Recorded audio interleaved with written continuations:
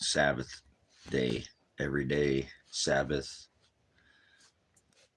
everyday Jesus, everyday cross, die daily, spiritual death. Thank you, Father, for the word. That's it's standalone, and it's one of the very last things, oligos, in this world, if anything, that I have a desire for. The things of the dirt, you know, they're not supposed to let this dirt beat us and rob us of our spirit and who we are. So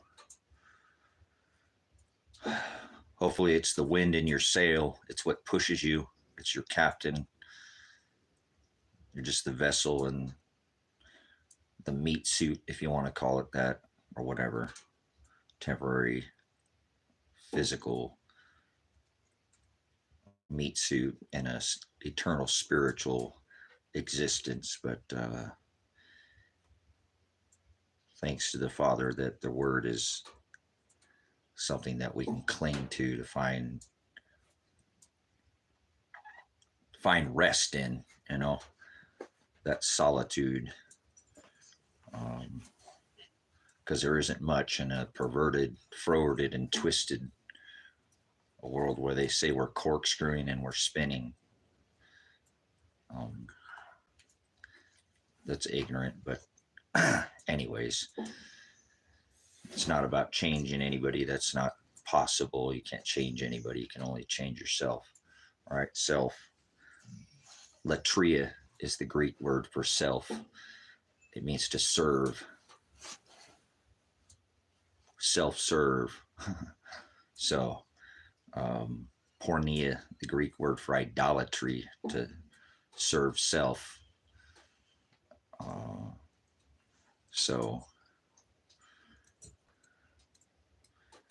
thank you for the truth, Father, that we can change ourselves, the things, but we can't try to change a goat into a sheep or a sheep into a goat. It's just not possible. It's not humanly, physically possible, because it's already written. It's already known. The destination, the left, the right, the up, the down, whatever direction you think you're forward, right? Whatever position you're moving in. It's known. It's already written down. It was already from the foundation of the world. So what are you trying to change, right? How about that for some rest or solitude, knowing that you don't get that option to write it. You can get self, idolatry, porneia, latrio, idol, right? Latria, idolatry.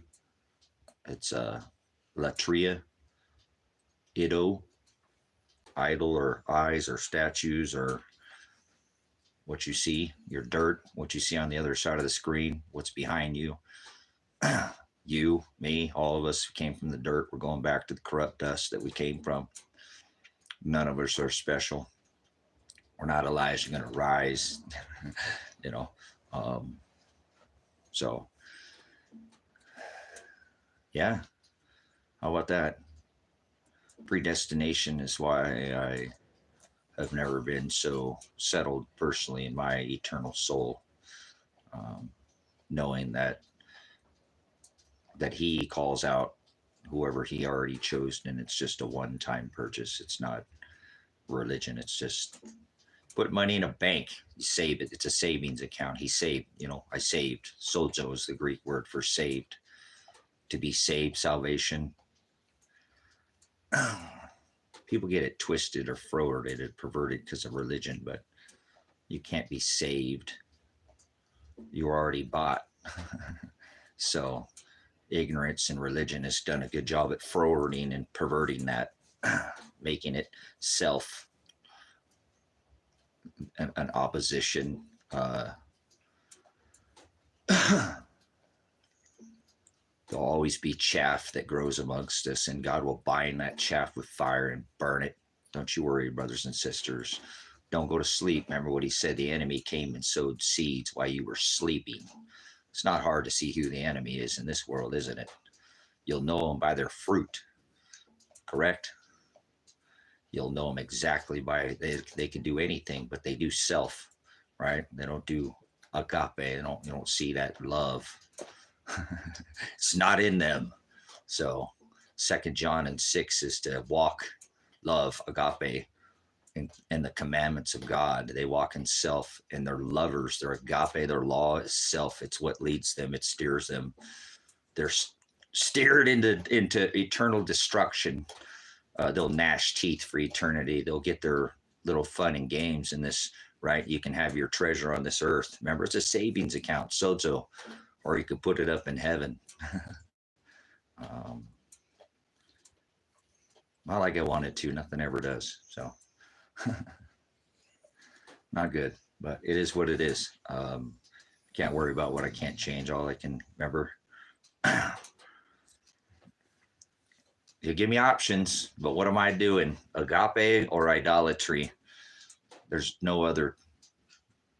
There's, demonic means you're the reverse of porneia. The Greek would be demonic, meaning to distribute fortunes to others or lies. So here we are, in this world where most everything is perverted and lated. Everything's right? Translated, and not its original definition or dialectus. It's alien. Everybody lives where people believe in aliens, and aliens aren't real. Something could be foreign, but not alien. So, Father, I hate this evil that you've created on this earth. I really do hate the fact that it does these horrible things, and I don't hate the person himself that's doing it. I just don't like evil. It's so prevalent. It's all around. It's just everywhere. It's more prevalent now than in my 50 years that I've ever seen in this eternal meat suit, that I'm in now, this temporary physical, but it's all right. It's not, I can't sorrows. I have to again, take solitude in that word and know that it's going to get worse. Like a woman in labor, it's going to have its crowning moment. But before that time happens, you better expect an increase in the intensity of pain and suffering, because that's truly what the word is. That's what the word says. And you find rest in the beating, of the, it just is what it is. When you can't change it, you just know that you don't stand around and do nothing. That's the book of Psalms tells us about that, right? How that's all it takes is for that evil to flourish, is for people not to say anything, stand around and do nothing. I don't know about good men, but I don't want to change what's in that book. I don't want to be opinionated. The book says they're good men. I don't know. I know what the book says, so maybe I'm a little opinionated. I don't see how that's a good man if they're standing around and they're saying nothing. That's why that evil is flourishing, right? Be not partakers in their unfruitful works of darkness. The Apostle Paul told us, right? Ephesians 5. Expose them. Take the light that he gave you, that he tells you to shine, not above others, but to be burning bright, and don't hide it behind a bush. Expose them. Rebuke them. Love them, agape them, but don't condemn them, but shine the light on that evil. That's what we're here to do. We're not just going to stand around and be the silent majority, are we? Most people will. Unfortunately, many are called, but few are chosen. So, what can we do? We just have to do what the wind pushes us to do. The commander steers the ship. We're just the vessel, brothers and sisters. That's right. Please remember, the eye is the lamp of the vessel, the body. So make sure that lamp is filled with light, because it doesn't mix with the darkness. If the eye is filled with darkness, then the whole vessel, the whole light, the whole lamp is filled with darkness. And he told us that they don't mix. So it's one or the other. You're either evil or you're not. You know, God didn't lukewarm. He's still going to throw you in the lake of fire. No knowledge, abyss, eternal destruction, gnashing of teeth, whatever you, abyss is, it's abusos, no busos, no bathos, not KNOWLEDGE, BASOS, BATHOS. Bathos and busos is the English word for knowledge. Hell, where you'll gnash teeth for eternity, is the place of no knowledge and not what the world believes, because believe isn't a thought. That's not a noun. It's a thought in your head. It's a verb. It's actually an action word. And people are very twisted and perverted and forwarded because they won't look at the original words that they're speaking. They're trans. I told you they're trannies. They're translating some other perversion of the definition. That's what the word forward means. That's what Shiloh, the Hamashiach, Yahushua Hamashiach, the anointed, the Christ, Jesus, he told us that, so it's just in the word is what's this was all made with. So you can't, that's why the very last, he told us, don't add one, even a period. Don't translate it. Don't add to it. Don't add a period or one letter or one comma or jot or a tittle or whatever different there it's a different, like a period in English would be very similar, maybe a jot in the there's Old Hebrew Testament, New. You need to try to study it if you could in the original dialectus. So it's not alien. You get a glossary if you didn't know the dialect, so it would help you guide you. It would be foreign, right, to you, or maybe alien, right? So you use a glossa. Glossa is dialectus. That's foreign tongue or tongue. They spoke in a foreign tongue. There's no such thing as speaking in tongues. That's the word dialectus. That's the dialect that you speak, vocabulary or your vernacular or the babble or the phonics. I don't know how far you can take back.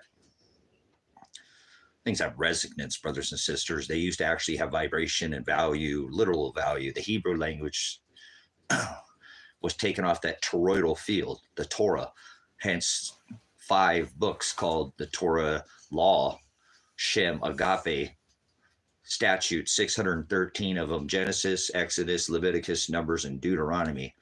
Not stupid, twisted, forwarded, perverted religion law. The Torah is what it was called, the Jewish law. And it was taken, those words were taken off of that toroidal field, like tornado, Torah, like I've shown you, the magnetic field. If you've been here for the studies that I go over on this channel, you'll know what I'm talking about then. So that's how the Hebrew language was created. Each word had a value, a resonance, a frequency, wave, if you will, radio, radio. So anyways, we'll do it live. But anyways, that's what we're doing here. We're doing it live from the hip. Don't change the jot. Don't change the tittle. I'll blot your name out of that book. I don't care if I already bought you.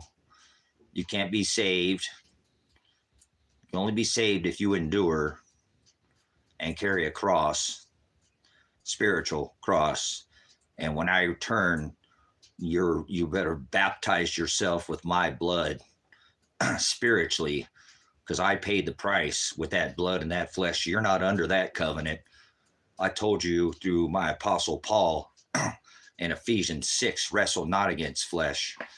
I fulfilled that flesh, that law, that testament of the old, in the old Torah and that testament. I came back to save all flesh. Hallelujah. Not just Aaron and Levites. You could kick rocks, pound sand in the old testament. He made a new living will and testament. Most of it's of your faith if you know the word of God. But faith without works is dead. That's right. We're saved by grace, but we have to save. Salvation, sozo, we have to endure to the end. The Greek word is sozo for saved. And that word means to be carried from a beginning point to the ending. See, he already bought and purchased from the foundation of the world, who he will call out if they don't add a jot or a tittle or their opinion. What you think you believe is not a thought in your head, right? It's a verb. It's an action word. Better go back to some of this phonics, babble, dialectus, glossa, tongue, vernacular, okay, whatever, and start studying it with a dictionary, lexicon. I'm not trying to confuse you, but most people are trans in this world. They go after trans gods, Bell in the Grove, fire and tree, and they call themselves religious and Christians and Catholics and Presbyterians and Protestants and Lutherans and Mormons and blasphemous heathens. Every one of them, 99%, all of them are tree worshipers. Baal in the Grove. Grove is tree worship. And that's the other thing that we tend to do is we go after false idols, idolatria, to serve idol, right? Idolatry, is idol, latria is to serve your eyes, to serve self, statutes, little, big, it don't matter. Instead of serving the Father and his agape, 2 John and 6, his law. See, he fulfilled the flesh under the old. That's why he nailed himself to a tree. He carried a yoke and nailed him to a tree, forming the shape of a cross. And they crucified him, and he kept his word down to the jot, down to the tittle, the unblemished sacrificial lamb. Not a broken leg, because he already knew they weren't going to be able to break his legs to kill him, huh? He already knew that the Pharisees were going to hang him like a paper contract. Yeah, remember? Washed clean in the blood of the Lamb, garments white, spotless when I return. Shiloh, the scepter shall not depart from Shiloh, right? From Judah, Shiloh, right? From Judah until Shiloh returns. Hallelujah. I'll go to where my Father's at. It's a house, it's a mansion, a house of many rooms. And I'll prepare a place for my bride. I'll come back and redeem them. I already bought them, already paid for them. They're mine. I'm covering their sin when it comes to that seventh seal, that seventh trump, when he passes us and raises us out of the dirt and the dust and the ashes, not from somewhere out of the sky. Knucklehead worlds, man. What a bunch of ignorance. I'm serious. Too much spinning balls and too much serious. It's childish, very childish, but they don't define, they don't use the tools that they have. Iron sharpens iron. You should be edifying each other with your brothers and sisters and your mother. That's what you're supposed to do. That's what this channel is about. People come back and sharpen iron with iron and righteously judge each other in this chat room. And we righteously judge people, and then we toss them out of here if they're swine or if they don't produce good fruit. You'll know them by their fruit. We judge in here because we're not lollipop or soft or Christian or, yeah, Christmas, Mass, sacrament of the Mass, the eating of the human flesh, perverted sex ritual. You're not going to eat your orgy sex Christian Jesus biscuit. Yeah, your marinated orgy Jesus biscuit. Remember, they marinated that king for a whole week. Let him just feast. This was done on the live last night. Hallelujah. That's why we keep coming back and we do this iron sharpens iron, and it just runs everybody out of here because they don't like that. They don't like death to self. They don't like die daily. They don't like suffering. They want milky, watered down other Jesus, orgy, sex, marinated biscuit Jesus, Catholic orgy, sex, biscuit Jesus. Don't forget he's marinated, and then they're going to get you to drink the blood, the wine, with their sacrifice, their communion.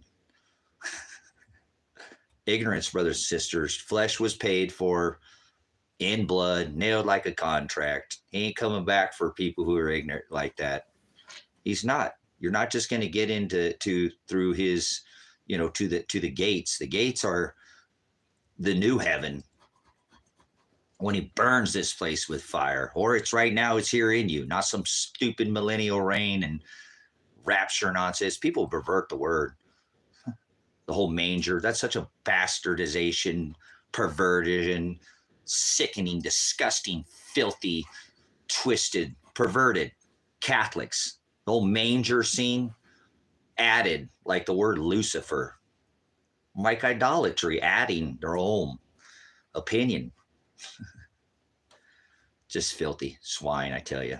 So I rebuke all your religions. You're all filthy swine, and I'm judging you righteously. You go after Bel in the Grove, and you celebrate yourself more than anything. This world is just sickening with their self-worship, birth, the self of birth. And if you researched history, you realize that, and I'm guilty. I've done these things in the past, but he rebuked my heart decades ago, and I don't do these things, and now I expose. 5, Ephesians 5, be not partakers, Paul, of their unfruitful works of darkness. Darkness, that's lunar worship. Grove, that's grove. Darkness, the rulers of the darkness. Trees, worshiping in the tree, the masse, the eating of the flesh, the orgy, sex, Jesus, biscuit, Jesus. The Catholic orgy, sex, marinated biscuit. Eat that. That's my body. Filthy, disgusting swine is what I'm doing. I'm casting out these unclean truths. This is what you're getting in here. You're not getting that perverted other Jesus that, again, Paul warned about, that will come preaching another gospel. And that the other gospel is anything that's antichrist, even one jot or tittle away from the word. That's the adversary to God. Anybody who changes a jot or a tittle, you're a Satanist to God. You worship self. That's the motto of the Satanist church. Do as thou will. I know, I've studied these things for decades, and I can expose any religion on this earth. Every one of them are filthy swine. 99% of them worship this, go after Baal in the Grove, the same thing he divorced his bride for, and going after self, idolatry, porneia in the Greek, for having this orgy, sex, communion ritual. And now they call it, it's just Constantine saving his own hiney, thinking he was going to lose his empire to the pagans. So he was slaughtering Christians, and he was slaughtering Christians, and the pagans were slaughtering Christians, and he wrote up a toleration so they'd all get along. That's your church today, whether you understand what it is or not. I'm not here to change anybody's opinion on anything, remember? Do with it, run it all through your own spiritual filter. I ain't trying to change nothing, but I'll rebuke anything that's not of the Father. That's what he tells me to do. Be not partakers in their unfruitful works of darkness. Rebuke them. Shine the knowledge, the light, the aletheia, not above others. You're not here to shine above others. That's what got Satan, the adversary to the Most High. I am Jehovah God Elohim. So we're talking about the same one who sent his only begotten son, who hung on a tree like a contract, like a piece of paper for his bride, the ones that would not change a jot or a tittle or add to that book. That's who he chose from the foundation. That's who he saved. They can't be saved anywhere in their lifetime. Anything else is alien and foreign and antichrist to God. One jot away from the word, from the aletheia, from the Ruach HaKodesh. That's the Hebrew word for Holy Spirit. That word was all created with that Holy Spirit, the word, the literal living word, created all these things. Go back to Genesis. This ain't no twisted, forwarded, or perverted religious channel. I rebuke religions. I told you they go celebrate. He hates celebrations. We're not supposed to celebrate, especially celebrate self and your birth. You want to be more vain or not be in the grace of the Father? Celebrate your own self. Only Satanists celebrate self. Go back and look through your biblical, not religious or historical history, and you'll see only pagans, heathens, darkness, lunar gods. Satan's son was Tammuz, the son of Satan. His mom married when Satan died. Cupid,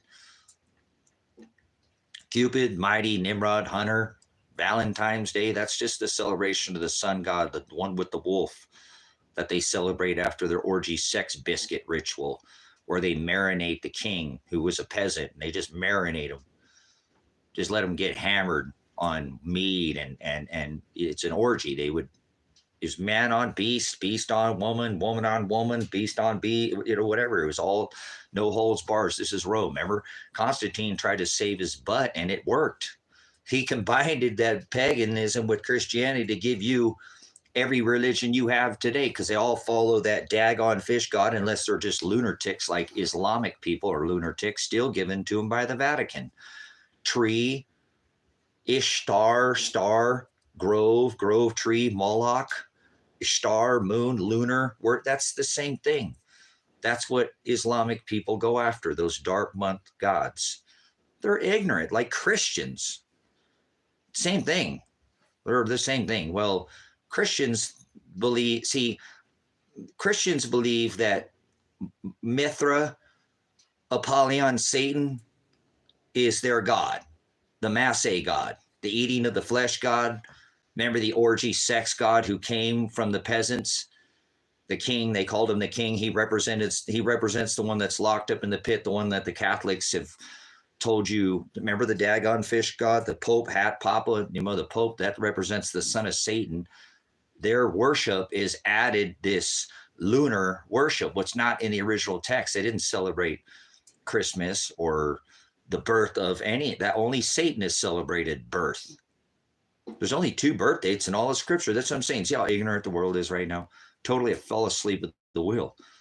The celebration of self or the celebration of the Son, orgy, sex, Jesus, biscuit, marinated biscuit, Jesus, one, the Massé Jesus, eat my body, Jesus, right? The Massé, the human flesh, the eating of the human flesh is after that 7-day ritual, they would let that king from the peasants, they'd marinate him in the finest wines, and he'd eat everything and anything, and he'd get to hammer the sheep and hammer the women and hammer the dudes. He was just a big hammer fest, throwing his hammer everywhere. It's phallic, just big phallic orgy sex ritual.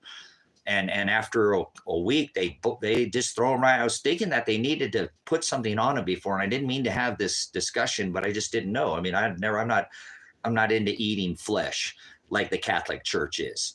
And everybody who follows that, Christians and communion, you're still doing the same stupid, ignorant ritual of the Yule, where they ate the king of the Yule festival.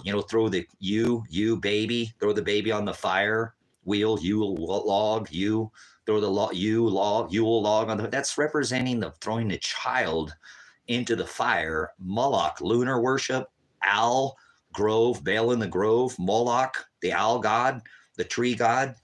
They throw their children in the fire and then they'd eat them. This is the same festival. This is the Catholic festival. We know what Catholics do with kids, right? That's not hidden, right? We all know what these, yeah. So it's not hard to figure out why they do what they do, because if you just go back, research your history, that's their thing. Tammuz, the son of Satan, when Satan died, he married his mom. Tammuz, she married, they like rabbits, sign of fertility, moon, a woman, sex goddess. This is all this ritual. That are what Islamic people go after. That's what Christians, but they think that instead of Muhammad, who was a pedophile, same thing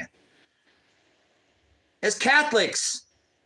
And Christus Massé, eating of the flesh, the orgy Yule king, who was marinated. Again, I thought maybe they put something on him, but it's pretty obvious they just let him marinate himself.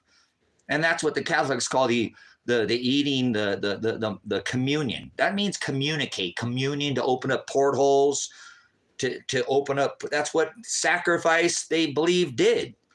Kill somebody and eat them, and that opens up a portal so you can pray to your ancestors to speak to them to give you fortunes. Crap, lies. This is all vanity and vain. God hates this stuff. Why would God ever allow this in his church, which he didn't? Back then, they outlawed this. Yule Wheel Festival and fire and tree gods and sun and moon worship.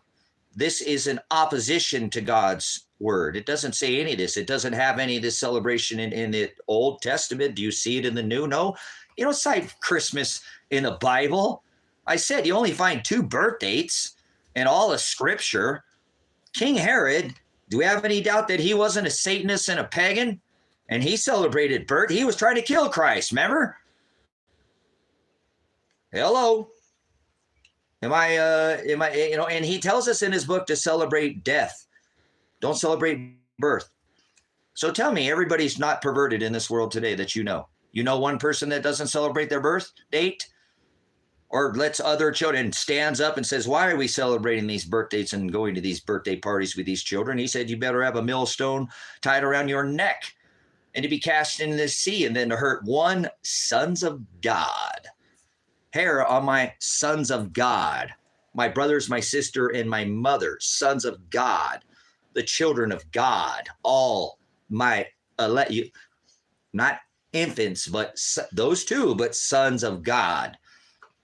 You better have a millstone tied around your neck and to be cast in the sea than to hurt one hair on my children's head. Good luck.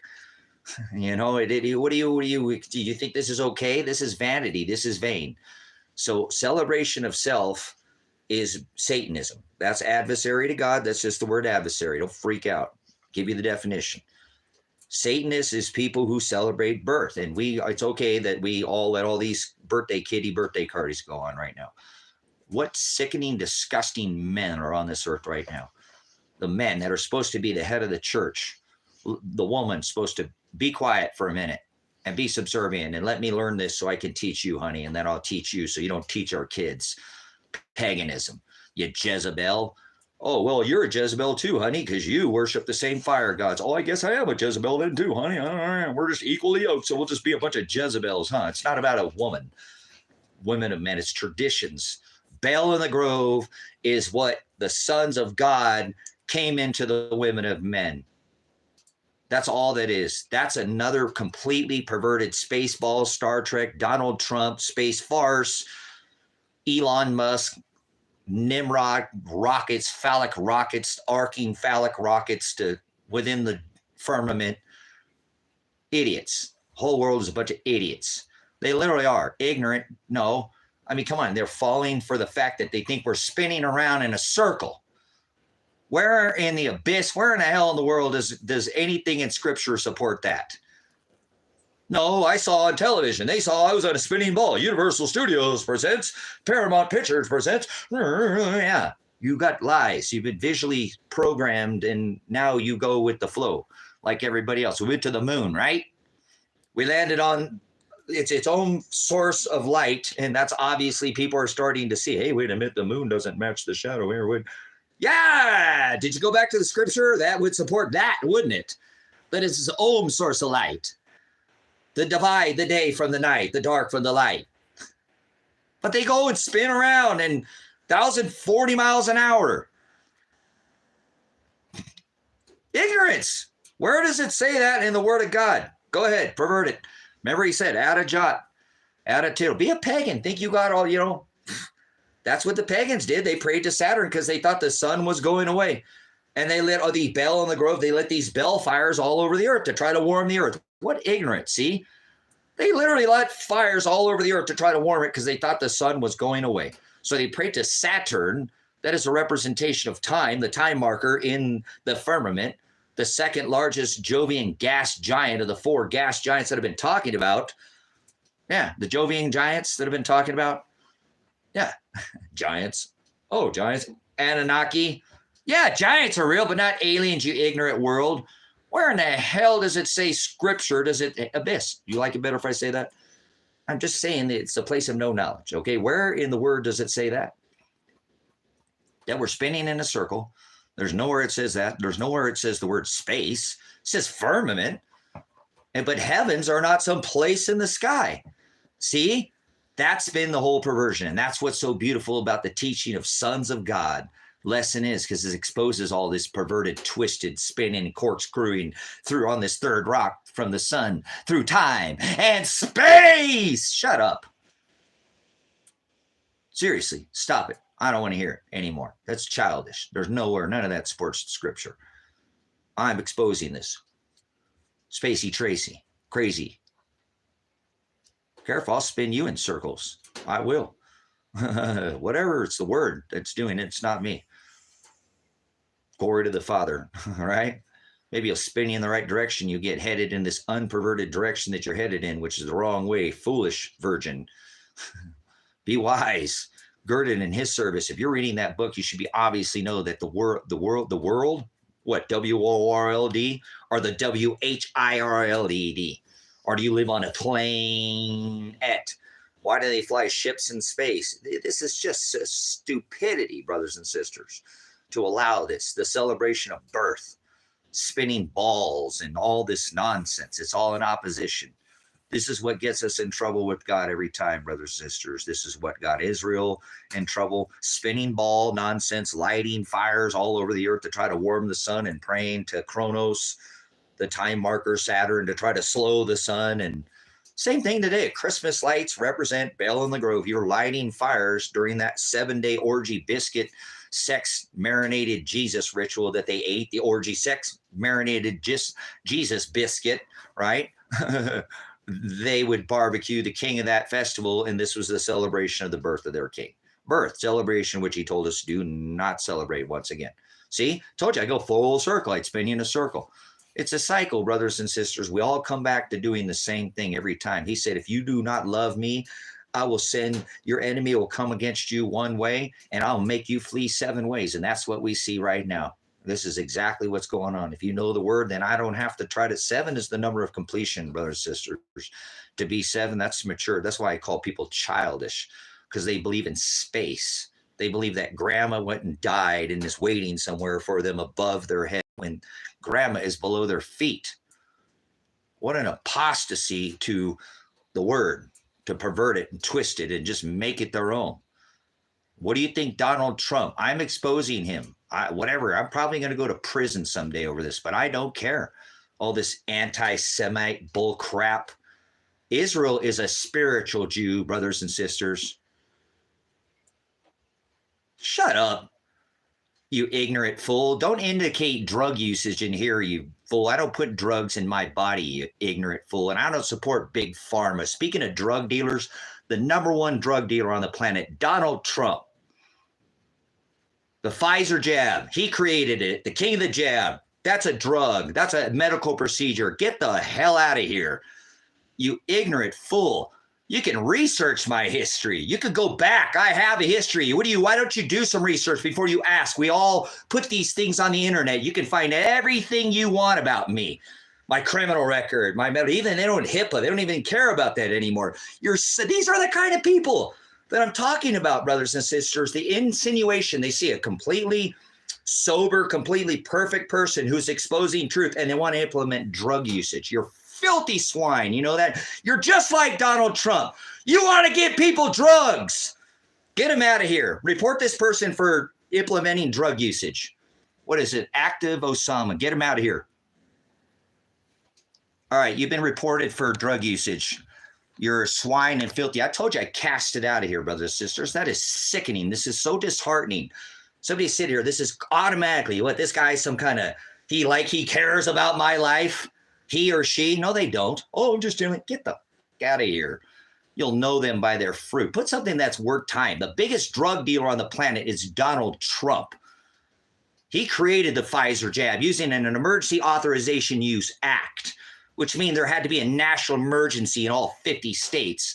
Not one of them could have had any option. And they went and usurped. They surpassed the short, medium, and long-term trials. Nobody's going to take away history from me. Nobody's going to tell me history. That's why I won't vote Democrat. Blue, Republican, red. They're both 2 wings to the same dragon, 2 cheeks to the same hole. I'm exposing that Donald Trump is covering for Joe Biden.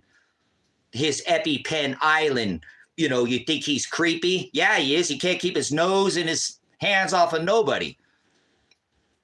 Do you understand? He can't. And yet not in any of these Stump supporters even care. Remember the whole gate, Billary, and pizza? They forgot about it. They're that sleepy. They are sleepy supporters. Sleepy Trump. Creepy as hell, if you ask me. The most sickening, disheartening people I've ever met in my life. They have forgotten that Mr. Biden has problems with hands and nose, and all they're talking about is FJB, let's go, Brandon, let's go, Brandon. Decamai, brothers and sisters, you see who they serve. You see who they serve. They're two cheeks to the same hole. Do you understand? This man has gotten away with saying he was going to put Hillary Clinton in prison and lock her up.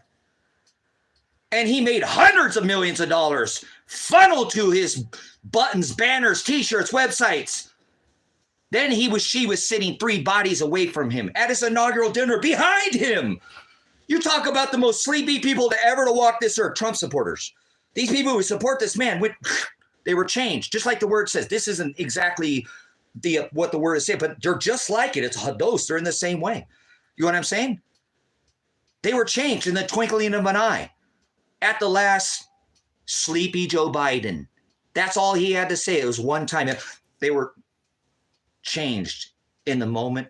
At the last thump, they were changed. They forgot that he had a nose and a hand problem. Seriously, guys.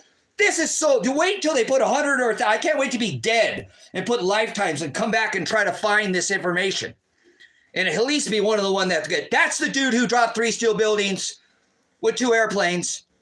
He did it. He did it. He did it. He did it. That guy, the 45th pretended of this divided states, used Tesla technology that he's been hiding.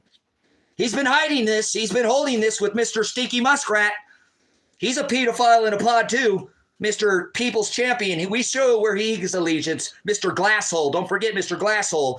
Yeah, they're getting ready for this title shift that I'm talking about, brothers and sisters. They're not stupid. They pay attention to these squaring off of these gas giants and these Jovian giants I've been talking about on this channel. I'm exposing things that only one other witness is declaring right now. All glory to God. This ain't me doing it. I'm martyring this life. The heck, I got nothing else to do here.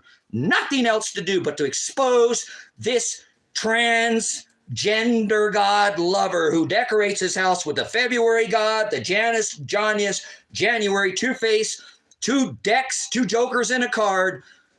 Joker's wild. They trump 2 trump cards in I'm exposing him. He's a joker. He says one thing and does another. I'm not gonna vote for this bill unless you take out this LGBTCP320XY. I don't care which label, gender, or whatever what you put on yourself. It doesn't matter. That's not that you can't change your original. God created one race, brothers and sisters, man and woman. That's it. I'm not falling for none of it. Add these transgender gods. That is Satan. Satan is a tranny. Yes, transgender. It has breasts and horns and hooves.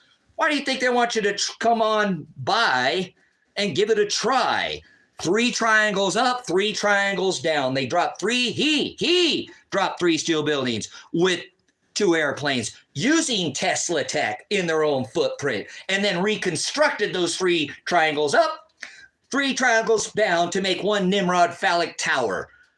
The one world freedom. Freedom is apostasy, idolatry. There's no such thing as freedom. God is the only free sovereign thing. He creates the law. He knows our left. He knows our right. It's already written. There's no such thing as freedom. That's why they called it the Freedom Tower with Mr. 44, Barry. Yeah, Mr. Nose Problem too. He has another kind of nose problem, sticking things in his nose, not sniffing. Remember Barry? Yeah, the guy who can't remember. Yeah, and his 3 heads and 8 and yeah, all of them. Trump too. His iBong. Oh, is it Melina? All right, I maybe let's. Was it? Who was Gates after? Maybe I'm confusing that. Who was the one that was Gates? That was Melinda, right? Is it Melinda or Melina, or is it Ivan? Never mind. Tranny, God, Bel, Satan, goes after Satan. Mithra decorates his house with the sun god. Documented evidence. Documented evidence. Documented. His house has been statues, murals, paintings. That's his montage, man. Some people got see mine's like weird and abstract or whatever. Western is my montage or whatever. My house, this property looks like an old movie set, like a John Wayne movie set. His house is decorated with Satan.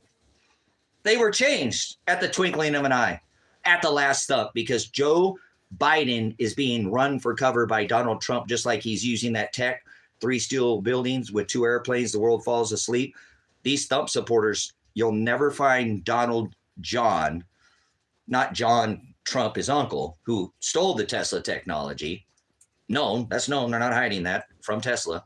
Well, come on, it's pretty obvious. Go back and do your homework, your research, your biblical, historical research, and that some of that's tied too. You should pay attention to all these things. It's not hard to figure out. The polls, phallics polls. What are you investing in all these polls for? Why I could pull air. I could pull energy right out of the ether. We get free energy. We could transfer as is above, so is below. I can do the same thing below.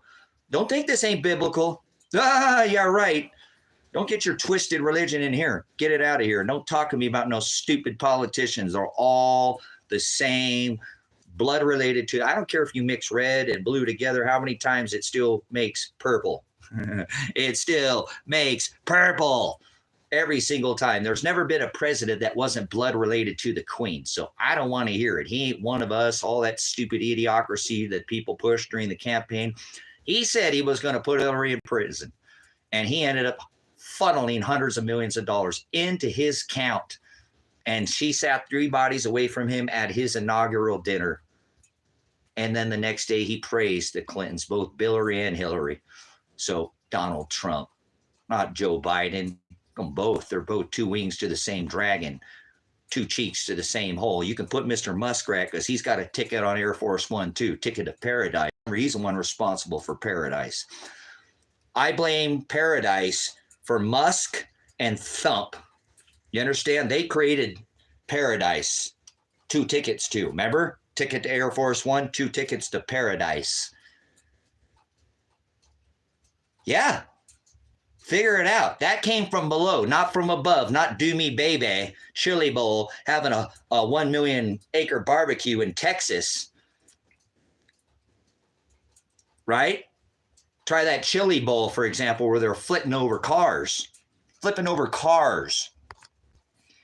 Using do me baby. Ask those people over there on the island.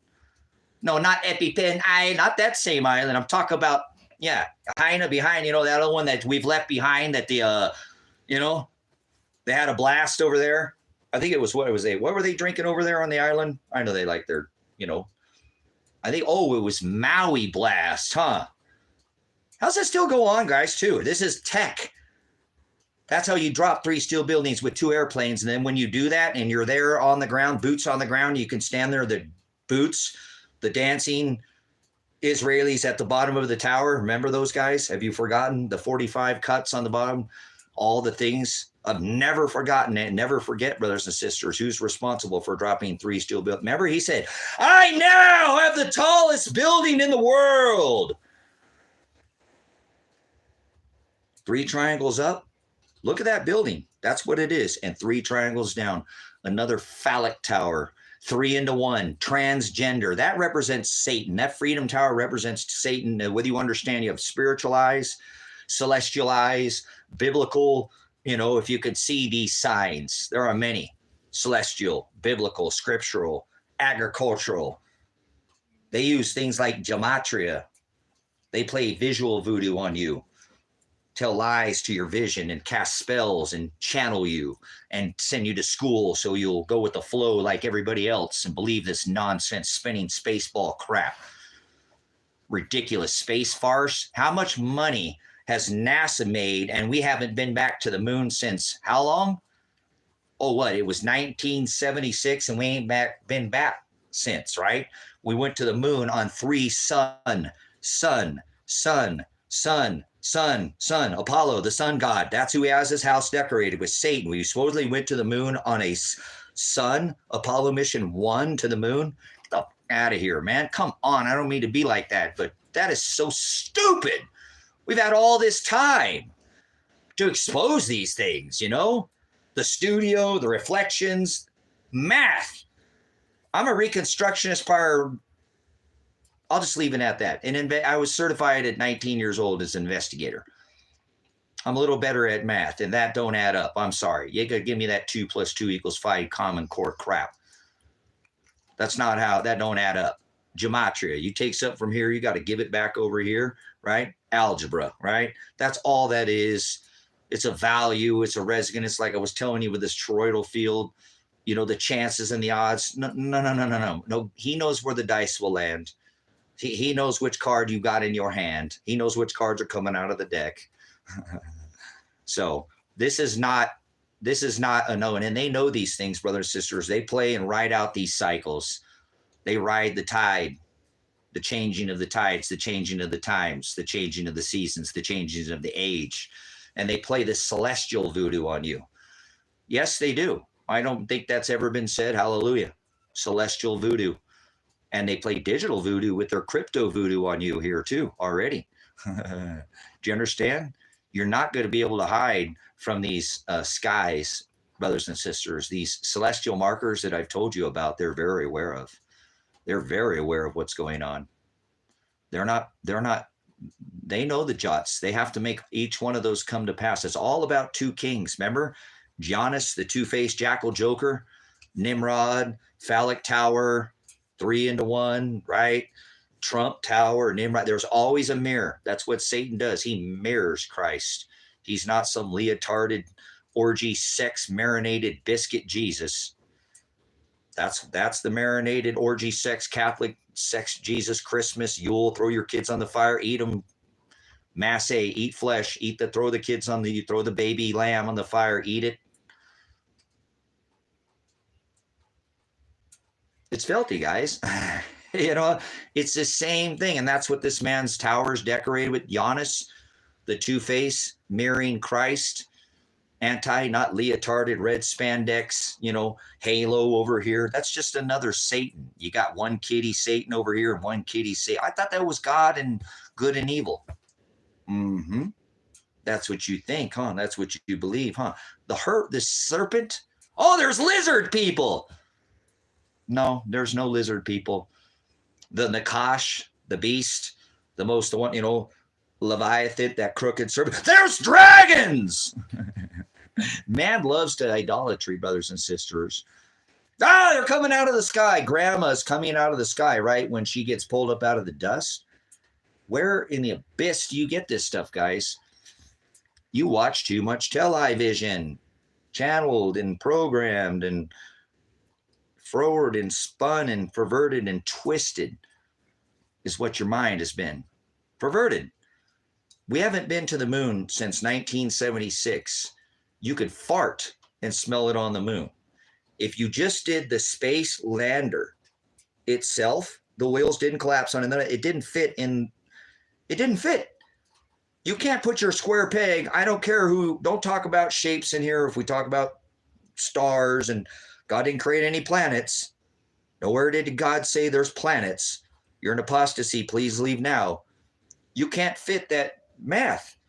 They don't fit together. Like, don't tell me where you're going to put your square peg and whose round hole. I don't want to hear about your shapes and what you're doing with your square peg.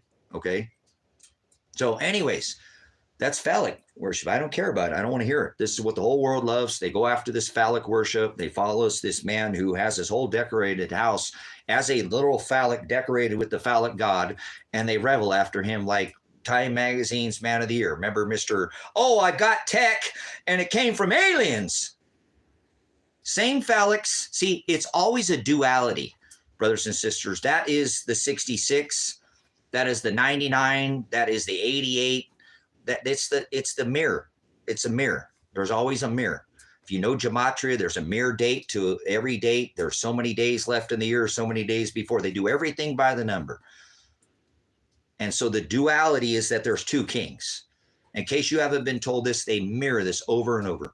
The birth. They love birth. They just infatuated with the birth because they know that the second coming of Christ will bring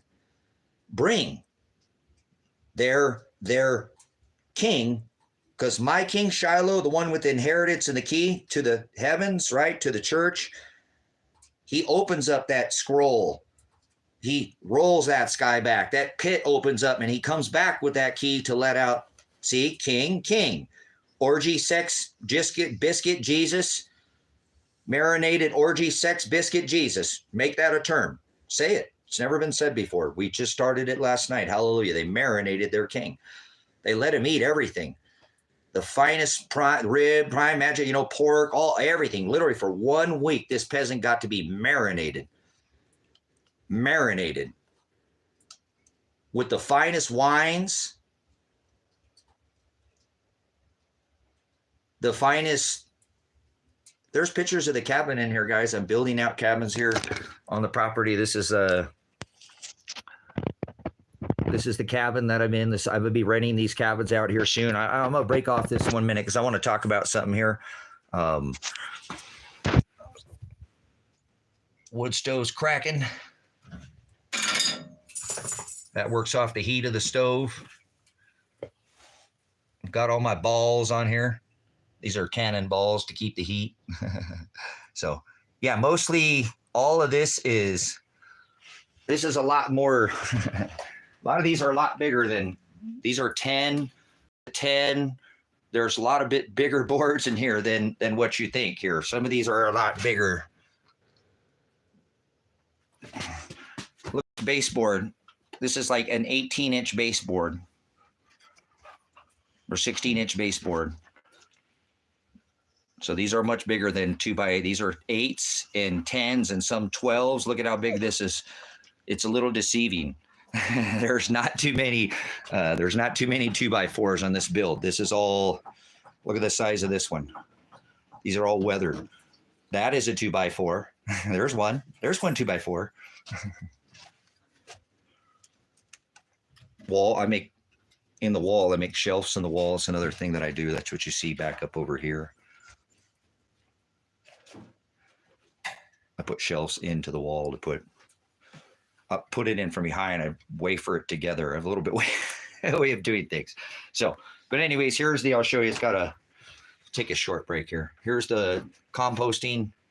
You probably can't see that, but the waterless composting, Nature's Head toilet sit here, cabinet, all the whole works there. I think there's even a painting in there somewhere. You probably can't. Let's turn on the light in there. There's the light where you can do your duty and toilet mirror, the whole. But there's a painting up there where you can't see it. But anyways, a mirror, a whole. So. And then there was another sign in the heavens, a great red dragon. Look at that pretty cool carving there, huh? I'm a weirdo. I got a lot of weird stuff in here, so we're taking a short cabin tour here. So, anyways, all right. Speaking of space balls, right? The whiteboard where you see me teach from when I talk about this celestial gas giant a lot. I've been talking about these Jovian gas giants. There was the lesson from the other day. So, anyways, got some. I haven't shown these. Just seen these up. These are all cubism paintings. I do enjoy abstract. I love the colors in these. Very earth tones, and these faces pop out of these. Oh man, you'll see lots of different faces. Each one of these probably has about 5 or 6 faces that eventually pop out when you look at it long enough. One of those type. That type of painting. But I love the earth tones. I don't like, I like color, but bright's not my thing. So there's always some kind of still life. Like there's some grapes and stuff. There's in each one of these, there's some kind of musical instrument. These are actual paintings. You know, this is Driscoll. Norma Driscoll is the lady who painted these. I have more. I just don't have them all up because I just don't like clutter. And this is a little bit smaller space. But here's a few of them. And the other day I was online and I went over this crazy painting that I have had here, a still life painting for one of the few things I actually own that wasn't taken from me. But kind of matches too, because look, it's all wood, you know, the building's wood and it's beautiful. If you look at some of these colors in this, like, look at that. Just gorgeous. Gold, and look at those gold, coppers and bronzes and browns. And, but this painting has some really strange images on it. Deg fire. What it says, we are joints right here. We went over this painting the other day. This is where I put all my wood in my wood bin inside. I've had these forever. These are tractor seats that I built from an old tractor here. But that's where I put the wood for the wood stove goes in here. But this painting sits above. Kitchen area, a little dusty in here. I'm not being a very good housewife. This is one of those things where you put aluminum cans and you melt it into an anthill, and it makes this shape. So I recently picked this up the other day. I went and got this. My son brought it over. I don't know if you guys can see that. This is this is something I had him pick up, but this is cast iron here. Pretty neat, like a crock, or I think it's actually a steamer for your stove, because it has a hole in the top of this lid, so you can put water in this pan here, and it will come out and steam out the top. Yeah, look at that dust up there. Man, I'm not very good keeping very good house, but I'm out here in the desert. Anyways, this is the back wall. This is nothing. This is all nothing but beams. I wanted pinstriping. Oh, I lost my. I wanted a pinstripe wall, so I made this wall out of nothing but beams. See, this is a beam above it, and this beam, it doesn't actually hold up. It doesn't support anything. It's just literally there to put, I don't know. It was to put this beam up over here, right here. I literally put all these 3 beams right here. That comes all the way across this wall. This one goes out the front door. Whoa, we're getting dizzy. This one goes out the front door, literally into the front of the cabin. Boom. I did that so I can hang these cast iron pans so they could be used and not sit in the bottom of they're using that one, huh? So, but anyways, this is why I made this. So people have that pot rack that they hang all their cast iron. I made a pot beam to hang all my cast iron. So again, some of the strange and odd. I'm an odd man. Some of the cast kettle or whatever, crock pots and stuff. I kind of like these things too. These coffee grinders. I've got a few of these because they're antique, and an old strainer, and I don't know. Like I said, I really wish I didn't have some of these things. Sometimes I'd rather just have companionship than stuff. But anyways, yeah. So that was this whole wall was made out of nothing but beams to create this look that I have here of pinstriping. I don't know if anybody's ever made a pinstriped wall with literal beams. You know, this is a really large, these are all large beams to create. There's a 4x4 or 6. No, that's actually a little bit bigger because that's true lumber. But that's what I've done with the, I don't know. I got these lamps hanging. We got to finish this lid up here and re-insulate this here. But anyways, there's a little short cabin tour if you wanted to take a look at the inside, because this is what I do. Actually, I need to get on this subject. It's a good transition. I'm glad to make this transition here. You guys, I've been putting in a lot of time on this platform, and it's because it's what's felt righteous and right to do, and I wouldn't change a second of it. I really wouldn't. I need to keep coming in here, and iron sharpens iron. Like I said, I'm not just going to turn this off, but let me talk about something here real quick. After I put out my title shift video, my internet was pretty much turned off. I didn't sell anything for almost 3 months. I just wasn't getting any hits on anything. And I knew something was bigger than just me not selling things, because I, for 20 years, have been self-employed. And I've been able to be my own boss. I create my own hours. I do whatever. That's how it's given me the ability to not have a capped earning potential, you know. No, I don't get rich, but I don't know what you consider rich. I don't mean rich like that, but I have time, a lot of the time, to study, where I'd rather have that time and be poor, according more to the world, to not have a bunch of other things. And my biggest problem is I'm always worried about and spending most of my money on everybody else. I just have a bad habit. And then for some reason, the Most High, God, sends people to take either of my blood. 6 years ago, there was everything. I was wiped out. Everything. Only had a tent on this property, and it had everything for 15 plus years, was all gone, taken by my own blood, and every last thing. I mean, all of it, guys. So everything that I've walked around and shown you, I've done moving way out in the middle of nowhere with 100 million strikes against me. I live in a town where if you see where is the town?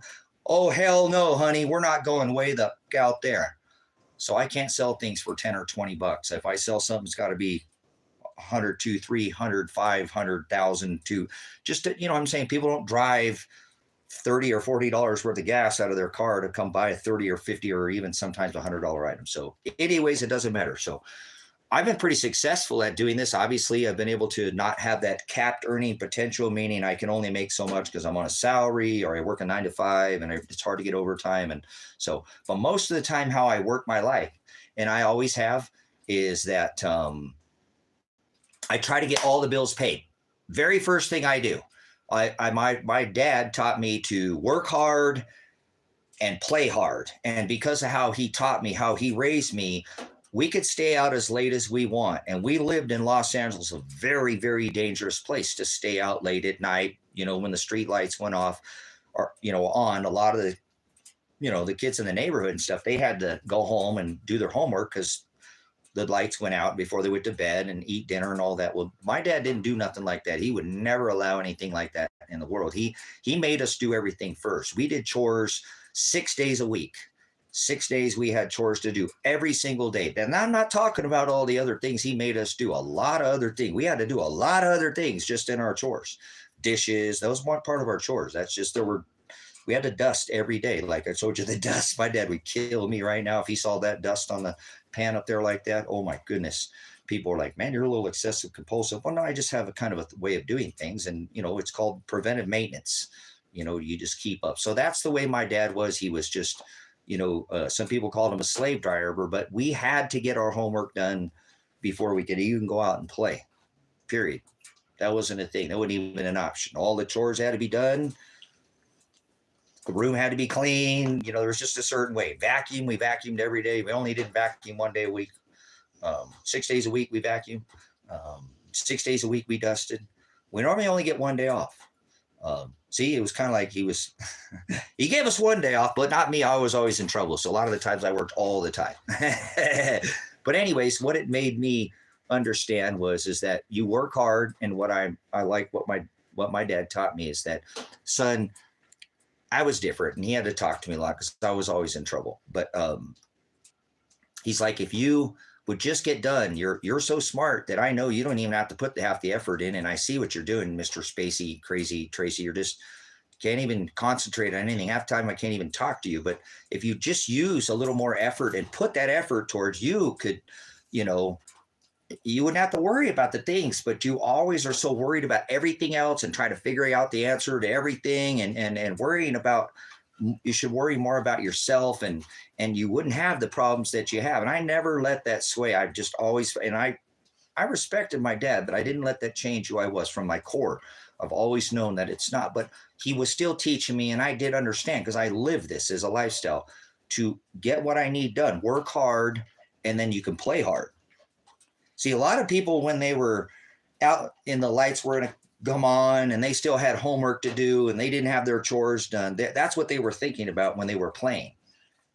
When they were out there playing, they were thinking about all the things they had to do when they were playing. And that's, my dad said, no, that's not the way it works. You need to work hard. And then when you play, you're going to play hard. You're going to play harder than anybody else. You're going to have more fun and more, because you're not going to be worried about the homework you didn't have done or the grade you weren't getting or the chores that you didn't have done. And, you know, I'm going to bring the belt to you if you don't have it done. I'm going to, you know, I don't come from the generation where you got told anything twice. You got your head, face slapped, literally knocked out. Dad knocked me out one time. I didn't even know what I said. my brother, you were talking back to Dad. Oh, okay. So that you didn't get told twice generation. You got thumped or you got spoken to. You know what I'm saying? So, brothers, sisters, if that makes sense, that's why we got to stay out super late. And people are like, oh my God, I'm in Silver Lake, Oregon. They're like, your dad is so strict. How do you guys stay out all night? I tell my friends, I got all my homework done and stuff and my chores done. Oh, we haven't seen you out here in weeks. Your brothers are always out here. I know I'm always in trouble. So I don't get to go out as often, but I'm out here today because I got my stuff done and I'm off restriction. And Yeah, my butt's feeling better from getting it beat, and I'm out here having fun here. So I'm going to just play and do crazy things and do the things that I did. So if that makes sense, guys, work hard, play hard. And so in my life, I've just always lived like that. And so if I could always get all my bills paid, which I try to be a minimalist and not overextend and do credit and stuff and try to build things out of my own, I could get everything done for the month and spend all the rest of my time studying. That's what I loved so much more than anything. I love studying history.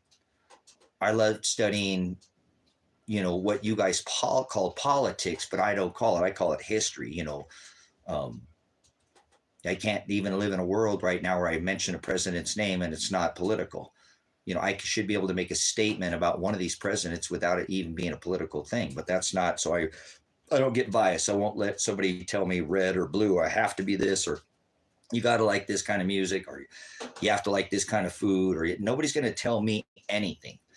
I'm not going to be told to do anything other than what, I have to follow the law. I can't get in trouble. That's what my dad said. My dad taught me this, and I really wish he wouldn't. Gosh, I haven't thought about this in a long time. It's been probably a couple of years, guys, since I've thought about this. Wow. Interesting. Well, time slips by. My dad said, son, you could do whatever you want. Hey, seriously, my dad told me this. He said, you can do whatever you want. He gave us that rope. He gave us that rope to hang ourselves. You know what I'm saying? He never made it like there was no consequences. He always said that there was a noose at the end that would catch you. You knew what was at the end of the rope, right? And you would hang yourself if you went too far, right? You know what I'm saying? So he said you could do whatever you want. You just couldn't hurt anybody else. And he said, or yourself. You can't hurt yourself. And I was always breaking bones and getting stitches and things like that. And my brothers never had one broken bone. I don't think either of and we were crazy. All of us were crazy. They weren't even near as crazy as I was. But a lot of the times I try to encourage them to do things. They're like, no, you're going to hurt yourself. I'm like, come on, man, do it with me. They're like, one time I remember I was sliding down. They were putting in this big, huge drainage thing with my younger brother, these big, huge ditches that were for the drainage. This was a tier, like on a mountain. They were building this subdivision on the side of this mountain, and it had all these channels. We got down into the channels to the ducting. We used to go down there in our skateboards laying down flat to these. Oh man, I did the craziest things. But anyways, there was these trays that were drainage ditches that were all concrete that they had dug down into the hill. And some of them were, like 40, 30 yards long. They were big, long. Well, I figured out that if I could get a piece of plastic, I could get on that thing and go like 50 miles, 60 miles an hour, man. I would be hauling. And one time I tried to convince my younger brother to go with me, and he was, no. And I bugged him all day. And at the end of the day, I finally got him to go with me because I bugged him all day long. And I was trying him to get to go, in front of me. I said, I'll make sure that nothing happened, and he's like, no, or whatever. And then finally, he hopped on, and he got behind me. I never had, I thought he could be in front and I'd be able to, we'd slide down and he'd be okay. He was my younger brother. He's a couple years younger than me, but he grabbed a hold of me like a motorcycle. I was like, okay, this works. So let's do this. And we jumped on there. We went down that thing. And when he's, cause there was a big, huge pile of like brush and all this stuff at the bottom. He's all that stuff washed down to the bottom of that, whatever that duct is there. And man, oh my gosh, I remember my leg went into whatever. Oh man, my leg was so bad. And he was like, I told you. So I was always like that. I had broken so many, but I was the younger guy that when nobody would do it, they would call me to go do it. Like, remember Mikey? You guys remember Mikey likes it? He likes, Mikey, the commercial, the cereal commercial. If, I had a liking for doing things that nobody else would try. I would do the things that nobody else would do. When they couldn't get anybody else to do something, they would come ask me and they would say, well, you won't do it. See? So back to no, I didn't lose my space here. My dad told me I could do whatever I want as long as it didn't hurt anybody else or myself. I did hurt myself a lot. And I didn't go after anybody unless they came after me. And then I got thumped a lot, and I thumped a lot of people too. So, but I don't do any of that anymore. That's the old me. I don't need to live like that. I take care of my body. It's a temple, and I pay my body. I'm so sore today, guys. I don't know. A couple days ago, I was moving big, like Iron Man tires, and I mean big tires that are taller than me. From the back of the property, I was getting some stuff prepared out here, and I woke up. I'm like, why am I so sore? Well, you idiot! You didn't stretch out before you would move those Iron Man tires that weigh more than me, my body, and I'm flipping them up and lifting them up onto the back of the flatbed. The flatbed's 3 feet. A tractor tire over the top, my head on the top, just one man. But now I'm a little sore today. I'm all right. I'm moving around. I was just working, doing some stuff earlier, going, man, I'm feeling that. I went and loaded wood in to put the wood. I have responsibilities to live out the grid here. I can't just do on my own. So it's just a free talk. This is how I live.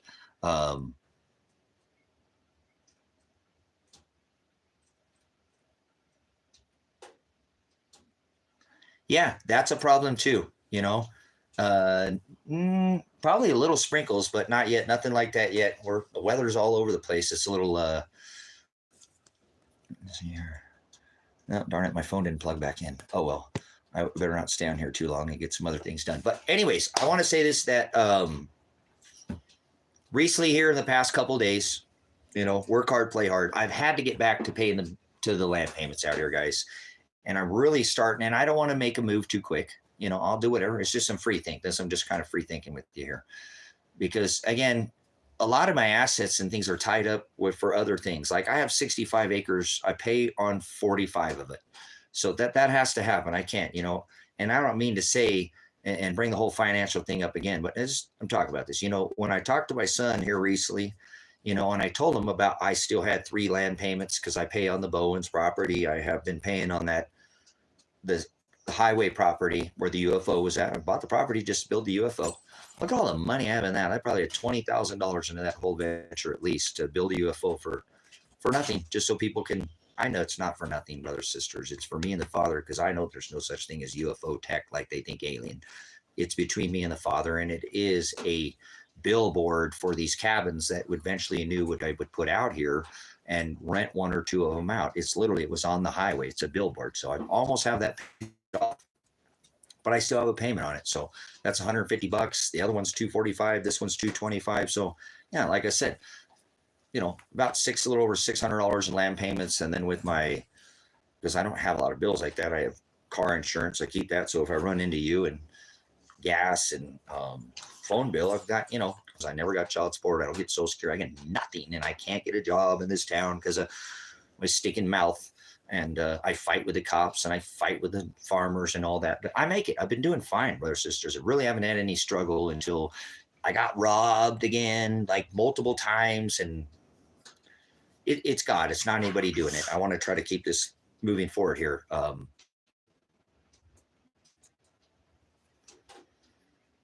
There's a lot of money invested in the thing, this whole idea of having a homestead and having other people come into my life. And it's 10 years, and you do something over and over, expecting different results, that will drive a man insane. I haven't let it drive me insane yet. So,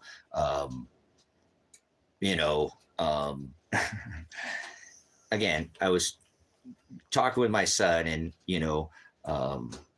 he wasn't aware that I had this much land payment. He just like, oh, I just thought you had the one land payment out there, thinking I just had a couple $100 to cover every month.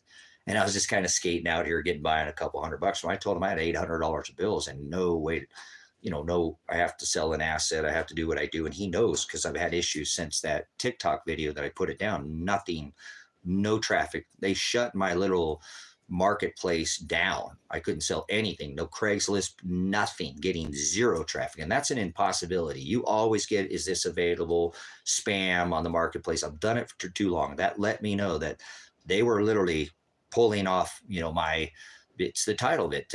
TikTok went down. I just went over there the other day. It's still nothing. It's gone. The channel, it's still there, but there's no movement. It's just, I really wish people would stop going to that channel. I want to take it down here very soon anyways, but you pay the price when you do it. I know it took me forever to get that video uploaded, and I knew when I uploaded that video, because I struggled. It took me almost all day to get the video uploaded, that I was staring into the loaded and I was going to pay the price hardcore, and I never stopped. I kept trimming the video, kept trying, trimming it. No, it wouldn't. And just finally it uploaded, and I'm like, yes, send it. And then the live stream went down and the channel went down. So should have listened to my instincts, but I don't regret it, because now I came over here. The channel is obviously stalled at where we're at now, which is fine. I don't care. It's not about numbers. Where I'm going is my son was just blown away. He's like, I can't believe you have that many bills to pay. And it's not like it's a lot, because people have a lot more. I have 45 acres I still pay on car, but it just doesn't ever leaves me any room for anything. I'm always robbing Peter to pay Paul, not the literal like it's taught yesterday, but it's tough. He's like, wow, I didn't know you had that much. And he says, I can really feel bad for you, Dad. I didn't know you're all out there by yourself and you have that much every single month to cover with no income, no Social Security, you didn't get no child support, The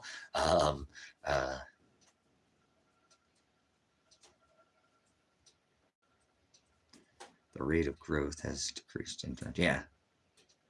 So anyways, I'm still shouldn't have done this. Shouldn't have bought this, gravel. But it is what it is. The tire's flat. I can't buy a tire, so can't sell that. That's always the thing. But guys, I want to get, I appreciate it. I really do. I'll get over the bill things. I don't really, I'm like I said, I want to kind of move on with this conversation. I'm so tired of this bills. I just would be so much easier, guys. I don't like money. I just want to preach the gospel. I don't want to do anything else but preach the gospel. So what I've had to do here recently is I've had to go back, guys, to, I said, I know a lot of people haven't a lot, but I don't, if you know my situation, there's just no way for me to bring a stream of income in. So, and again, like I'm trying to explain to you, I'm just not trying to overdo the situation. A lot of my money is spent on other people. I have $20,000 into building UFO for God. I did that for God, and it helps expose, helps me teach, makes me the crazy guy in town too. You can't be the craziest guy in town unless you don't build a UFO at the end of town. You know what I mean?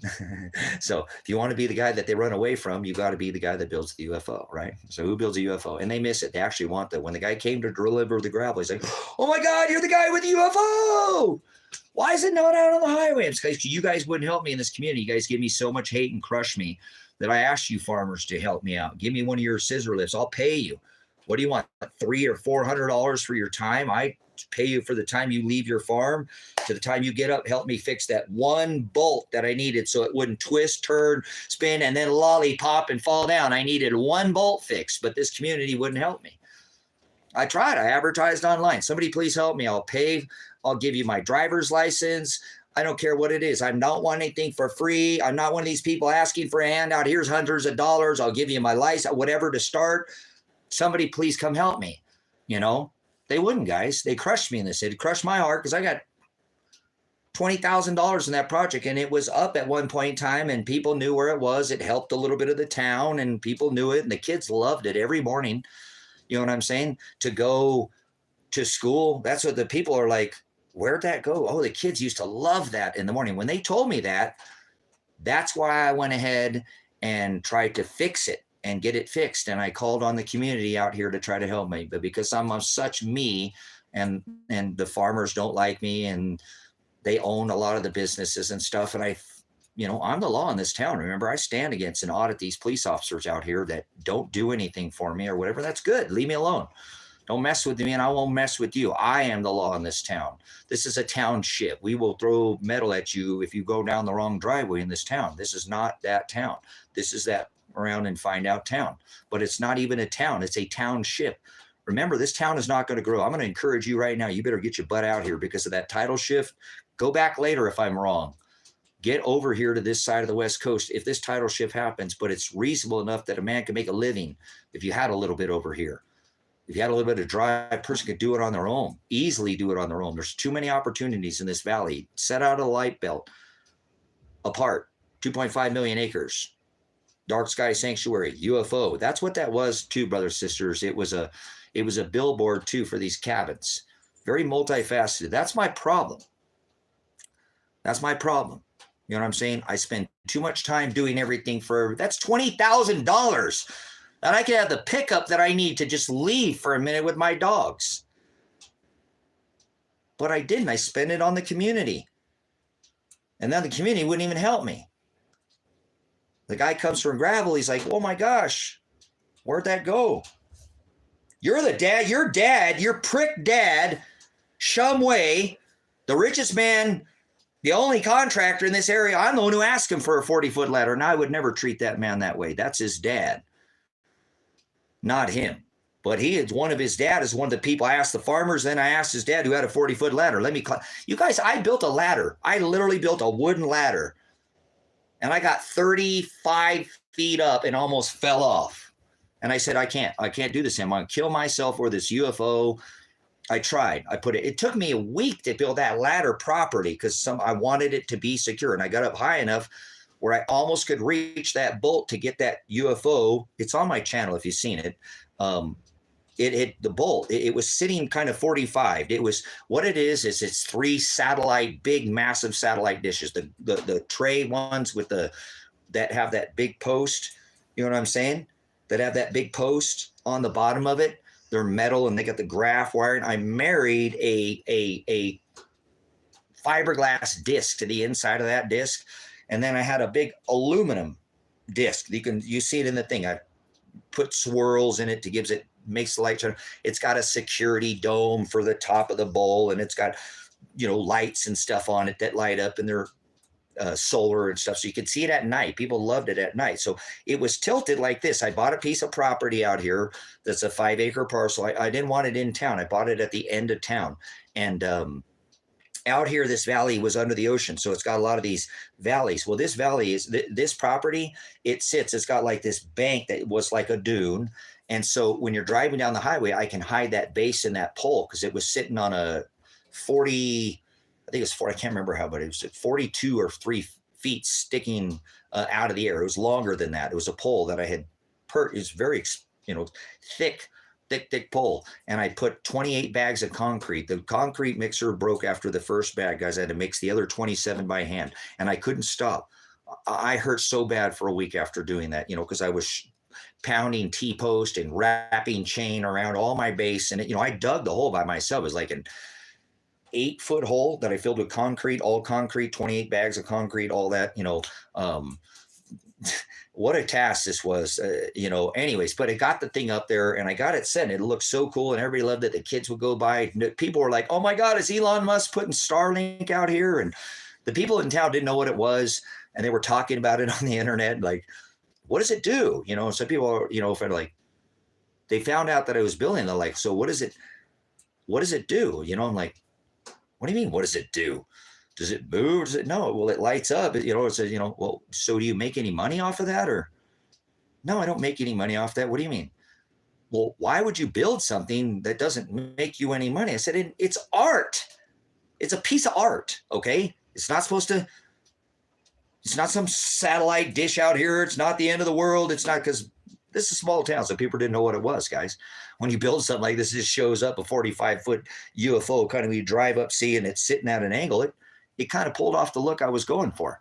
It still had the post that came up underneath it, but when you're driving down the highway from a distance, you could just see it sitting out there, and at night you couldn't see the pole at all, and it did the thing in the lights. It had solar lights and stuff. It was really neat. But what happened out here is there was a bolt that goes into that where you can move that disc. I had to rebuild it a little bit, but I put 2 bolts through it, one to hold, the other one to get the tilt to hold it. Well, that bolt came out. And so it flipped forward. It was sitting like this, and then it flipped forward like that. So it's sitting up there like a lollipop now, right? You know what I'm saying? And then it twisted like this, and then the wind caught it out here because it generally bore more east to west, and it sat there and did this. And man, I had somebody that was going to come the very next week and help me the very next week. But then when it started doing this, we had a long wind storm. It's all by God. My guide wires that I had down, because I had it, down to guide wires, and kept it for a long time. People were like, man, that thing's blowing around. I got calls. I'm like, I can't get anybody to help. There might be somebody coming next week. And then the following week, this happened 2 days prior, the guide wires broke, and then it went, and it came down. So it didn't hit the UFO. It was like that far from the ground, guys, because it's on a pole. But it didn't pull out my base. It didn't pull out my base. You know what I'm saying? It bent the pole at the base. So my concrete worked and held it just too much, no guide wires. It literally, and I'm telling you that metal base. But I think one day I could stand it back up, rebuild the base, but I don't have 28 bags of concrete. I have the rebar, I have some chain. I just don't have 28 bags of concrete to do it. It's going to take a lot of, because I could build another base around it and it would still be hidden. And I'd love to put it back for this town. I'm actually going to probably try again with the community again. I mean, there are a lot of people who just despise me in this community, and that's more the rich people. You know what I'm saying? Yeah, it did. And it was, like I said, it's down. It's right at the base. So I think it's okay. You know what I'm saying? If I was like, man, it's not, I pulled it off and brought it back over here. And my heart was broken because I tried to get the community to help. And see what I'm saying, guys? Look at all this effort I have in this. It makes me no money. It takes up all my time. What if I just did that for me? I could have a nice Toyota Tacoma double cab and be visiting you guys right now. I'm an idiot. I need to stop doing this. So I need to have an open discussion. This is just me free thinking. I've got to stop doing this. I've got to stop doing this, brothers and sisters. Everything for everybody else, because this is what's got me in this mess. It's been this. That's what made me join the military. You can't fix the world, Tracy. You can't have all the answers. You can't. Don't tell me I can't help people. I'm going to go join the military. Tell me. So I have a habit that when people tell me not to do something, I need to stop doing that like that and not. I mean, it's just because I act in the word, brothers and sisters. What I do is in the word. So I can't stop who I am, but I need to, what I'm looking at is I need to scale back this whole, and I'm trying. Nobody's coming, Tracy. Nobody's coming. When the right people will come, it'll be by the grace of God. You're not going to ever have a wife, Tracy. You're going to die a lonely old man. You're never going to hear somebody say, I love you, honey. Plan on that, Tracy. And then if you ever hear it again, you'll just be beside yourself and you'll be happy and it'll be of God. And you didn't force it. It'll be of God. So I plan on having nobody, nothing. Nobody's coming. I've tried for 10 years. Fine. I'm not mad at anybody. This is between me and God. And the biggest problem is me, as I've told you. You know what I'm saying? That I am the problem. I worry too much about everybody else. People have been right about me a lot. I need to take care of myself more and I wouldn't have the problems that I have. And I got $20,000 into that, you know. Here's another option that I'm throwing out on the table. I think I'm going to sell this 20 acres next to me. I think I am. Why keep all this property, guys? It's killing me. All these, I don't have a way to make the payments regularly yet. And I will. It'll all work out because I want to have this round conversation here with you. You know, hey, thank you for coming in from New Zealand. So,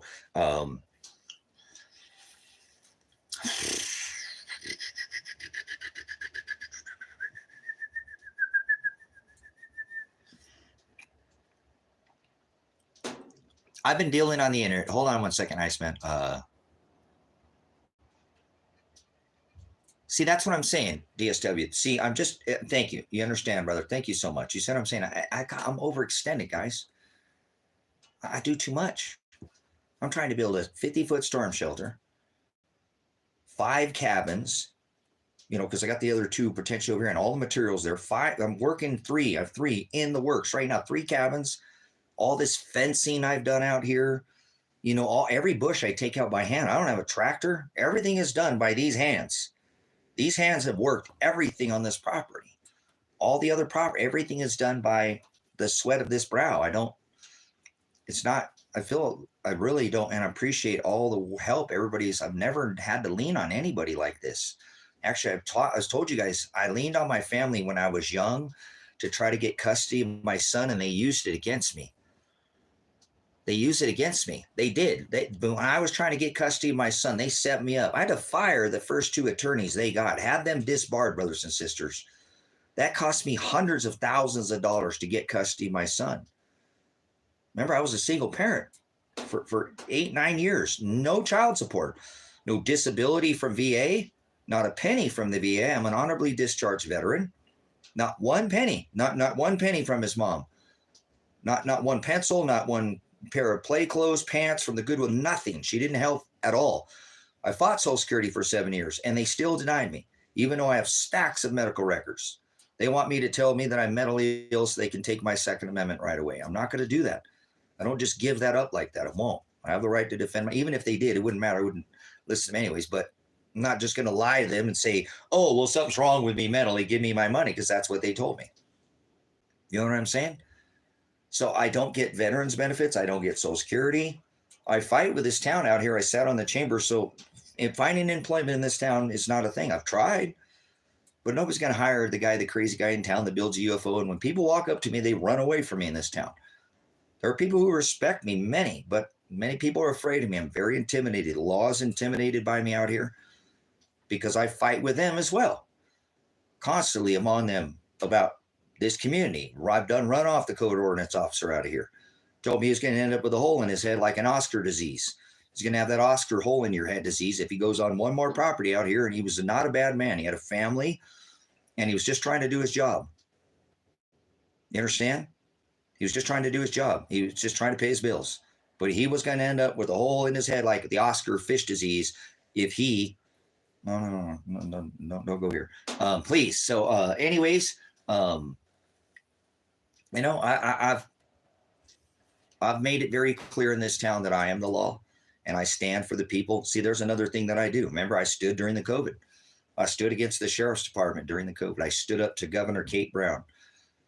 I made sure that this town knew very damn good well what my mission was, to make sure that nobody was going to stomp on the rights. I don't care if it was some stupid emergency national that never people. You're going to get thrown in federal prison, Tracy, over this. No, whatever, fine. I'm not stopping what I'm doing. I'm standing for this community. We're not going to be that community. Remember, we're that other community, so we're going to stand against. And I was able to get businesses out here to stand up against the COVID. You know, they were shutting them down and have actual hold protests and rallies across from the police department to tell the police department, you're gonna listen to us in this community. You can't just stand down and do nothing, like all these cop suckers that are going around and standing around during the COVID doing nothing. So I stood in with my community, and I was treated like the COVID. People would look me up and down like I was the disease. So not gonna change back, and I'm still here. I didn't go to federal prison. I used to stand in front of those businesses and not go in them because I wouldn't wear the face diaper and I wouldn't participate, and people would look at me like I was a bad guy. So for a long time out here, I was the bad guy in this town, and but not to some now. Okay. Many have understand what I was doing out here when I stood with Kathy and I stood with the farmhouse and I stood against OSHA when the sheriff didn't leave the memes to get the sheriff pissed off at me.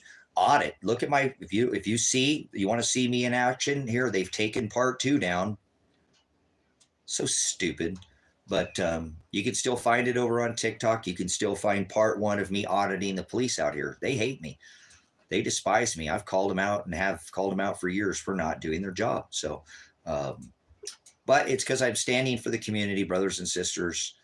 I'm spending all my time doing things for other people instead of just being a loner out here and just taking care of myself. I could have my own little paradise out here if I just worried about me, sold all this other stuff for everybody else, spent all this time not doing all these other things for everybody else, and just focused on myself for a little bit longer. I'd be okay because I know how to divide my time. I told you I could normally get my things done and then play or study the rest of the time. I'll take not one extra penny at the month if I could have the rest of the time and hours to study, or in this case, to build for myself, to do my own. So I didn't trade dollars for hours, and I figured that out long ago. You know what I'm saying? So I can't get a job in this community, guys, as much as I'd like to. The farmers won't hire me. The business owners are and that's okay. I had a job out of town, and before the COVID came by, I actually had which I didn't like. I wasn't paying taxes. They're like, you can't do that. I'm like, yes, you can. Let me talk to your tax advisor. We're going to fill this out. I need to have a meeting. You're not taking any state or federal out of my check. No, nada, none. It was working as a line lead cook because I just like to cook and didn't do it for the money, but still needed to cover the expenses out here, guys. I was driving an hour and a half away to have a job, and the COVID took my job out. So Donald Trump took my job. You know that?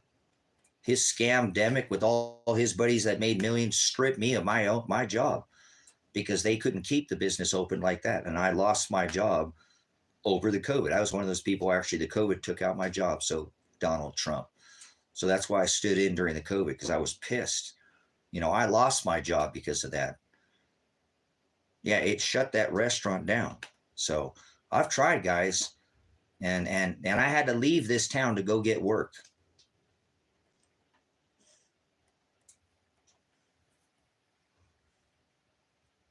You understand? I was working. I had a regular job. You know, I'll get a regular job. People, I was, and I still doing the thing out here. I had other things going, but the COVID I lost my job over the COVID, guys. It literally, the guy doesn't even have the same amount of people there working. First time since the COVID, and how many years I went there the other day with that old man, and we went in there, and they don't have the same amount of people. They don't have the same business. It's crazy what their menu prices are now too.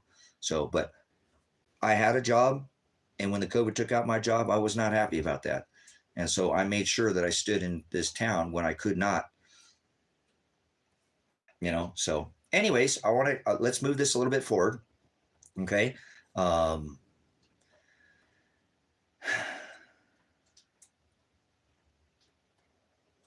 Here we are today, you know, years later, and I have this land that I pay on, and I'm trying everything I can to get myself out of this situation by building these cabins.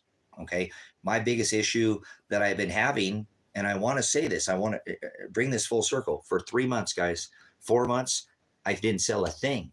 Imagine existing with an $800 payment, and I have, that's not including my gas or anything else out here, with zero income. I have to sell assets, buy, sell, and trade. I don't sit here and do nothing. I have 47 things listed on the internet right now. Okay. So in that time, I was still listing things, just nothing was, not even is this item available. And I want to tell you right now, I've got to tell you guys, thank you, Father. You guys, I've got to get off the internet. It's driving me crazy. These people are driving me nuts. I've been doing it for 20 years, and it worked very well. It allowed me to be a single dad. Remember, it allowed me to not cap my earning potential so that I could make enough money in the month to cover my bills so that I could be at my son's parent-teacher conferences. As a single dad, never miss a football game, never miss a practice. I was there for every event at my son's football games, practices, schools. It all allowed that, for that to facilitate. So I wouldn't trade being self-employed. I've had other work. I have a valid commercial license in my pocket today. Okay. I don't use it. It's not, you know, I'm not going now. I'm not doing that. Like I said, I'm not going to go drive 2 hours to get a job anymore. I have other plans. I just want to let you know I've done. I'm not proud. I'll make changes in my life to try to shuffle things around. So now I was just sit around and just grift everybody. Normally, I've never had this problem with any finances. COVID took me out. If you follow me, you know how many times. Remember, I just got all my money taken. You guys, I just had to spend more time with that district attorney going through that whatever indictment that they had of that guy who got my credit cards and stole and drained all my money out of my CashApp account and drained all my money out of my bank account. And I didn't get the money back, even with the police reports. And they don't even have any idea how it's even possible. That'll be a first for CashApp. That's always happens with me. Always. Never before. Never heard this in 45 years. That's not the way the law works. I always hear that. So it's nice that you could think that you can do something. You're probably looking at one of the only honorably discharged military veterans that says honorable discharge on my DD-214, and I don't get military benefits. None. Never been to the VA one time. So don't sit there and tell me to get an attorney and all that people. Oh, you don't think I've already had attorneys? I tried to get these people down here in this town. Oh, I can help you on this. The same thing. Oh, I can get your. She tried, and they wouldn't even talk to her. They wouldn't even respond back to her. The United States Army would not even respond back to her. Wouldn't release my record. None of it. Shut her down. Honorable discharge. Probably one of the only people ever in the United States Army to receive a honorable discharge and not get benefits. None. So I don't get anything from the VA. I don't get any benefit. I tried for 7 years. I paid since I was 15 years old. I had a job before I was 15, but my first job on paper at 15, I started paying Social Security, taxes, and all that state and federal. So I paid into this system. And when I went to go get my Social Security, I said, I'm not asking for a check. And keep in mind, it was a single dad at the time, raising my son with zero income. A single father at that, with a $1,600 rent payment. That was my rent where I lived, $1,600, twice my now, and all the other bills. Nothing. So when I was going for Social Security, 7 years, I was actually had some back pay. I said, I don't want a check. I want what I paid into the system. We'll scratch it out and call it that. I just want my money you've been making interest on. I want the money I paid in to the system, not anything else. I don't want that. Give that check to somebody else. I'm not asking for a handout. I want what I paid in. You've been making money on it.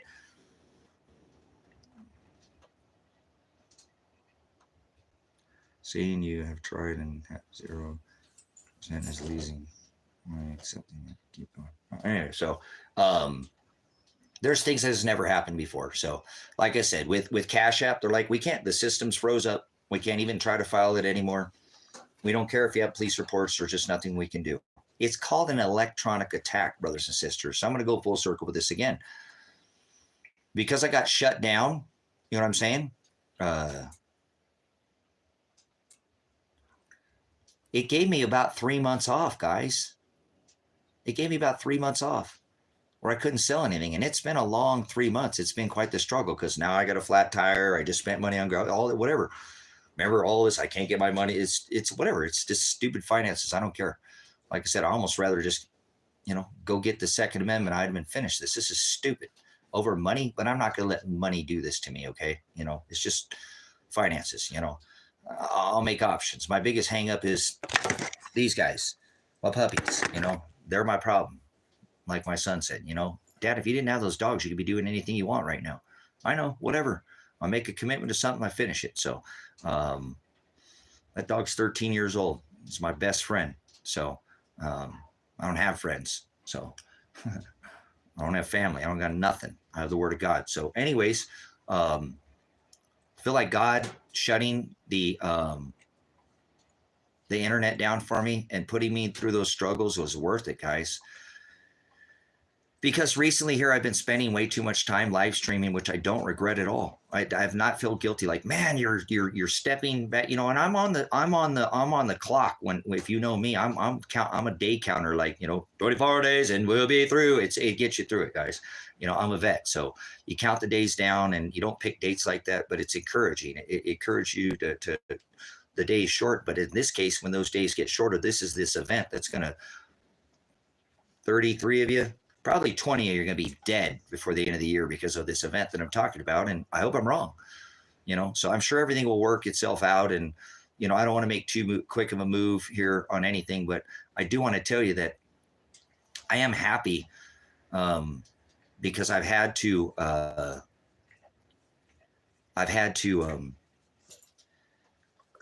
struggle here in the last few months, but I haven't had to respond recently because I've had to go back here full circle to taking the time that I need to crunch now to get the bills paid so I can go move on and do whatever else I need to do for the month.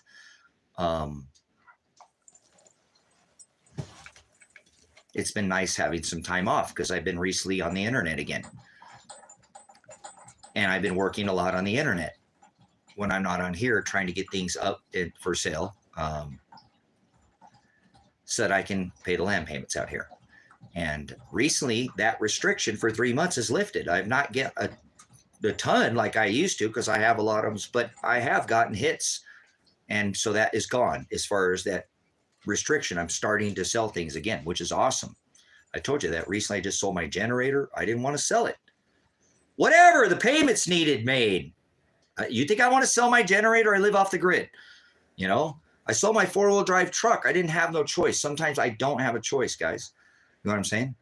I don't have a choice. I have to do, I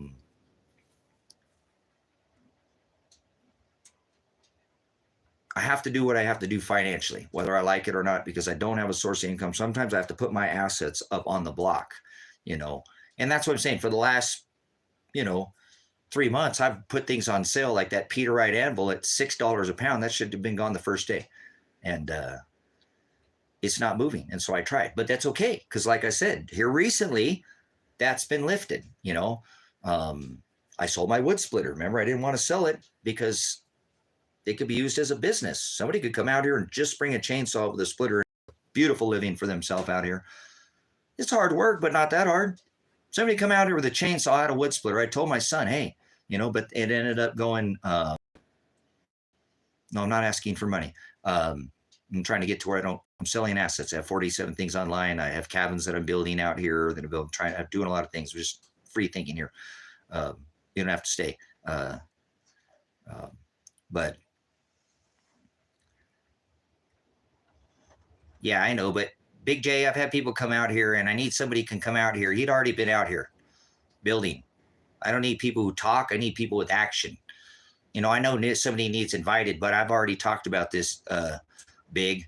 I need somebody who's fully self-sufficient. I can't look after anybody. I've tried multiple times now. That city, who came out here as a moderator, he didn't last a day or two. You know what I'm saying? He wasn't a good fit. So I need a good fit. I don't want to have to look after anybody. I need a responsible person, an adult like myself who's motivated, self-motivated, can get up and not be told anything to do. I don't need to tell anybody anything out here, and I don't want to tell anybody anything. Somebody needs to be 100% self-sufficient. So it's not that I'm not ignoring him. He's still somebody that I would potentially and he might be. It's going to be God's hand, not me. Again, I'm not going to try to force this on anybody, because it'd be so beautiful if he was responsible, could come out and do his thing, and I could get a couple people out here to do it. Then maybe I could go leave. I could be at the vacation or at the barbecue at Grace and Truth, and I'm going to miss it again. I'm not going to be able to go. I'm not going to be able to go. And I want to, but if I had a couple responsible people here, I knew I could leave all this stuff. They weren't going to steal. They were just going to try to add, or I don't care. Whatever, I'm done with them. Don't care. People always steal everything. Whole family stole everything 6 years ago from me. I don't care about dirt. Drives me crazy. I'm not going to let it drive me mad, though. So that's what I need. So if he's that guy, it will be. And his opportunity, he will be out here and there'll be no issues. He'll be fine. Because, see, I need somebody to come out here and do their thing. I'm saying and I would help them and they would help me, but I don't need to look after anybody. And now I don't need to. And it was kind of cool because when Yaya came out here, he was young or whatever. He brought a solar generator and he kind of had the idea of living off grid, but he couldn't build anything. He left gates open. He was too city for to even make it out here a day. And even if I had to put him out in this community, he called it a 4x4 and not a 4x4. And when I told him, no, it's not 4x4, it's 4-wheel drive, like 4WD. He said, WD-40. I said, oh my God. So anyways, he's not going to make it out here. And we had a great time. He hung out and he loves the word of God. And we hung out for a minute, for about a week. And he's vegetarian. I know that when he came out here, we had that discussion, but we cooked some pretty cool vegetarian meals for him. And,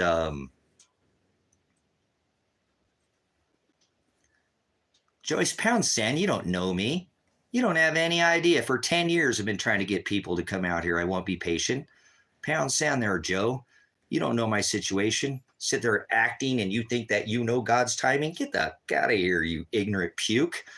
Seriously, leave. Go now. Get out of here. I don't keep company with vipers. I don't cast my pearls before swine. 10 years to try to get people to come out to this property and be responsible. Don't sit there and think that you know what God's doing. Leave. Now you're at her. Bye. Don't ever come back here, Joe Biden.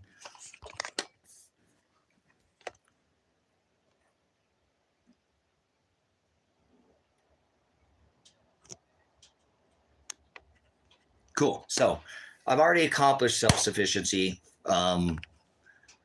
Thanks for coming in. Like Tori, I've already been off the grid for 6 years. I've already done all this. I've already done what it is. I've been successful at doing it. I just be successful at the community, and that's on God. So I'm going to come back to what I'm saying here. I'm trying to make a way out of this problem, guys. I'm not just sitting here and doing nothing. Now, I've been spending more time on here, obviously, because I'd rather put my treasure up in heaven. This dirt thing, I'm waiting on concrete. Temperature is what I'm waiting on. The temperature is what I'm waiting on to change so that the concrete work can be done out here. I plan on every one of these cabins being away.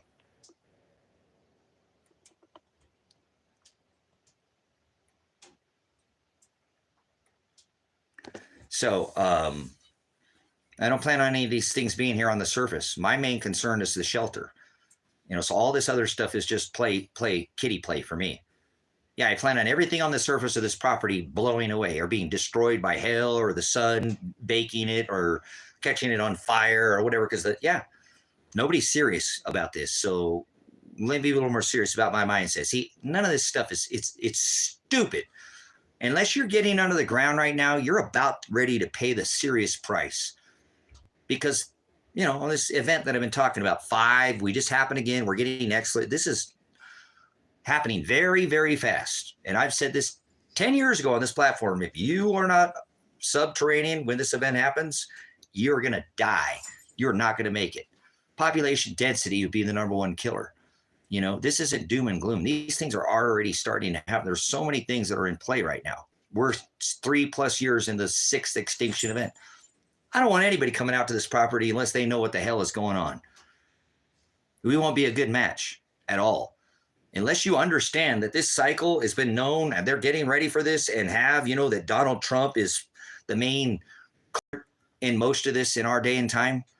He is their talking head, but he has everything to do with it. Yes, Mr. Morgan is, you know, but chased out, but it's all the same thing. It hasn't stopped. So I don't want to be with people who sit there and sit around and don't do anything about this event. This is something that has been known for thousands of years. You know, I couldn't keep company with people who aren't being real. You know, I dug for 4 years without a tractor with these hands, 4 years with 5-gallon buckets, back in my face of the wind over and over and over and over and over and over and over with no help. For no help to build a shelter because I'm not trying to escape zombies. Fear porn, shut up with that crap. Get out of here. If you sit there and promote fear in my channel, be gone. Pound sand. I'm through with this crap. We're how many days? 170 days? What are you doing about the title shift event? What are you going to do if my information on my channel is right? What are you going to do about it? Who's doing anything? See, this is what I'm saying, guys. This is why I feel so alone. What are you doing about 10/24/24? I told you this will probably happen before that date. The weather, remember? Not zombies, not UFOs, not space farce, none of this crap. What are you doing about the weather? You're going to get rocked. It's already, guys, we just had lightning come out of the Statue of Liberty. And I warned about this 10 years ago. You're going to see a reverse in this polarity when this happens. It will be from the sun. You'll see lightning come out of the ground instead of coming from because there's a connection, as is above, so below. What? And now it's happening. Did you see this lightning that they're hearing, guys? It's so freaking loud. It's scaring they're like 1 million people heard this. They're not going to be able to hide this for very much longer. I'm seeing articles on my feed about the magnetosphere, the stuff I'm talking about. So I don't want nobody out here that ain't planning for that. If not, just stay where you're at. Don't be around me. I don't keep company who ain't paying attention to the people who don't look up. Your redemption draweth nigh.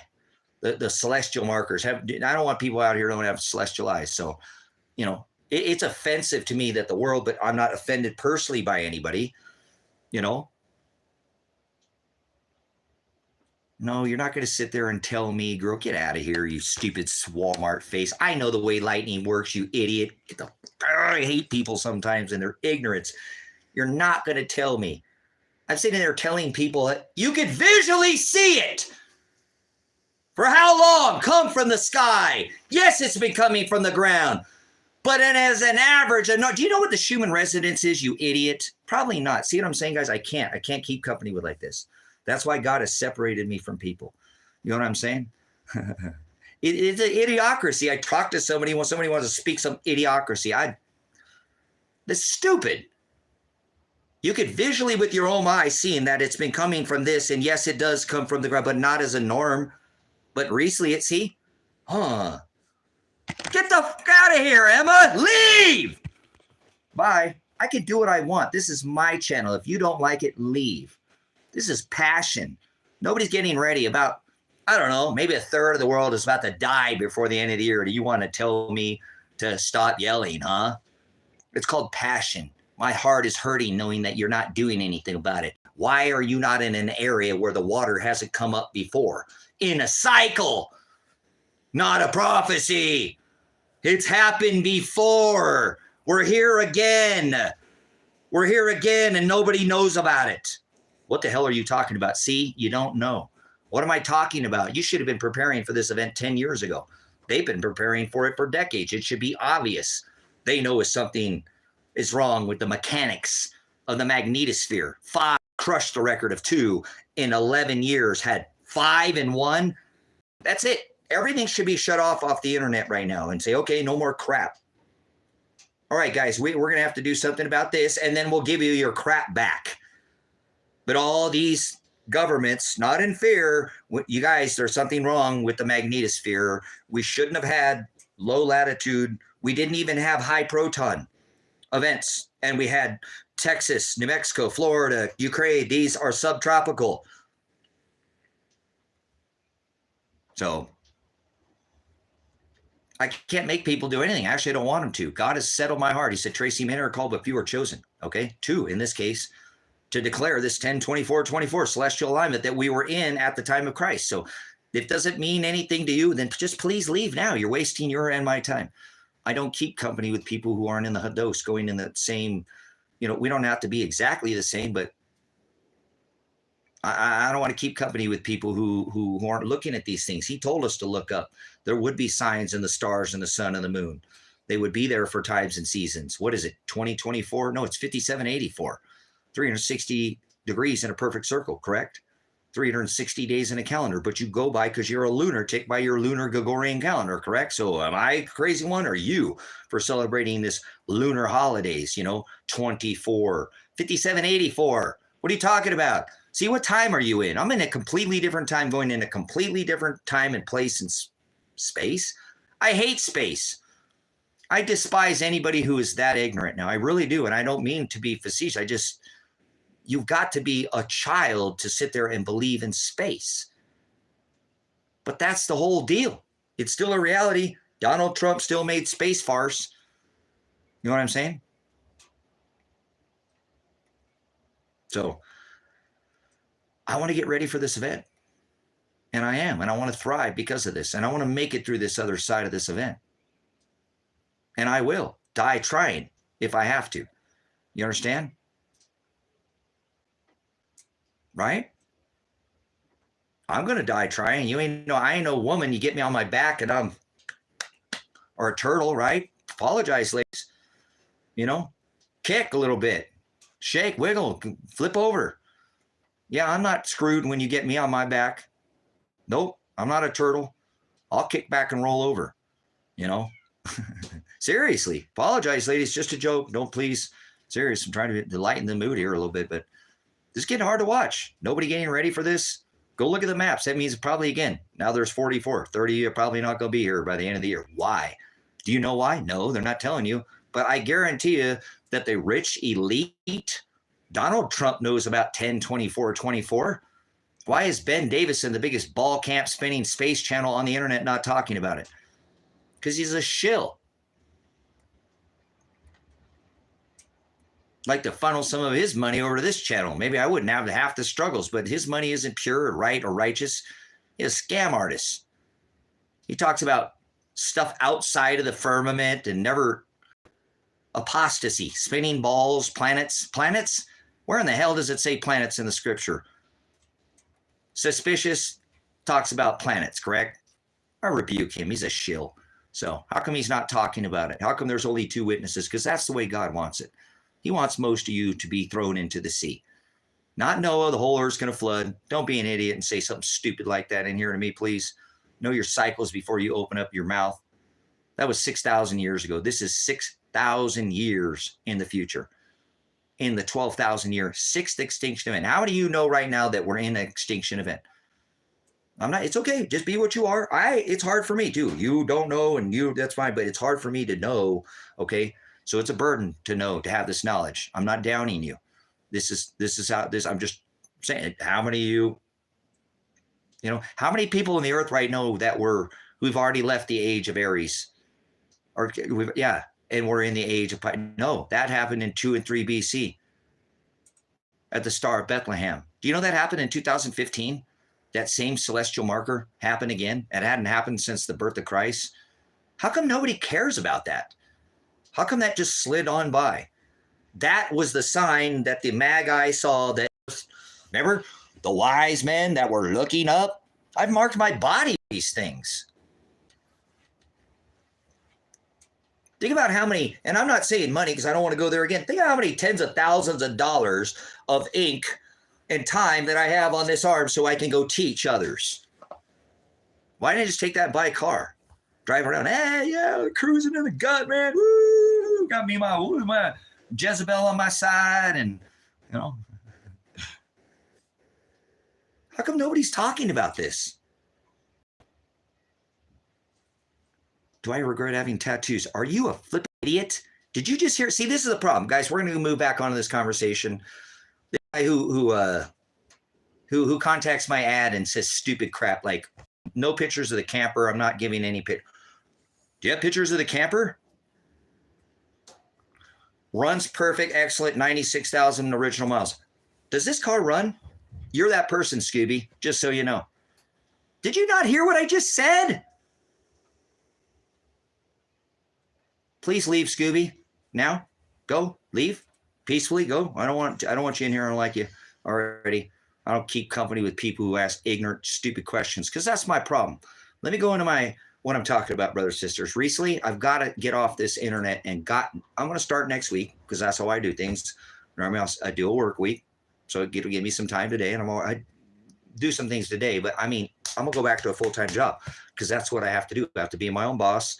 And when I put in my own hours, I know I can accomplish more than what I need to do. But I spend too much time worrying about everybody else and doing all these other things, as I've been saying. So recently, I've been on the internet and I get these idiots like Scooby that come in and say the stupidest things, guys. And I want to tell you that I feel, let me get him out of here first. I don't keep company with vipers.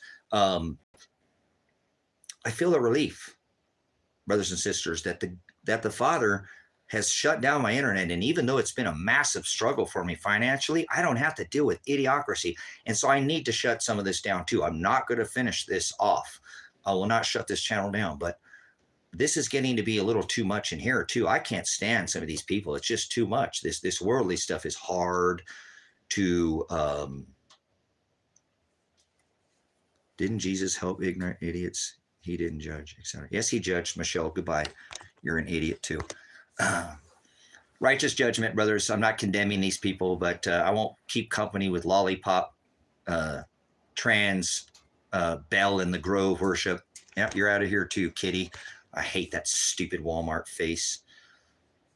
I hate that on my ads too, brothers, sisters. Why is there always that stupid person that sits there and's got to put that smiley face on your ad when you're selling something? There's always one in there. Hey, hey, LOL, laugh at your.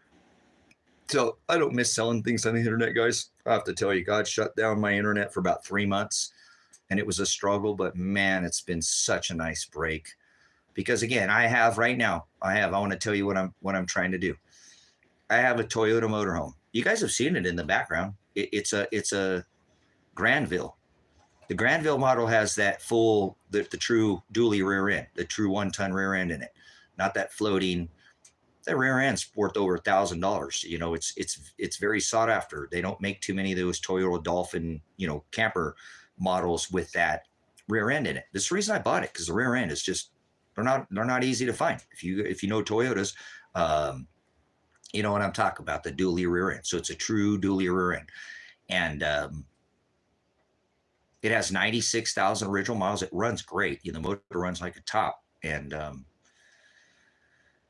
I had somebody fix a part on it, and I didn't bleed the clutch. I don't know what's going on with it, but if you had the clutch, fixed. You can just drive it out of here. It's not a big deal. The fenders on it are near immaculate. You know what I'm saying? They're near perfect. It's just a really nice, the interior, the seats, are no rips in them. The dash, I've had like 5-6 people contact me just about the dash. There's not a crack in the dash. It's just perfect. These Toyota dashes aren't, they don't make these anymore. And there's some other people who are making some 3D printed, but some people want this original, Toyota part. So I could rip this thing apart and sell it for parts. A 22R right now is a 1,000,000-mile motor, and a good running motor that's running, you can get $1,000, $900,000 easily, and somebody come pull that motor and put that in theirs because they don't want the 3.0 Toyota or whatever. And anyways, the thing is just worth a lot in parts. But the camper area of it's pretty sad. They started pulling it apart and adding. It's not very. All the appliances are still in there. There's the stove and the hood and the sink and the bathroom. Are still in there. The heater and stuff. There's an onboard generator. That thing's got to be worth a few $100 by itself, because that's not there's not to have that onboard generator in the little Toyotas. And so it's pretty neat to have that still. I've never fired it up, but parts alone, the thing could be parted out. People are making a massive amount of money on parts. But what I've done, guys, is I put it up for sale. I had it up listed for $1,800. You know what I'm saying? It is what it is. And I didn't, because I was starting to deal with. So anyways, I lowered it down because I just want it gone. It shouldn't even, again, the rear end and a couple doors are worth, I put it for $15. Okay. I don't have the title for it, but you can get a title for it. I know who the prior owner, and I've been offered the information, but anyways, I put in my ad, and I put it very clear. I put it in capital letters, that I don't have any pictures of the rear end of it because it needs remodeled. I said that there's been parts, it needs redone. It needs redone. You understand? It needs redone. And I would have spent a week in there and put in that and have made it beautiful. I don't have the time, guys. I've got all these other things going on right now. I don't, so I just put new tires on the rear end of the dually. The tires are, it's been on. But anyways, I said I don't have any pictures of the camper area because it needs remodeled. And I must have got 50 people, guys, ask me, can I get pictures of the camper area? And it drives me crazy. Things like that. And it's at the top in bold letters. I'm selling as parts. I'll sell it complete for $1,500. So I don't expect somebody to ask me any question. They come up, oh my God, dude, I could just go take the rear end of that and tell, but everybody wants to ask these same stupid questions. It says it runs. It needs the clutch bled. I can't do that by myself. I can't bleed the clutch by myself. It needs the clutch bled, and it can be dry. And I don't care if that even works or not. It's way worth it. I had somebody offer me $600 for the dash. I'll give you $600 for the dash. How much is my shipping? That dash is unbelievable. I cannot believe that it looks like it's factory. I can order one right now for about the same price, but if you'll ship me that OEM dash, I want it. He's not the first person who asked for the dash in it. The panels and stuff are just Pizza and parts as Toyotas are being very sought after. It is the highest price market right now on the internet. The used market car crash. I've done it for years. People think I'm a car dealer, guys. Every time I see you, you're in a different car. I buy and sell cars. That helps maintain. I can fix them. I do painting. I do some auto mechanics, space that stuff, and that's how I can add to be able to pay for the bills out here. So I threw it up for $1,500, guys, and I just keep getting the stupidest questions now for days, on the same stuff that's in my ad, and I'm just getting tired of it. So that's the whole idea about building the cabins, is to get me off the internet, because I don't know what it is about COVID, but people have changed since COVID.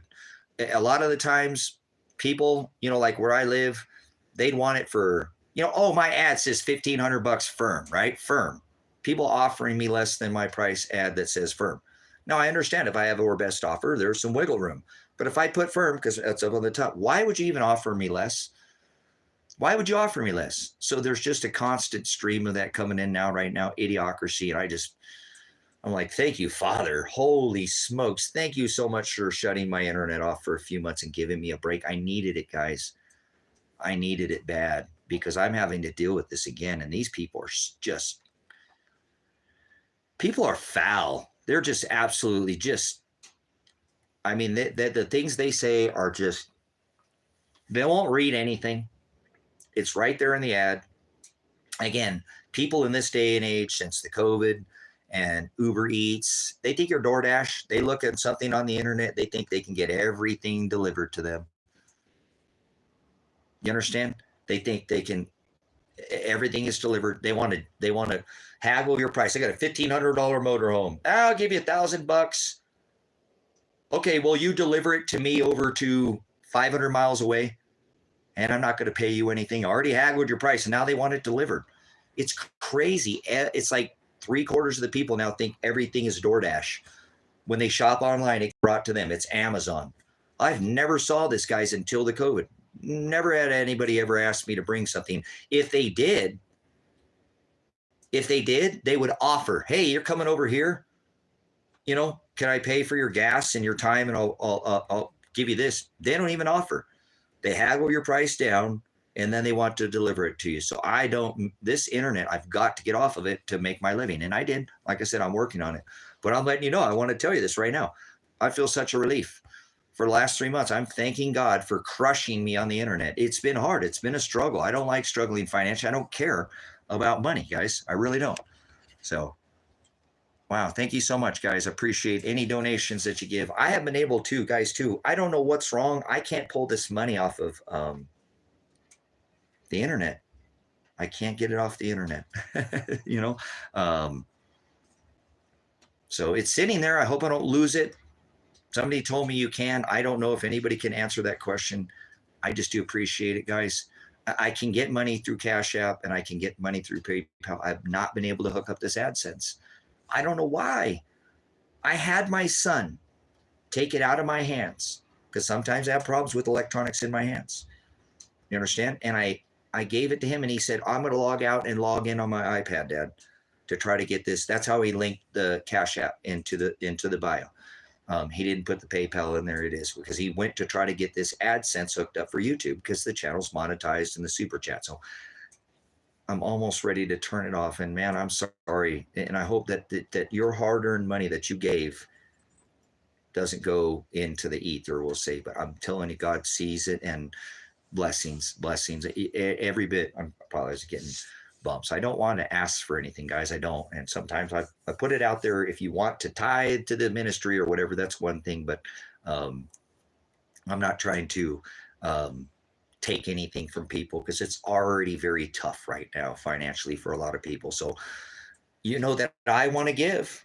I'm offering to, guys, anybody with these cabins, because I want to come full circle with this. My bills hopefully will be paid out here by cabin rentals.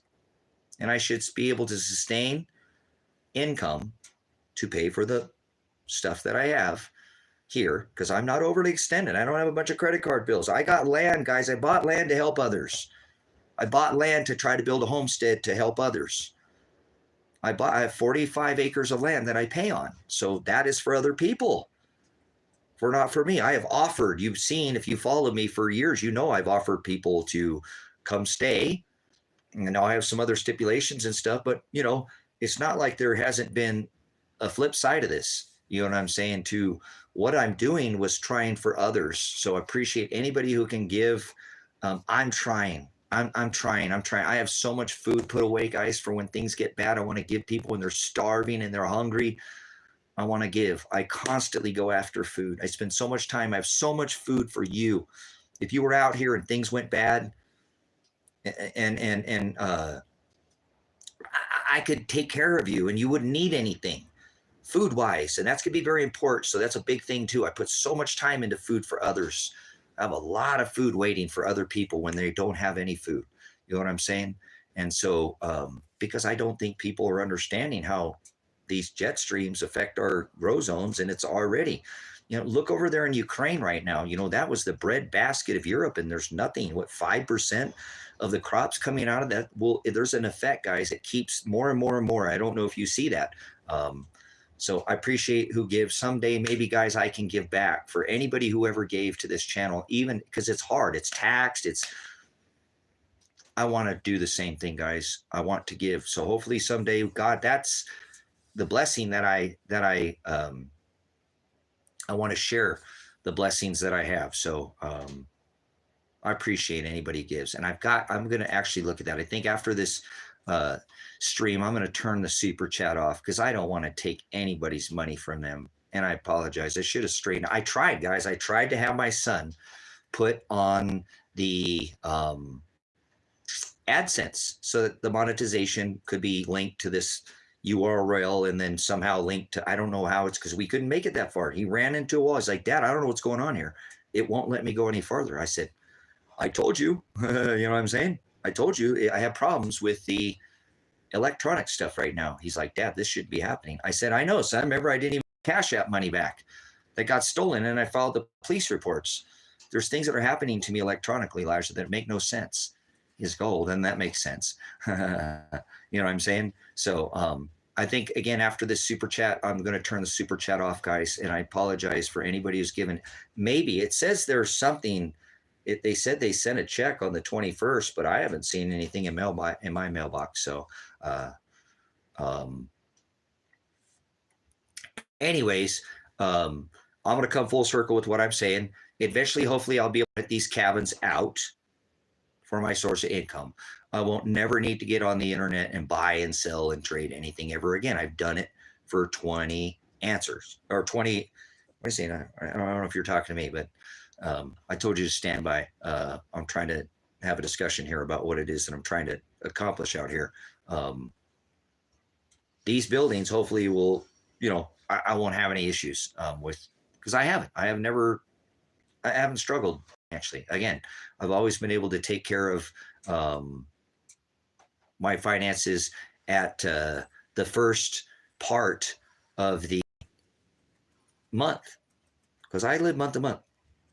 I don't have these issues. Hey, it wasn't until I keep getting robbed and things like that. So it's God doing it. It's not anybody else. So it's not you. It's not anybody else. It's God in my life. So I just want to say I feel super blessed. I feel like I just took a vacation, guys, from the internet because I'm having to deal with it again. And it's quite hard to deal with. To make a living on the internet is not as easy as you would think, especially when you live way out in the middle of nowhere. So, and like I said, I can't even, but it's okay. It's okay. It'll work out. So what I need to do is I need to stop doing so much streaming this week. Come Monday, I'll try to spend some more time on here. I'm still juggling my time, and start spending some more time to get my things done out here so that I can stop worrying about this stupid financial crap. It's beating me to pulp. I don't want to think about it anymore. I'm not going to go get that Second Amendment item, but man, oh man, it sure is tempting. I don't want to think about money. I don't care about money. Money doesn't mean anything to me. We have to have it, but it's not the end, so, but see, we got to have it. So I hate even talking about it, and I apologize that it's come up so much on this channel. So, but I'm struggling, trying to get by, and I'm doing everything I can. So I think what I need to do, and I'm just gaming this out now, I think I can continue to build out the cabins. I have 2 on this property here that, are in the process. This one is pretty much almost done. You know what I'm saying? I could move somebody into this one and overnight and rent it out for a couple nights for probably, $125 to $150 a night. So I should be able to get my bills paid out here. I just got to stop doing so much of this internet stuff for a minute. And I can come back to it, and I'm not going to shut it off completely. That's not what I'm saying. But then I started thinking about too, God, I have all this, bills that I look after. I have that 20-acre parcel up the road that I pay $245 a month. And it sits there, and I have to, I maintain the property, but I have the 5 acres. I built it just for the UFO. I got $20,000 into that. You know what I'm saying? I've got this 20-acre parcel next to me that I actually have the deed to. I flooded my savings, which I was trying to get this one off years ago when it came up for sale. I didn't want to have a neighbor. So I bought it. I spent everything I had, sold all of my vehicles except for one, drained my cat, sell a whole bunch. I only had like a month and a half or something to pay the whole thing off in cash, one first down payment, and then the whole thing in cash. And even before I could sell the land, guys, there were people wanting to buy it because this is a pretty sought after location that I'm in. It's got a semi. It's got a 53-foot semi tractor trailer that could be turned into a double cabin out there, or a beautiful home. That was going to be where the library was at. That's where I was going to set up the Grace and Truth Tabernacle, the library, and donate all that land to the ministry as well. But I'm starting to think that might not be necessary. I do need to get this land paid off. I tried before. I had the money I was well on my way, but then that land came up for sale. And the guy, I tried with the money that I had at first, before I could come up with all that and to pay this off. He's like, no, I can't. I need more than that. I have to, well, that's about what I paid you already into the property, man. Yep. And if you pay me double that, you'll pay me double. And it's still only about, less than $3,000 an acre or something when I originally came out here and bought it. So it wasn't overly expensive. Even if I took it to the full 20-year note, I was like, even if I had to pay it, doesn't matter. Even with all the interest, $3,000 an acre is stupid cheap. How are you going to get $3,000 an acre where you can live and they won't harass you, come around with their stupid little white trucks? No, they won't do that. You got a band like me who's got your back out here, who runs these people out of here. And I run the law around out here so they won't harass you and mess with you. So remember, all my time divided towards other people. But here's what I'm saying. I'm looking at this going, man, I got all this land and I'm probably never going to have a homestead. I'm probably never going to have a wife. I need to just enjoy my life before I die and stop worrying about everybody else. Not that I won't continue to serve the Lord, but enough is enough, so to speak. Why don't I just sell the 25 acres that I have? Maybe the other 20, and 20 is plenty. I never wanted any more than 5. I thought 5 in the woods would be, oh my God, that would be heaven. I died and went to heaven. 65 acres of land? What the hell do I need 65 acres of land for? They ain't got nobody out here with me. It's dragging me down financially. It's not that big of a burden. I could probably cover it all if I just had those cabin rentals. I wouldn't have to get rid of any of it. But what am I holding on to it for now? I don't need a 40-acre homestead. That's huge.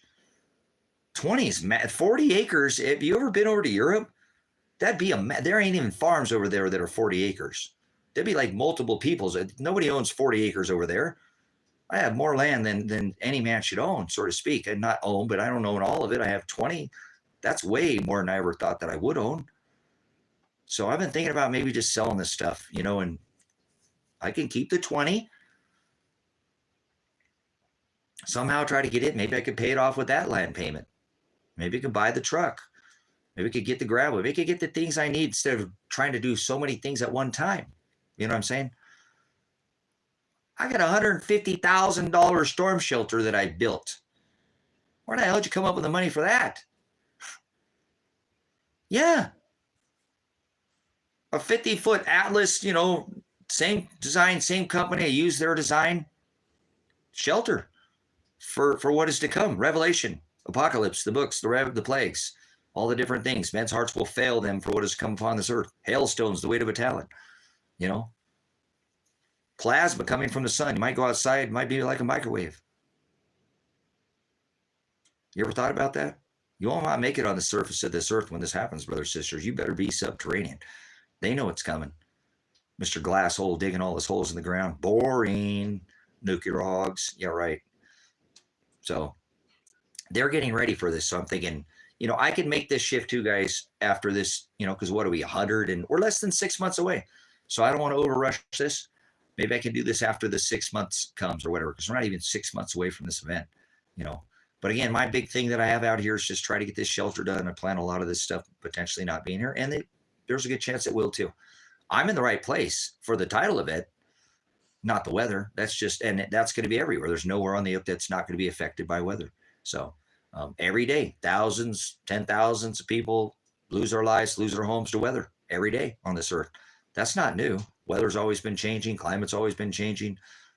I'm worried about concerned about the weather than anything else, you know, and about people who are unprepared for what is to come. So I don't know. I just want to tell you that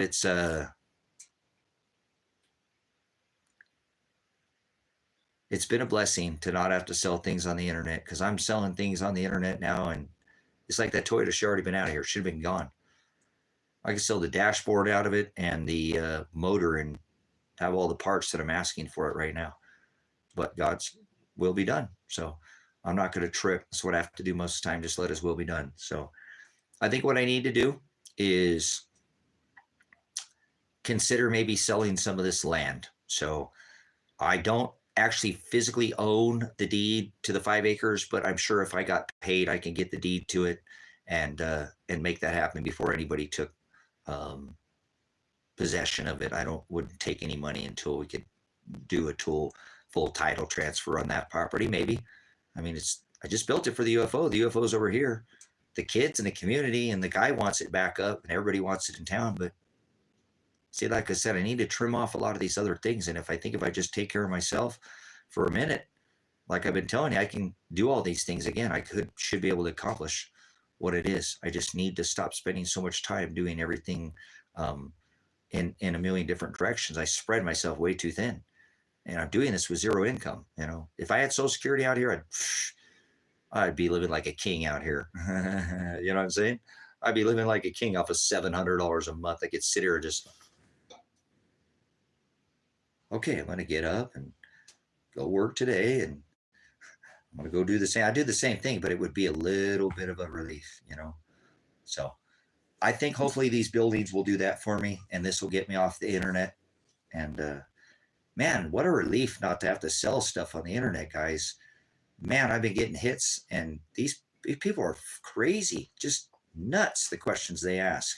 And I actually won't I won't answer a question. If it's in my description, if you just want a window shop, go for it, you know. But I'm not just, this ain't a window shop kind of deal. You got to come in and buy it. So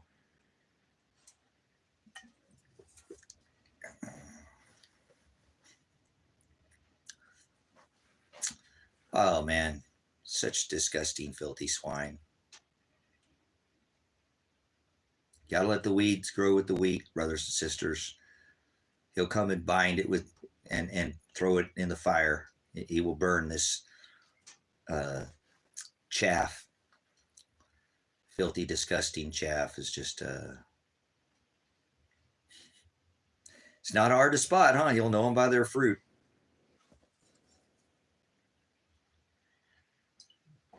So that's kind of the discussion, guys. That's kind of the discussion.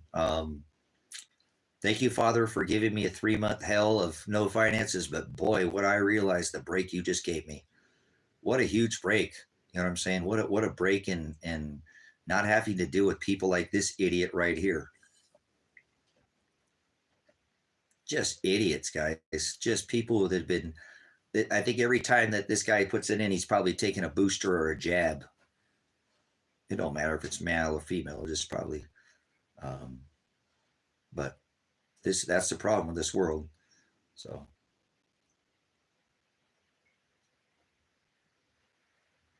yeah, lots more chaff than anything else if you look around, right? A lot of evil around here right now. A lot of evil. But he tells us that, right? He tells us that.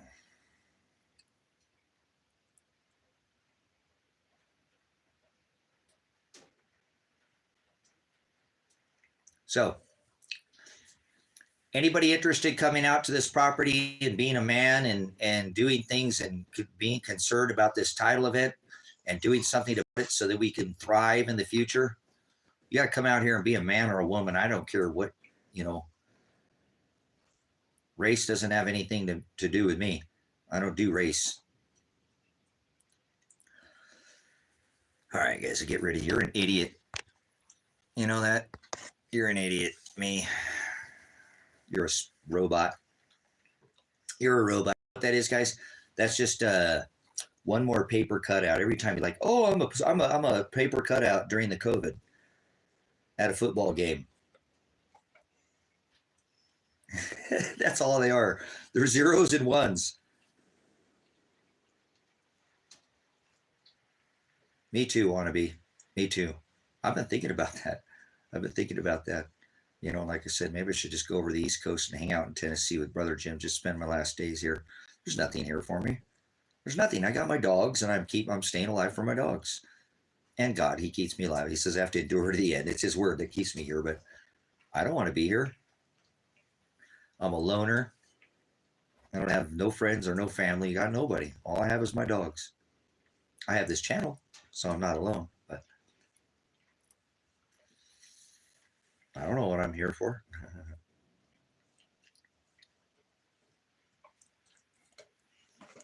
They did. They can't even talk to each other anymore. Look at red team, blue team. If you like Trump, then, oh, you don't like Trump, you like Biden. No, I don't like Biden, you like Trump. People won't even talk to each other anymore. You've been here for that. You know that. You've seen that. You heard me say that. People don't even talk to each other because they're red or blue anymore. Isn't that crazy? So,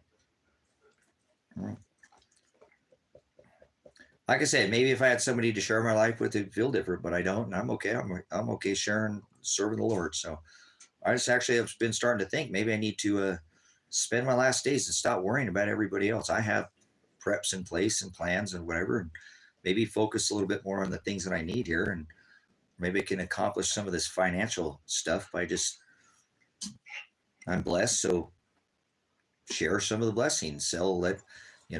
Anybody want to come out and build cabins out in the high desert? You could probably make thousands of dollars every month pretty easily just staying on your own property. Do what I've done. Do exactly what I've done. Okay, we'll make it a business plot right now. I'm looking for somebody to purchase the property next to me to build cabins out here in the dark sky sanctuary. They just put the biggest billboard up for you to make your advertising. It was already done for you. It's already done. Largest dark sky sanctuary in the whole world. 2.5 million acres set out of the light belt. Not a better place to see the stars. Literally, the Milky Way galaxy goes from one side of the horizon all the way, all the way across the night sky from the southwest to the northeast. Dark sky sanctuary, 2.5 million acres set out of the light belt.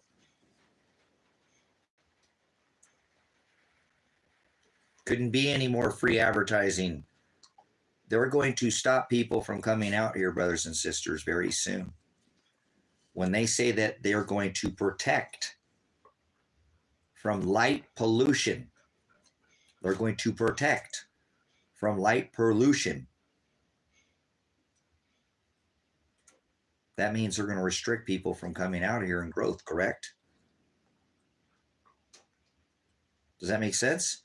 If they just set apart this 2.5 million acres and deemed it a dark sky, the largest dark sky sanctuary in the world, what does that mean?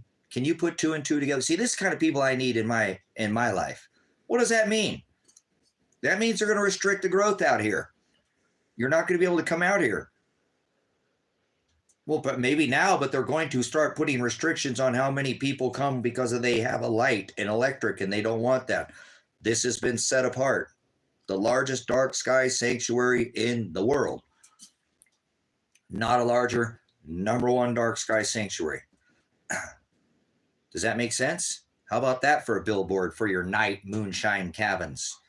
That's what I call my cabins, moonshine cabins. I have the number one hip camp in this area. More people come to my property to hip camp to come see this night sky than any other place in this valley. I get more traffic to this area. I have the number one hip campsite. I actually have 2 site camps, 12 full campsites, and people come stay in their own vehicles and park out in the night sky, poop in their own little toilet, and go, and 35 to 50 bucks or whatever I charge for, depending on what site, and they stay here for the night. Why not rent out cabins for 100, 150 a night with a skylight above your bed, your kitty bed, like your plastic covered bed? Because bring your own sheets. I had some bed and breakfast. This ain't no Airbnb. We know what you're going to do underneath that skylight with your lady on that plastic bed. Bring your own sheets. And you can go outside and do that if you'd like under the stars. There's hammocks outside as well. And a telescope so you can look at the stars. 125, 150 a night in one of these old Western looking cabins. I don't think I have any problems renting them out. Actually, there was enough people who come out here to the dunes now since the COVID. They used to slow down every year during the winter months. They don't stop now. Constant stream of people coming out to the number one or the largest set of sand dunes in the Northern Hemisphere. Inland sand dunes right here. There's traffic right off that. I can do a fest out there with you. I know how to market. Let's somebody come out here. We'll do a fest together. You ever heard of Dune Fest out here? Dune Fest at the Oregon coast. We have the Oregon dunes out here. They're very notorious. People come from all over the world to ride these dunes. You ever heard of Dune Fest? Sand Fest? Anybody ride quads? Anybody do that? They come out here all the time, guys. They had $500,000, $1 million outfits between the truck, the side-by-sides, the quads, all that. I mean, where do these people come out? A lot of people actually, these people who come out here, guys, that have a lot of money, I've recently discovered this. They bought a piece of property out here, guys. Yes, they did. Oh, yes, they did, because I just had the guy deliver me gravel out here who's stabbing in Shumway. The guy, I remember with the UFO, his dad wouldn't help me, who wants the UFO back up. I was talking to him. I was picking his brain. I set him up. He didn't even know.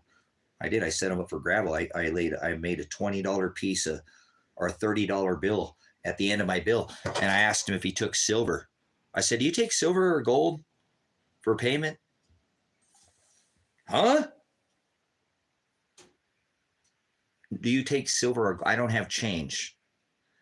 I have another $100 bill, but I don't have the $30. Do you take silver or gold? I didn't have this in my hand. He would have probably taken it if he would have seen it. He looked like I'm all crazy. What? You see this 5-ounce bar of silver? Hopefully that'll pay for 50 loads of gravel. Because he didn't have any. He didn't know. He didn't know. This is the richest man in town, richest contractor in town. This is his son. They built the Dollar General out here, guys. He don't own no silver. I guarantee he didn't own any silver. He don't own any of it, not one. These are the richest people in town. So when it comes down to things breaking down, again, remember, he sold me that these people that have been coming to this town, because I told him about the growth out here, because he knows all his dad and everybody fought me. He didn't know me from his dad. His dad fought me when I first came out here. Even though he's a contractor, they didn't want people coming out here because they wanted who they wanted to come out here. They wanted they wanted to run everybody through the ringer and whatever. That's why I sat on the Chamber of Commerce and ripped their butts the minute I got here and told them, you ain't going to do that. There's a new sheriff in town, brothers and sisters. I'm the law.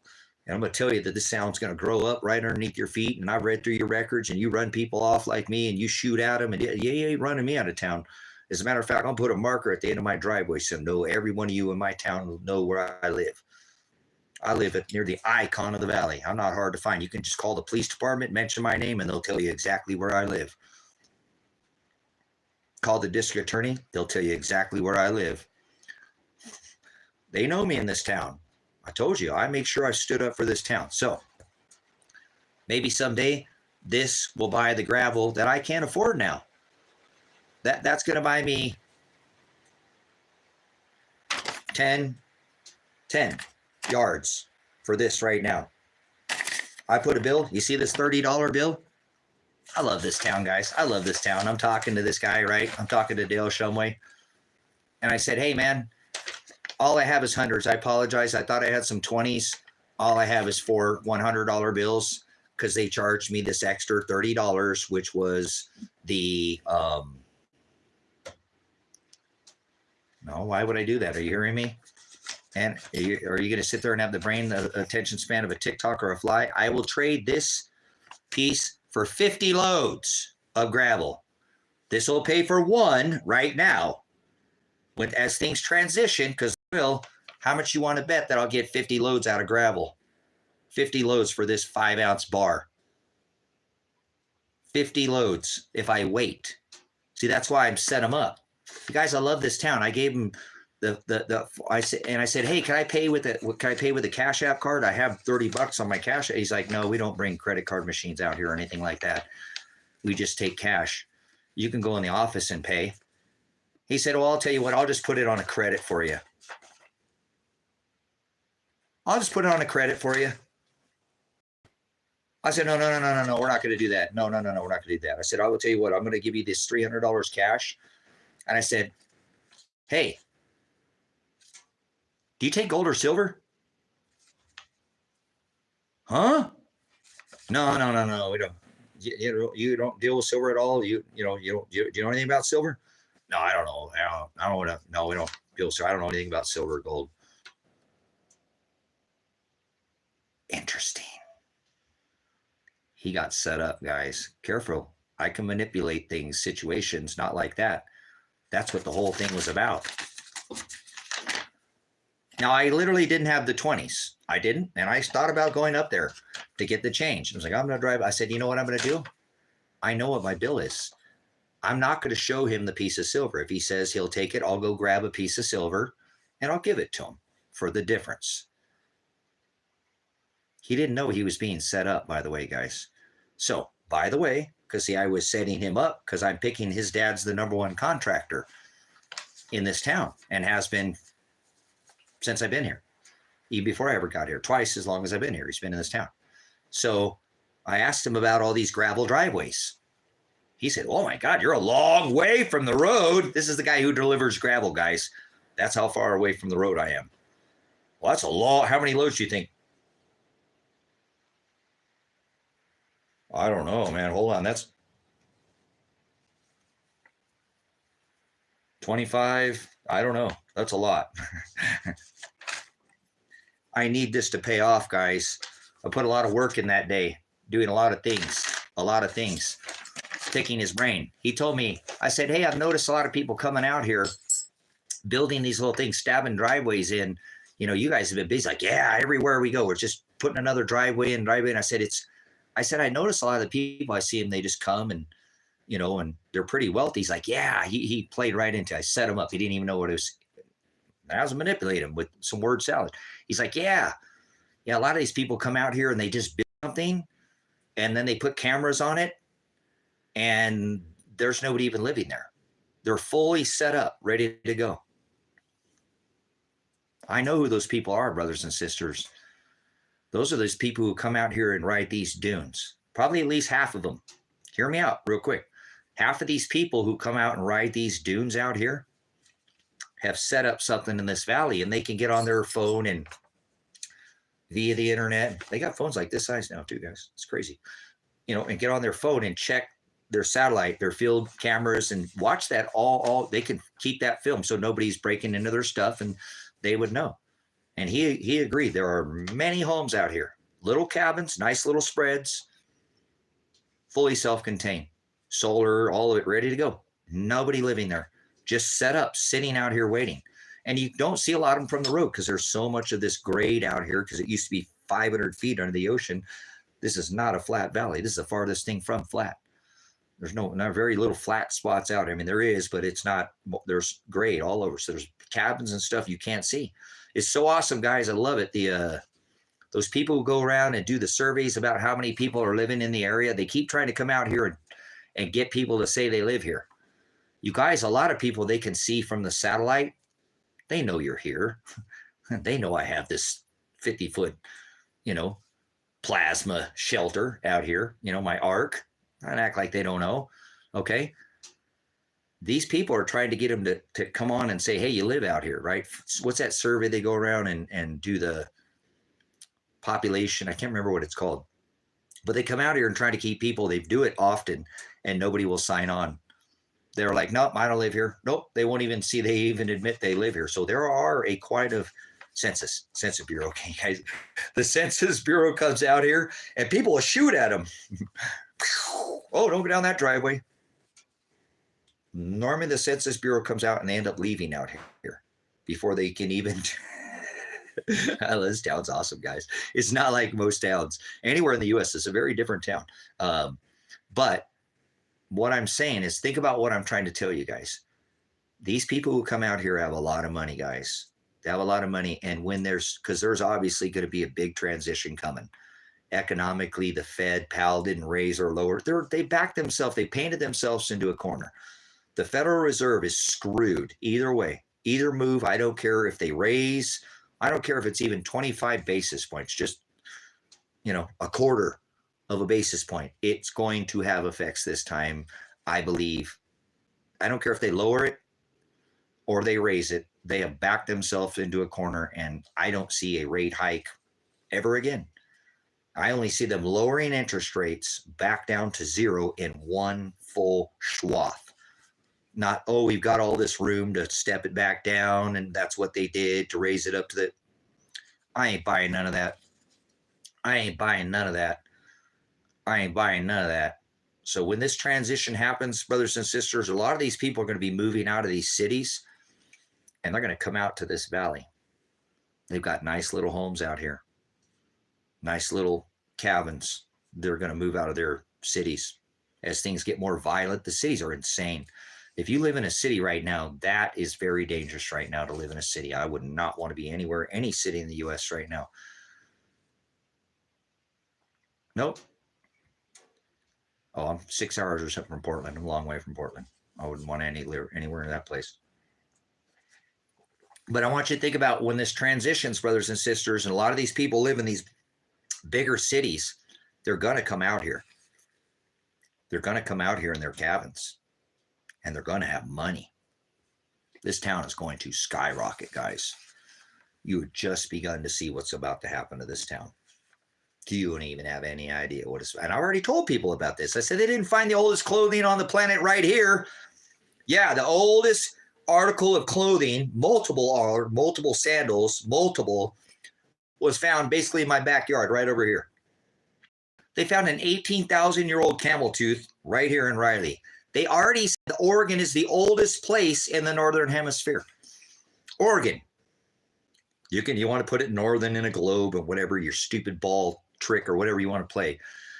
The Northern Hemisphere, there's not an older place in the Northern Hemisphere than where I live, right here where I live. This is where it was found. Clothing on the earth was found right here. It outdates anything in Egypt. It outdates anything in the Southern Hemisphere. Older, right here. I believe this to be the oldest place on the world. I really do. And I believe I've got front row tickets for the show. Literal front row tickets. I know these farmers are hiding out here too, guys. There's lots of things that are hidden out in this valley. That's why the farmers hate me. I've discovered some of their secrets out here, and I expose them, and they don't like me for that. But it's okay. I'm not going to stop what I'm doing. Remember, I'm still that guy. I'm still here. I was going to get in prison during the COVID. These farmers were going to come down my driveway and lob lead at me, and they were going to send the cops. The district attorney was going to, all this threats to my person and bodily harm, none. Electronically, yes, they can attack me. From afar, I paid that price dearly. But I'm telling you what, brothers and sisters, I understand economics, and I can see what is about to happen to this valley. As they shut down these cities, these people are rush out to these valleys, and a lot of them are going to have a little extra change, and they're going to flood it all into this area.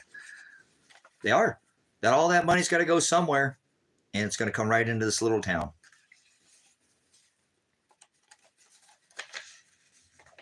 If that makes sense. And I don't think anybody in this town, and I got that from the richest contractor in town, from his son who built the largest Dollar General in the state of Oregon. This little town is not going to grow. You're never going to, there's been people like you come out here before. You can't sit on this chamber of commerce and tell us what to do. We're the ones that's got hundreds of millions of dollars. We don't know who you think you are. We done run people like you out of town. What do you mean that this place is going to grow up? You people like you been coming out here and saying this all along. There's been more, 5, 6 of you come out through the years. We now have the largest Dollar General in the state of Oregon in this town. I had people come to me and say, I'm sorry, Tracy. I really am. You know what? I attacked you, and I understood that, you know, the small town, and I kind of took the farmer's side, and, you know, but I see what you're saying now. I went back and looked at the records, Tracy. You're right. Walmart does own property out here. They bought it in like 2006. Walmart doesn't buy property and sell it. They'll buy it and wait and put something on it. They were going to put something on for 2008, but the downturn happened. Safeway has property in Christmas Valley, or right across from the Chevron over there. People go, where do you get access to all this? It's in the records, you idiots. You can go through and find all this information. I went through the water records. I went through everything before I moved out here. Oh, this town's never going to grow. We're going to shoot you. Now we have the largest Dollar General in the state of Oregon right here in this little township. It's not even a town. Why did they build the largest Dollar General in the whole state in something that's not even a town yet. It's not a town, it's a township. Because people, remember, they won't sign that sentence. But people came to me and went, Tracy, you know what? I had you wrong. And I jumped to the conclusion, but I want Tracy, what's coming next? Let me see your arm. Let me see your arm. What celestial, what celestial marker is coming next in the sky, Tracy? And that feels good, guys, because it's edified. I've been out here for a while. So as, yeah. So isn't that pretty amazing? We now have the largest Dollar General in the state of Oregon. And guess who built that Dollar General? Dale Shumway and his dad contracted the guy who said to me, it's never going to happen. Guys, look how this goes full circle. This guy sat on the chamber. Remember, he is the contractor. He wanted to hold it down. He wanted anybody out here so he could hold down. He said it was never going to happen. And then he ended up building the largest Dollar General in the state of Oregon. Thank you, Father. Thank you, Father. Thank you, Father, for giving me the ability to see. See, I can see things, guys, not because I understand. I understand that was all an economic cycle. You can't be the coolest place in the world where they spoke 13 tongues in this valley. 13 different languages. People used to come from all over the northern hemisphere. This is the oldest place on the planet, brothers and sisters. Potentially oldest place on the northern hemisphere. Has been said, for sure. Read the articles. Largest dark sky sanctuary in the world. Right here, 2.5 million acres, satellite belt. So I can't tell you anymore. This place is popping. It is doing everything I said it would. And it's a nice thing to sit there and watch, all this people come out here and they love it out here, guys. They come out here and they're not like me. They got a little bit of Social Security. They don't struggle at all. They get their big house and they come out here and they consolidate and they move out of the big house and the little teeny tiny property.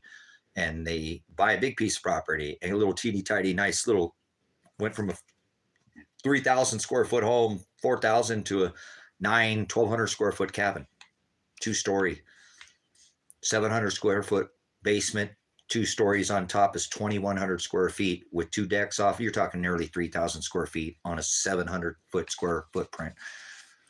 People do this stuff out here and they come out here and they live out here and the whole sky lights up at night.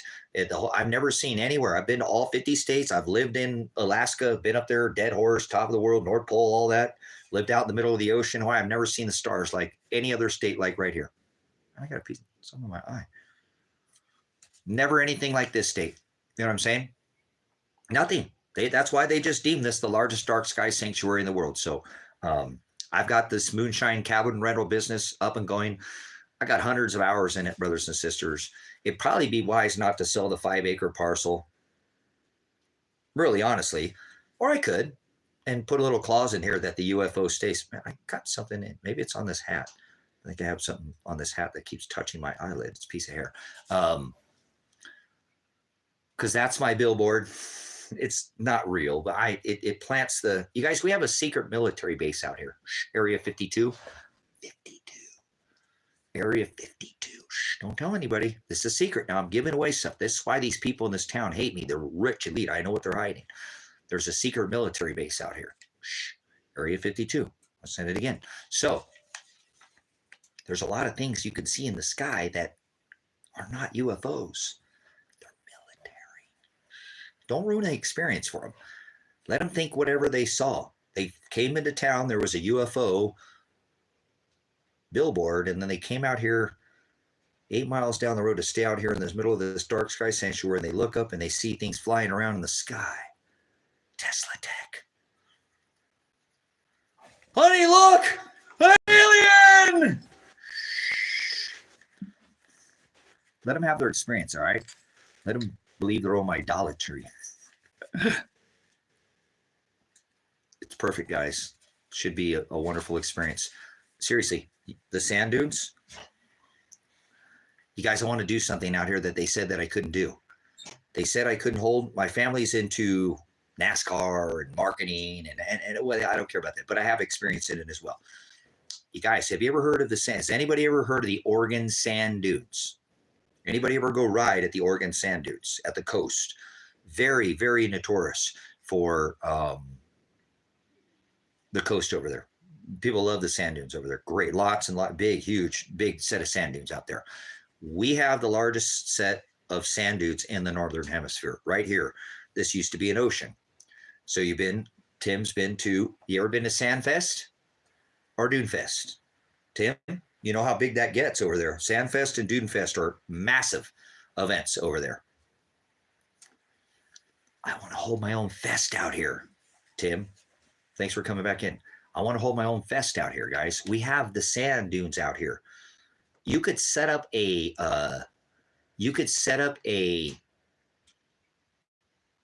just a sightseeing to go out to the sand dunes. Somebody can rent something here, right? Cabin rental, pay $150 a night.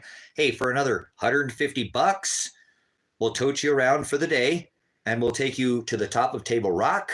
We'll take you over there to the Black Hills. We'll take you over there to Anna Reservoir. We'll take you down to possibly the hot springs to see. We'll take you over to Crack in the Ground, right? All these amazing petroglyphs out here, amazing features. So what I was thinking about doing, because they told me that I couldn't do this, guys, and see, there he goes again. Don't tell him he can't do something. He'll do it. So they said I couldn't hold an event out here at these dunes because they have Sandfest and Dunefest, and these are where they hold big, they put up stages and give away, different items, and it's a marketing thing. It helps sell product.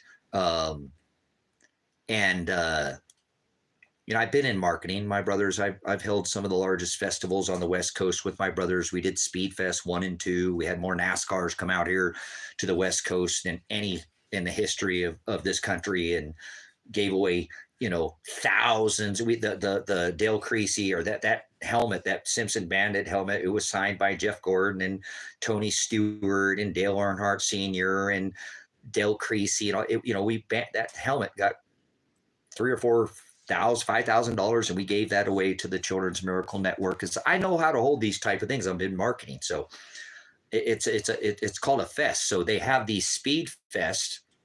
So what I would do is I would go to like this local town in Bend, and I'd ask, the Can-Am deal. Say, hey, you want to get in on the sponsorship? We're holding this fest, out in the desert, and it's sand dunes out there. It's never been done. This will be the first annual event, and do you want to be the presenting sponsor? We've got gold sponsorship, silver, or whatever, and give them these levels and tax write-off. A lot of this, you can make it official. I know how to do all this. And then you bring in a stage, and you bring in a sound system, and then you got to get women in bikinis because the guys like girls were hot dressed in bikinis. So it's just part of that marketing thing. And then you get what we call swag. Swag is keychains and buttons and banners and t-shirts and stuff they're willing to throw out into the crowd, and people will get around the stage, and it's an event. I've done this multiple times. I've done it multiple times out with my brothers, and they've spent millions of dollars of their own money doing these festivals for nothing. And they give away for Food for Lane County, Children's Miracle Network, all these different organizations that all this money gets given to. So you can have an event, attach a charitable organization to it, have things like auctions. I'm an auctioneer. I do all the auctioning, the actual auctioneer, and hold these events, and then give to a charitable organization, and then still, so to speak, cover your fest, and then hold something as an event where you can come back year after year.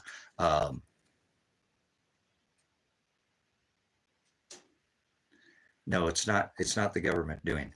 But check this out. So now you've heard of it's called Dune Fest or Sand Fest, right? And they're very popular. And like I said, they do these marketing. It's like you ever been to a NASCAR event. They do these type of set up stages and sound systems and swag and all that, and you got to imagine to get food carts out there. And there's a Can-Am. They're giving away a side-by-side, a $20,000 side-by-side. They're giving you giveaway. It draws the people. I know how to market things. Like I said, what markets is the girls dressed with the bikini tops and the butt cheeks hanging out the back is probably the number one seller. You know what I'm saying? But anyways, you guys, they told me I couldn't do this. And so you're going to bring out, again, food carts, and, it's going to help set up You know what I'm saying? So eventually they told me I couldn't do this, guys. So somebody like myself, let's say if Iceman ended up coming out, I don't know if he's still in here or not. Iceman ended up coming out here. He was a good fit or something, like, hey, let's do this, man. They said we couldn't do this. I know it's state property. Let's go around this. I know how to do this. You know, I said, let's just do this. We'll put it all together and we'll do this. We'll you know, I know how to make this happen, brothers and sisters. I know the way around this. My family is very good at this. Like when we were told that, you know, that at Autzen Stadium, you know, that Duck Stadium, the U of O is just crushes anything. You have to be vended, you know, all this different stipulations that they make you go by to be a part of their fest because they want all your money.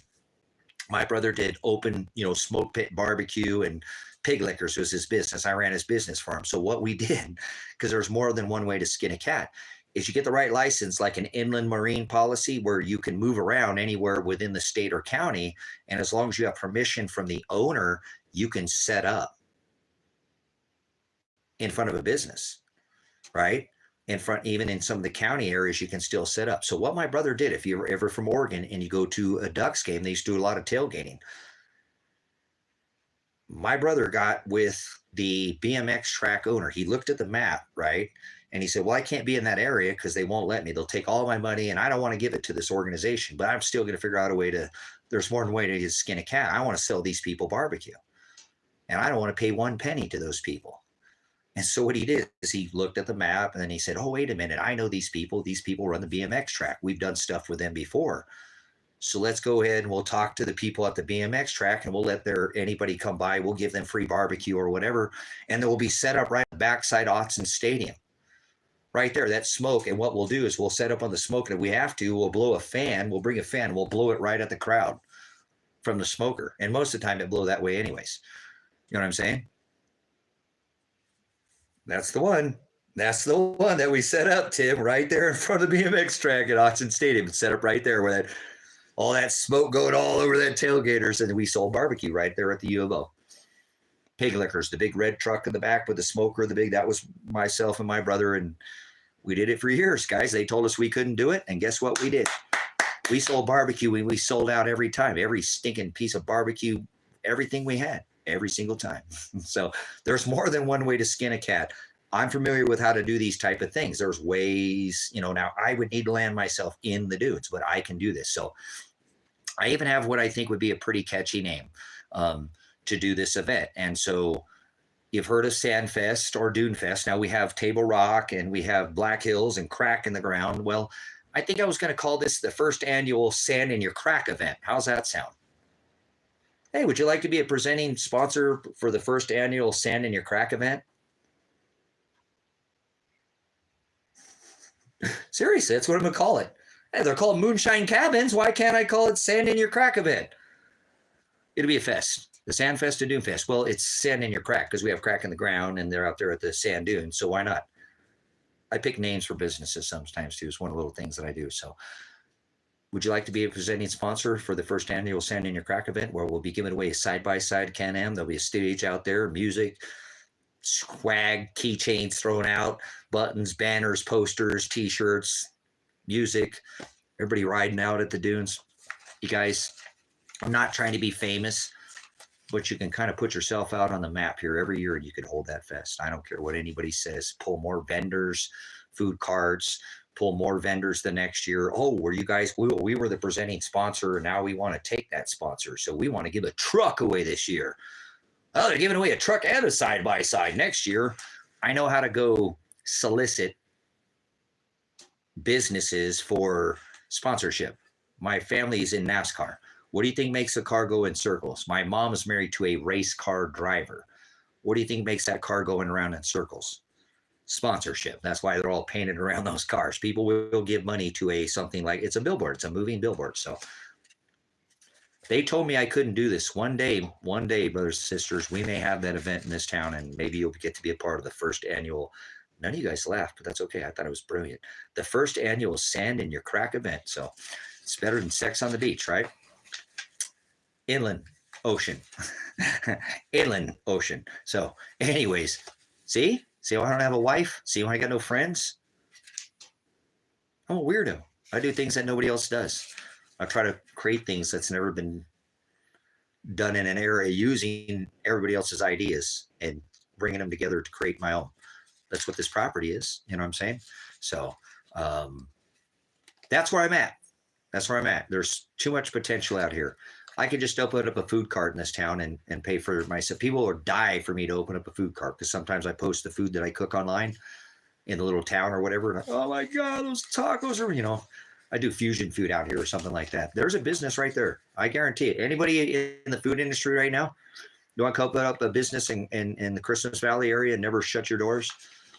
We don't have a Chinese restaurant here. I promise you, open up a Chinese restaurant and it'll never close down out here. Don't be all extravagant. You don't need a million dishes. Do 6 or 7 basic dishes. Keep it simple, stupid. Kiss, right? You'd never close your doors. You'd sell out for the first 3-4 years. You'd sell out all your food. I guarantee you, in the first couple of years, you wouldn't be able to. I don't think there's a big enough building out here to hold enough food to people come. There are enough people out here too, guys. They just don't sign the census bureaus. It's pretty obvious, like I said, from their satellite images, like, holy crap, look at all these people here. You go up on Table Rock and just a couple of years ago, you look out here now, you're like, holy, looks like a little city over there. Over there. But it's beautiful what's happening out in this valley, guys. So most of the things that people have said that can't, won't, and it would never happen out here already have. And I'm glad that I've got to be a huge, tremendous part of that from the ground up. Most of the things that these people said that were never going to happen in this town, that have happened now. And so in the future, I see it's going to be very hard to be able to move into this town. I don't think people are going to get to come out here like they think, because they've set this place out of the light belt. They literally set it apart as a dark sky sanctuary. So that will restrict growth. I don't care what people think. If they can't understand what that means, I know what it means. I'm not an idiot. I know how to forward think. And I'm telling you, they're going to stop people from coming out here, and people are going to wish they got property out here. So I guarantee you too, once that happens, that's going to spike the price of property up here. It's going to go tremendously up. I do believe that. It's one of the few places in the U.S. because everything has been so overbought in the real estate market, the commercial market, and all just the economy is tanking as a whole. Car market's crashing, a lot of things are. Everything except for energy, food, the things you need on your daily basis are hyperinflating, and we're starting to see things recede and pull back because they were overbought, so to speak. So I do see as this next economic downturn to be the one that will drive people to this area, and it'll probably be too late.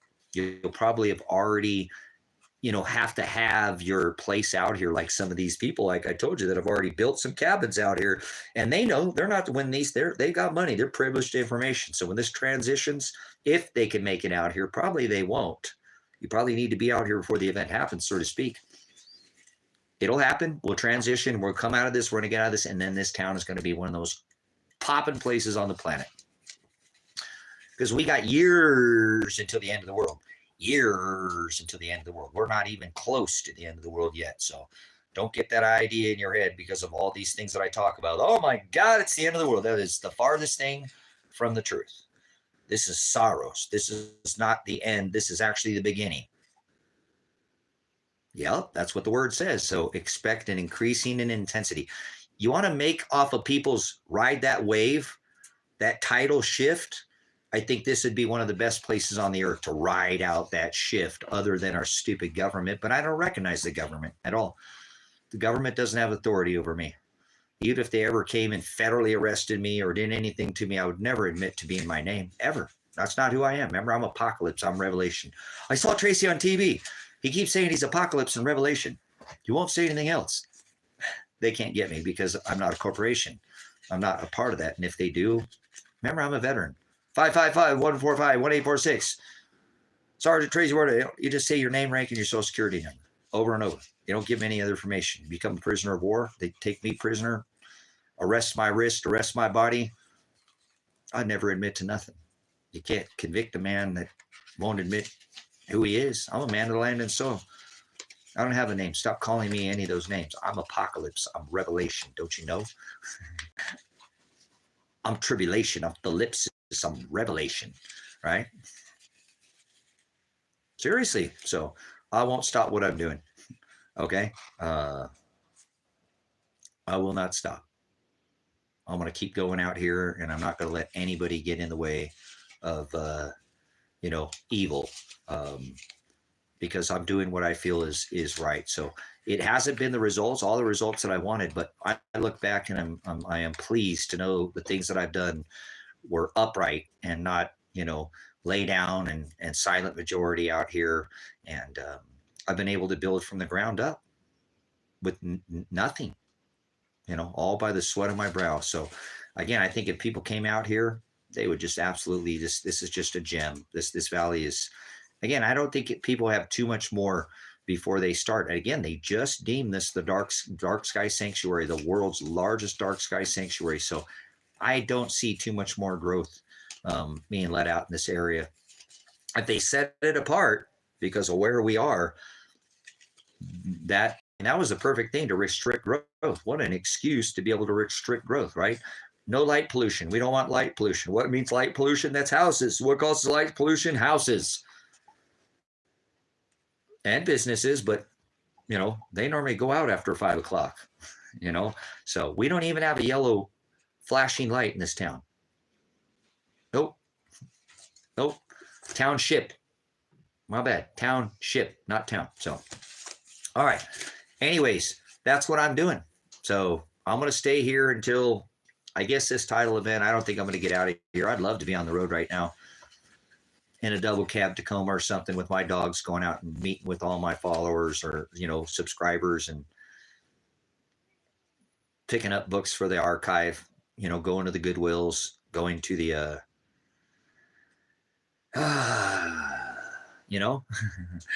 this is, I'm going to ride out the storm. And I think hopefully if God doesn't take my life in this event from weather, that, I will thrive. Everything I've ever worked for will come to fruition.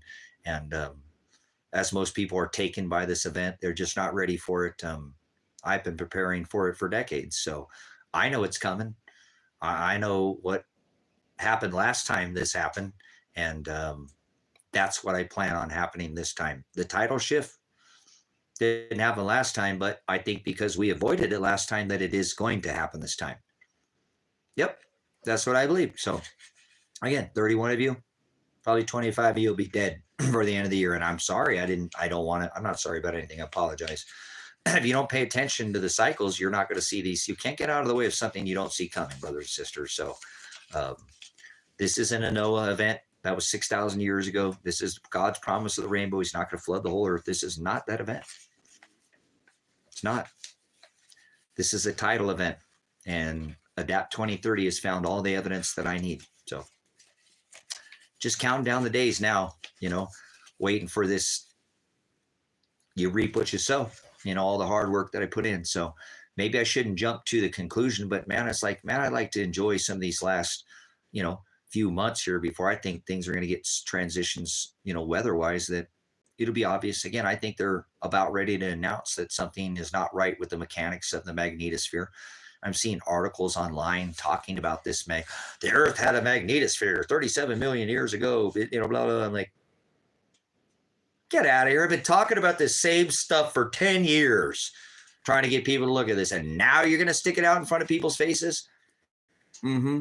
So I think they're, I'm saying, I think they're very aware of this event, and that's why my overlay maps of the federal land over here on the West Coast should be complete obvious. Do you live anywhere in that white strip? Do you have any idea what I'm talking about? Have you looked at my overlay maps? Do you think you can make it through that event? How are you going to make it through that? You got a boat? Do you think your boat's going to, that water comes all the way up to the Rockies, potentially into the Rockies. It's come not as far before as well.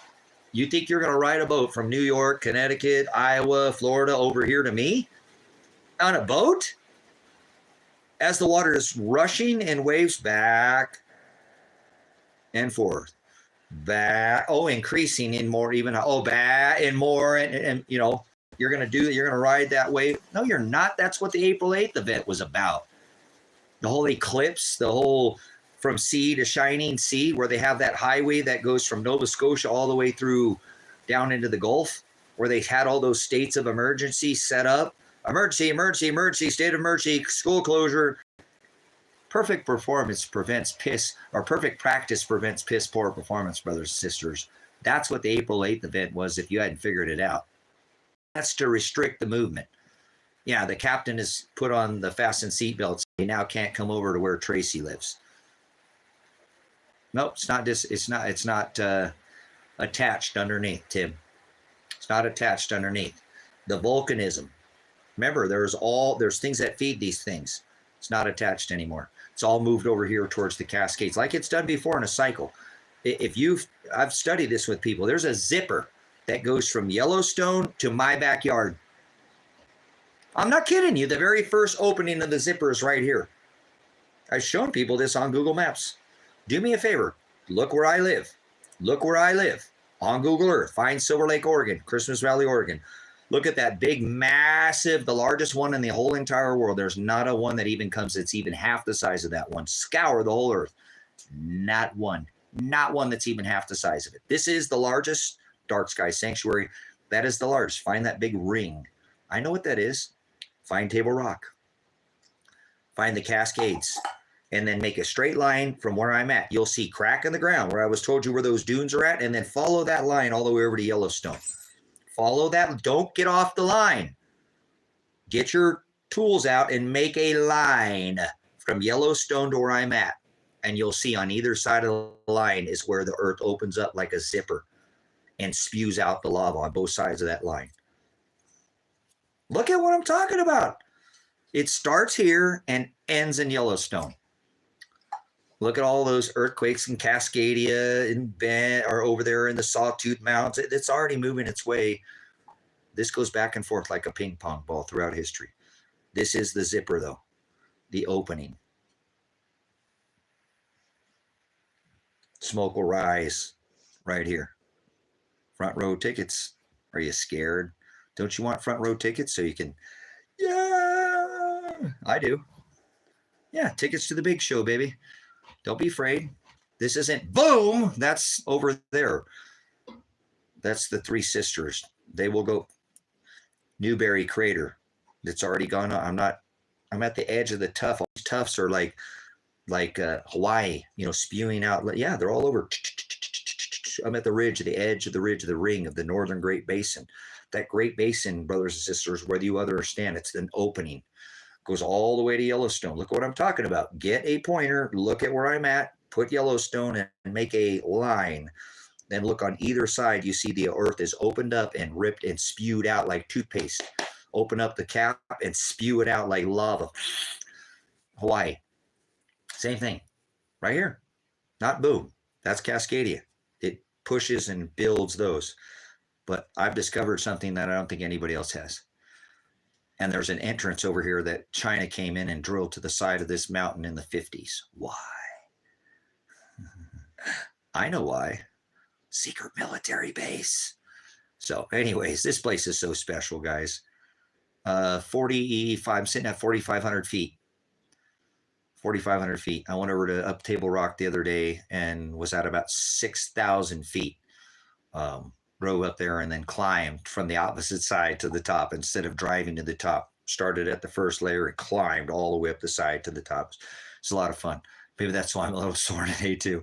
So like a billy goat climbing up there. But I've got a mountaintop right over here that's over 8,000 feet. But I'm not going to be near the water. I'm not going to be in this water event. Are you in the water event area? Are you somewhere right now where the water has made it before in the past? Do you have any idea what I'm talking about? There's a 3-minute and 33-second video on this channel. 33. Now 4. You should go watch it. As a matter of fact, go watch it right now. I'm going to take a break. I'm going to take a pause and go get rid of some of this coffee. And I want you to watch these 3 videos. I'm not going to ask you to watch the Adapt 2030. You can do that after you get off this channel, after we're done with the live stream. So please look at the 3-minute, 33-second video. That is on the title event, showing you the overlay. Okay. And take a look at that 1 minute. I think it's 1 minute and 1 second. Well, why don't you guys figure this out for me? Go watch this video and help me. And I can do it myself. But I actually can't do it right now because I'm on the stream. Go watch these 3 videos and tell me, is the 1 minute and 1 second video on the extinction, or is that the overlay of the 4 large gas giants? Go watch the 3 minute and 33 second video.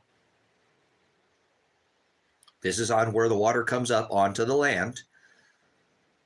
One of them is showing this gas giant alignment, and I don't know if it's the 1 minute and 1 second video or if it's the 58 second video. Will you make a note of that? Let me go relieve myself. We'll take a pause for the cause. What do they say in the military? Smoke them if you got them, or whatever is that. I don't know. I don't smoke cigarettes. So, but anyways, yeah, take a pause for the cause. Do whatever you got to do. Go use the bathroom. Go dogs. Take do their business. Yes, it is. Yes, it is. Now, I think the water will come down there towards Lakeview, where they hate me there, the southern portion, but that's all the way down towards the California border. That's, you know, it's a couple hours away from me where I'm at. So I don't think the water's going to make it this far. It's just not. That's the backside. If you looked at the map then, Tim, you're saying, I'm more concerned about that water coming in from the Rockies. See how far it comes in. So, and it's a cycle. I believe it'll come in waves. It'll start, you know, it'll take out Florida, Maine, and Georgia's and South Carolinas. All the Carolinas will be over flooded. And that's why they put all that April 8th event, because there's still all that military equipment along that highway. They still declared a national emergency or a state of emergency. You got those people ready, not for the very first time that they did that.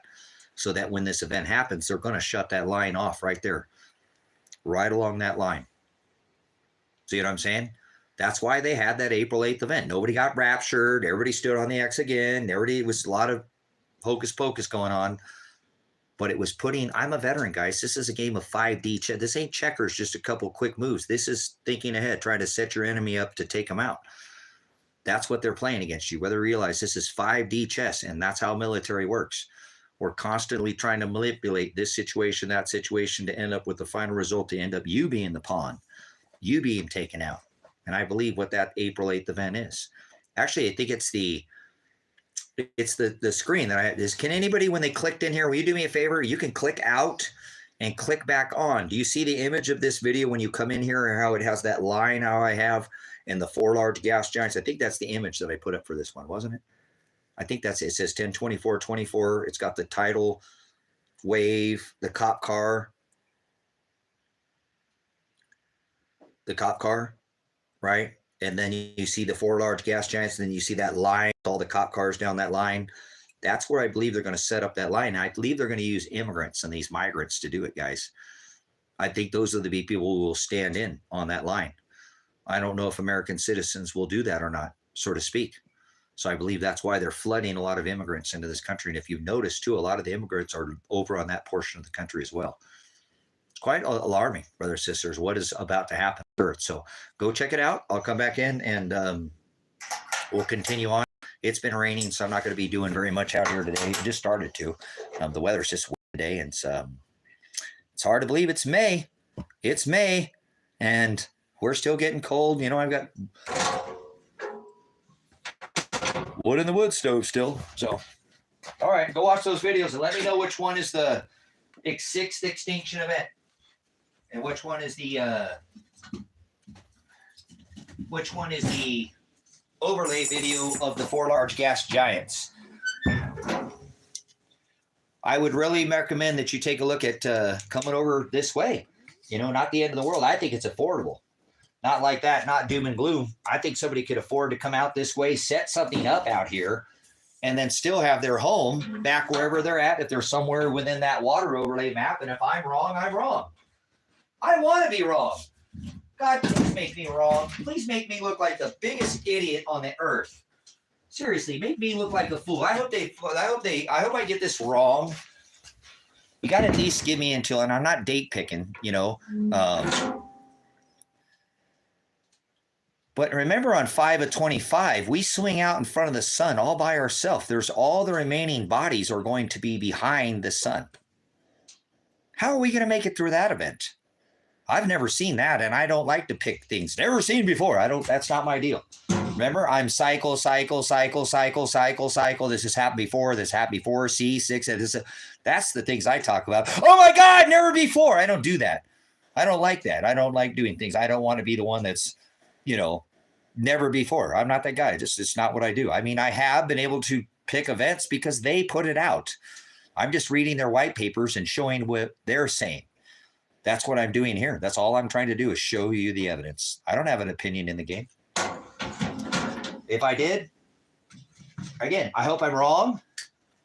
I hope they go after me for disinformation and they throw me in federal prison for the rest of my life. I'll never get to see the light of day again. I hope that I'm wrong about this 1024 event. And I hope it misses it this time and I get called out on the internet and they expose me. They do hit pieces on me and expose me that I'm a fraud and I caused alarm and panic and all this stuff and I was wrong. I hope that's what happens to me in my life, guys. Because if I'm right, a lot of you are going to die because you didn't pay attention to the cycle. And I don't want to be right about that. You think I want to be right? You think that's what I want to see for this world? No, I don't. I hope it passes us by like it did the last time when we went into this celestial alignment. But we got rocked by volcanism. We got rocked by weather during 79 AD. We missed this tidal event. I don't think we're going to miss it this time, though. So I'll be that guy. If I'm wrong, they can come after me. I'll take it like a man on the cheek. And I never said 100% it's going to happen. But I said now the plausibility is just every day it gets more and more and more as we get more solar X flares, more geomagnetic storms, more weakening of that magnetosphere. It makes the potential for this block domain wall, this cancellation, this negation of magnetics make this more and more plausible every single day. If the sun just went quiet right now, we might stand a chance. Now the atmosphere would still shrink, but every time that one of those solar flares hits, it scrubs off that magnetic protection. And once was 40%, which means we have a 60% field strength of the magnetic protection from the sun, from the energy, the proton, high proton energy that comes from the sun. We have less. So I believe it'll be under 60%. We have what, 175 days or so. I don't keep count anymore right now. But I know we're under 6 months. So that magnetosphere is going to be even weaker.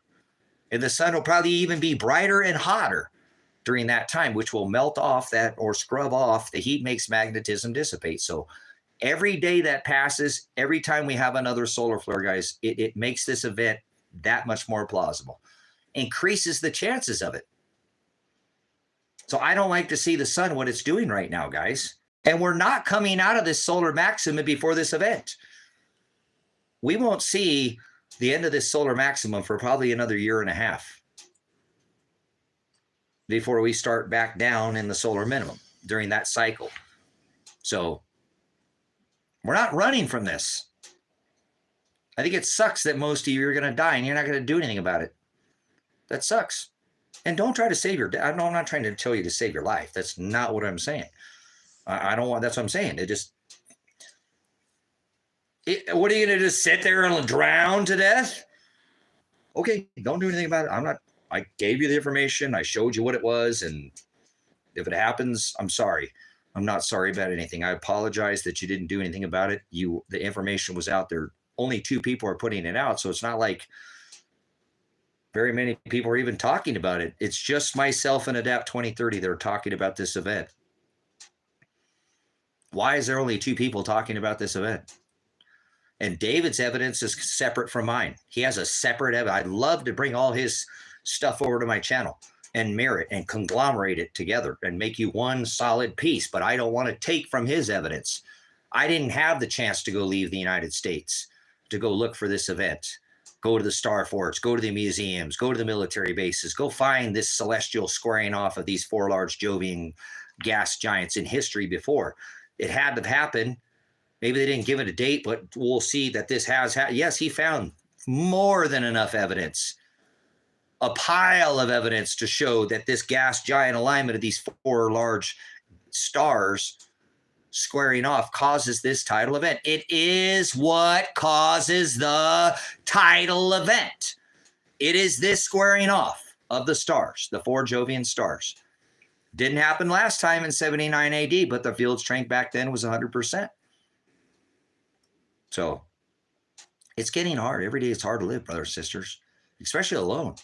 Wish I had a few people here to ride this out with, go, hey guys, you watching this? This is tough, man. What are we going to do when this happens? How are we going to live after this? I mean, imagine what the world's going to smell like that day.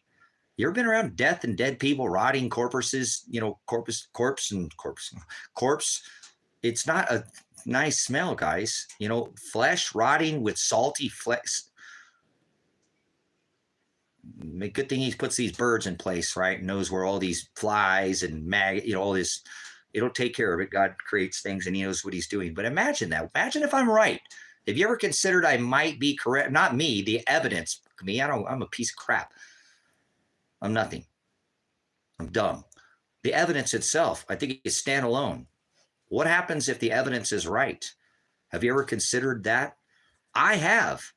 And it's hard to live with knowing that,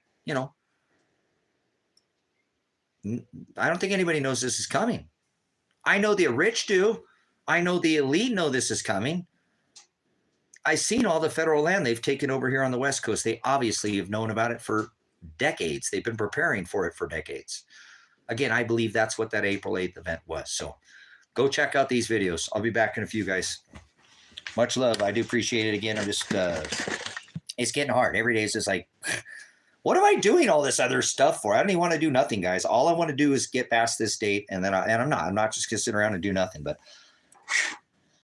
it's hard to sit around and watch nobody do anything.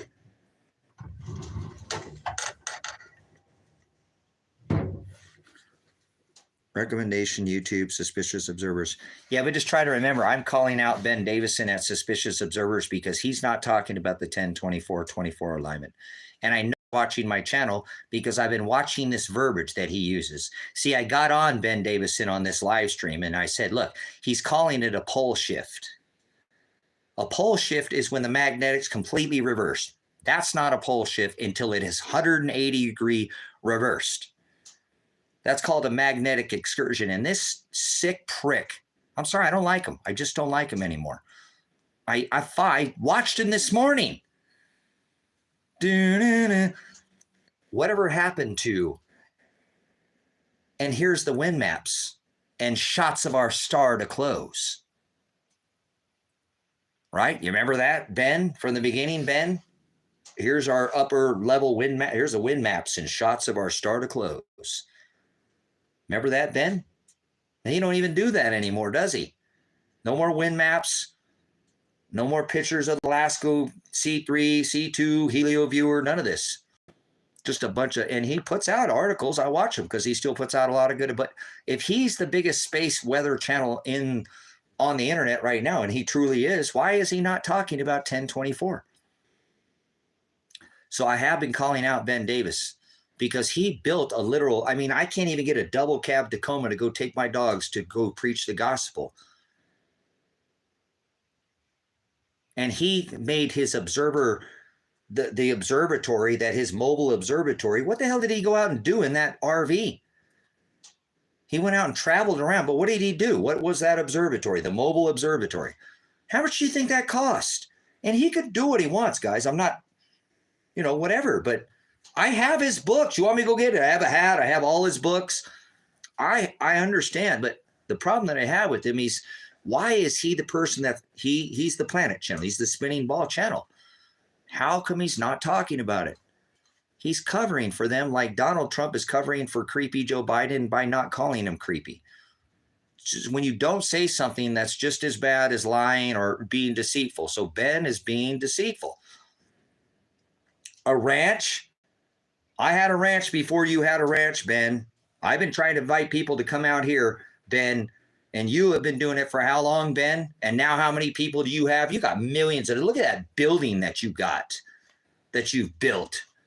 Your whole observer ranch. Look at all these people, all this money that you've millions of dollars poured into this one single guy.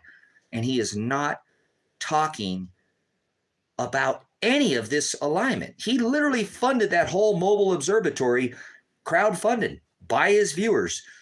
The Observer Ranch in Colorado, the new Valley of the Sun, eyes open, no fear. Be safe, everyone. How many people have got onto that? Why is he not telling them about 10-24-24? This is something that happened 2000. This is a very important alignment. This wrecked our earth. But yet he's talking about the galactic sheet, to the courage sheet, and the core, and the reversal at the core, and the tektites, and the nova. But no talk of spinning balls, huh? 10-24-24, huh? See, he's a shill. If I could just 16th of his money, I could do so. And I don't know about the money, brothers and sisters, but God, I could have gravel in my driveway. God, I could have a double cab Tacoma pickup truck to take a vacation so I can come back and work hard at this again to get ready for this event like I've been getting ready. He's not telling anybody about that at Observer Ranch, is he? Instead, we're going to get blasted by microtektites because the sun's going to nova and the earth's going to... You know what? If I could throw up on Ben Davison right now, I would literally puke right in his face. You know why? Because he's sitting there telling you that the earth is going to turn over on its side. The earth is going to turn on it. The Adam and Eve story, the whole CIA. See, I've been watching his channel since his very first video, and he still puts out excellent information. You know what I'm saying? Well, I'm not saying, you know, I don't know. Why is he not talking about it? That's why I'm calling him out. Because you can't be spaceweathernews.com, you know, observatory, mobile observe. That means you're paying attention. You're observing. Why is he not suspicious observer ranch my ass? I apologize for my French, but observer ranch my rear end. Observing, what are you observing, Ben? Are you observing that galactic sheet or galactic radiation? He's talking about outside the firmament a lot, isn't he? He's talking about things outside of the Word of God a lot, doesn't he? So that's what I think he is. He's just a shill for the devil, and that's fine. I've got his books. I read his information because not everything he puts out is true, but not everything he puts out is false. So I don't know. Father, give me a quarter of his subscribers, please. Bring them over here and send their donations so I can build a library out here for people at Grace and Truth, and then I could donate this land to the church. Come on, Father, send these people over here to source fund this ministry for God so that we can invite people to come live here for free. He's charging people to live there. They got to pay an exorbitant amount to come be with him. I want to build these buildings out here and let people live here for low to no cost at all. The cost that it might be is they might need to go pick something out of the garden or clean the solar panels. I really like it to be no monetary attachment to the people who are eventually. Come on, God, send these people over here. Send those people who are being lied to by Ben over to this observatory, 923. Revelation 12:13, Star of Bethlehem. How come he doesn't talk about? Here's another one. Ben Davison. How come he didn't talk about the conjunction until I was subscribed to Ben back in 2015? Yes, I was. How come he didn't talk about the Star of Bethlehem? How come he hasn't talked about the Revelation 12 sign? Think about the mechanics I've told you about that it took to make the Revelation 12 sign. 2 major constellations, the largest star in our solar system, the sun. The second largest star, Jupiter, enters into the belly of the Virgin. 2 major constellations, the Virgin and the Lion, then 3 wandering. This guy's talking about stars, right? 3 wandering stars. He should be talking about the ecliptic plane. Why did these stars stand still for 40 weeks? Think about the mechanics behind Revelation 12. 3 wandering stars line up at the scepter, the head of the lion, Leo, and not for a day, not for 4 days, not for 4 weeks, but for 40 weeks, these wandering stars that do not stay affixed stand still like a soldier at attention, and he never mentioned it once. Not once. And then there'll be another sign in the heavens, a great red dragon. He should have been talking about Draco. He knows about all these stars, right? Why? How come the largest there's several constellations that are in the shape of a dragon. Draco is the largest. Yeah, the retrograde motion, bam, and then a third of its tail will cast. That's right. Somebody was paying attention. and a third of the stars will be cast to the earth. That was Draco in the way that the retrograde motion, the tail cast a third. How come he wasn't talking about Draco? And a third of the stars being cast to the earth. Revelation 13. Because he's a shill. He has no Christ in him. If he's disposed of the biggest spaceball star guy, why is he not talking about these celestial markers? These are very important. Again, the mechanics. Leo, Virgo, opposition, same thing, retrograde. Jupiter enters into her belly. She's clothed with the sun, largest star, moon at her feet, travailing and with 3 wandering stars to complete the 12 stars with the crown upon her head, and that Jupiter sits there and moves back and forth. Yeah, that's Revelation 12. That's I'm the only man with that tattooed on their body. The Revelation 12 sign. There's not another man on this earth that has that celestial marker tattooed on his body. I'm 99% certain of that. That was in 2017. Remember on 9/23, after 40 weeks in the belly of the Virgin. This is the Revelation 12 sign right here. This is the Revelation 12 sign. That's 9/23. That's Jupiter. Remember I told you I have more than one Jupiter tattoo. That's also Jupiter on 9/23. It exits the belly of the Virgin. See that? That's Virgo. There'll be a great sign in the heavens. The Virgin should be clothed with the sun. There's the sun, clothed with the sun. She'll have the moon. Where's that moon at? Down there somewhere. See that moon right there? The moon at her feet. She'll have the moon at her feet. And she will have a crown of 12 stars. Stars, that is Leo. And those 3 stars below that is Venus, Mercury, and Mars. And they all line up on the ecliptic plane. I'm the only man I know on the earth that has this Revelation sign tattooed. And on 9/23 to the day, 9/23 to the day, that is 9/23. Jupiter exits the Virgin's right between her legs 40 weeks to the day. So, 3 wandering stars stop. These stars stay off and on the ecliptic plane, like Draco's tail was above the ecliptic plane. These stars lined up. Did you see that? Below Leo, sitting there, stopped, creating a crown of 12 stars upon her head. A crown. 1, 2, 3 stars that go like this. Earth stays on the ecliptic plane. We don't wander off and get down the ecliptic plane. We stay on the ecliptic plane. There are stars that stay on the ecliptic plane. There are some that are wandering. These are called wandering stars.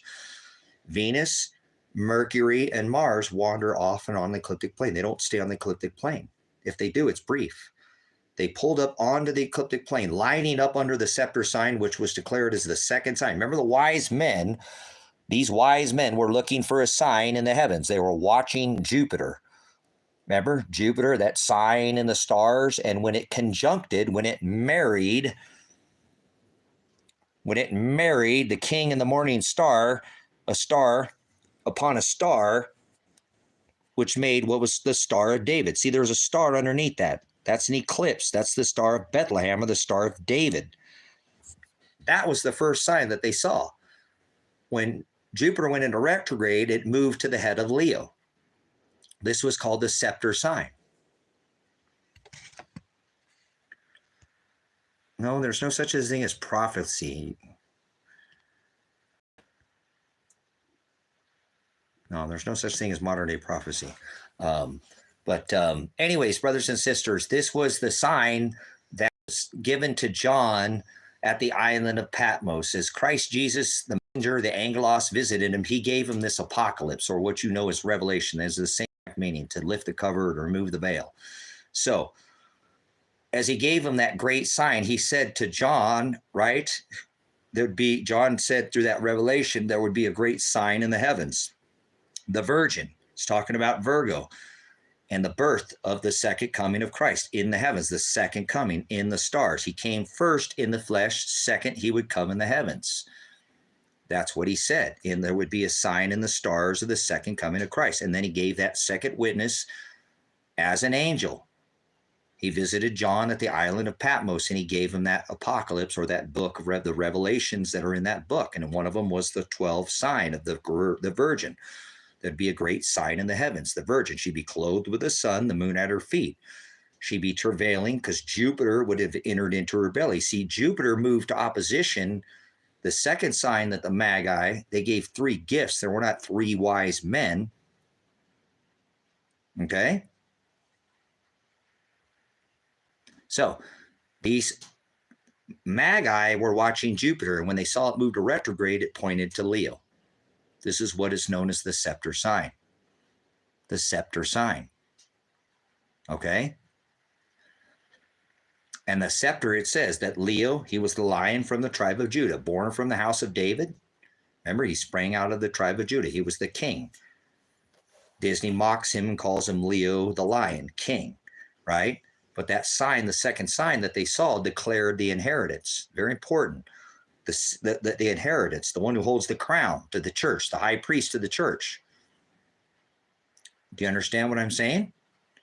That Leo sign is the scepter sign. It says that the scepter shall not depart from Christ Jesus, HaMashiach, the Messiah, until Shiloh returns. That's who it's talking about. The one who holds the inheritance. So that is the scepter sign. That's the one who declares the inheritance of the church. That declares him the head and we are the body.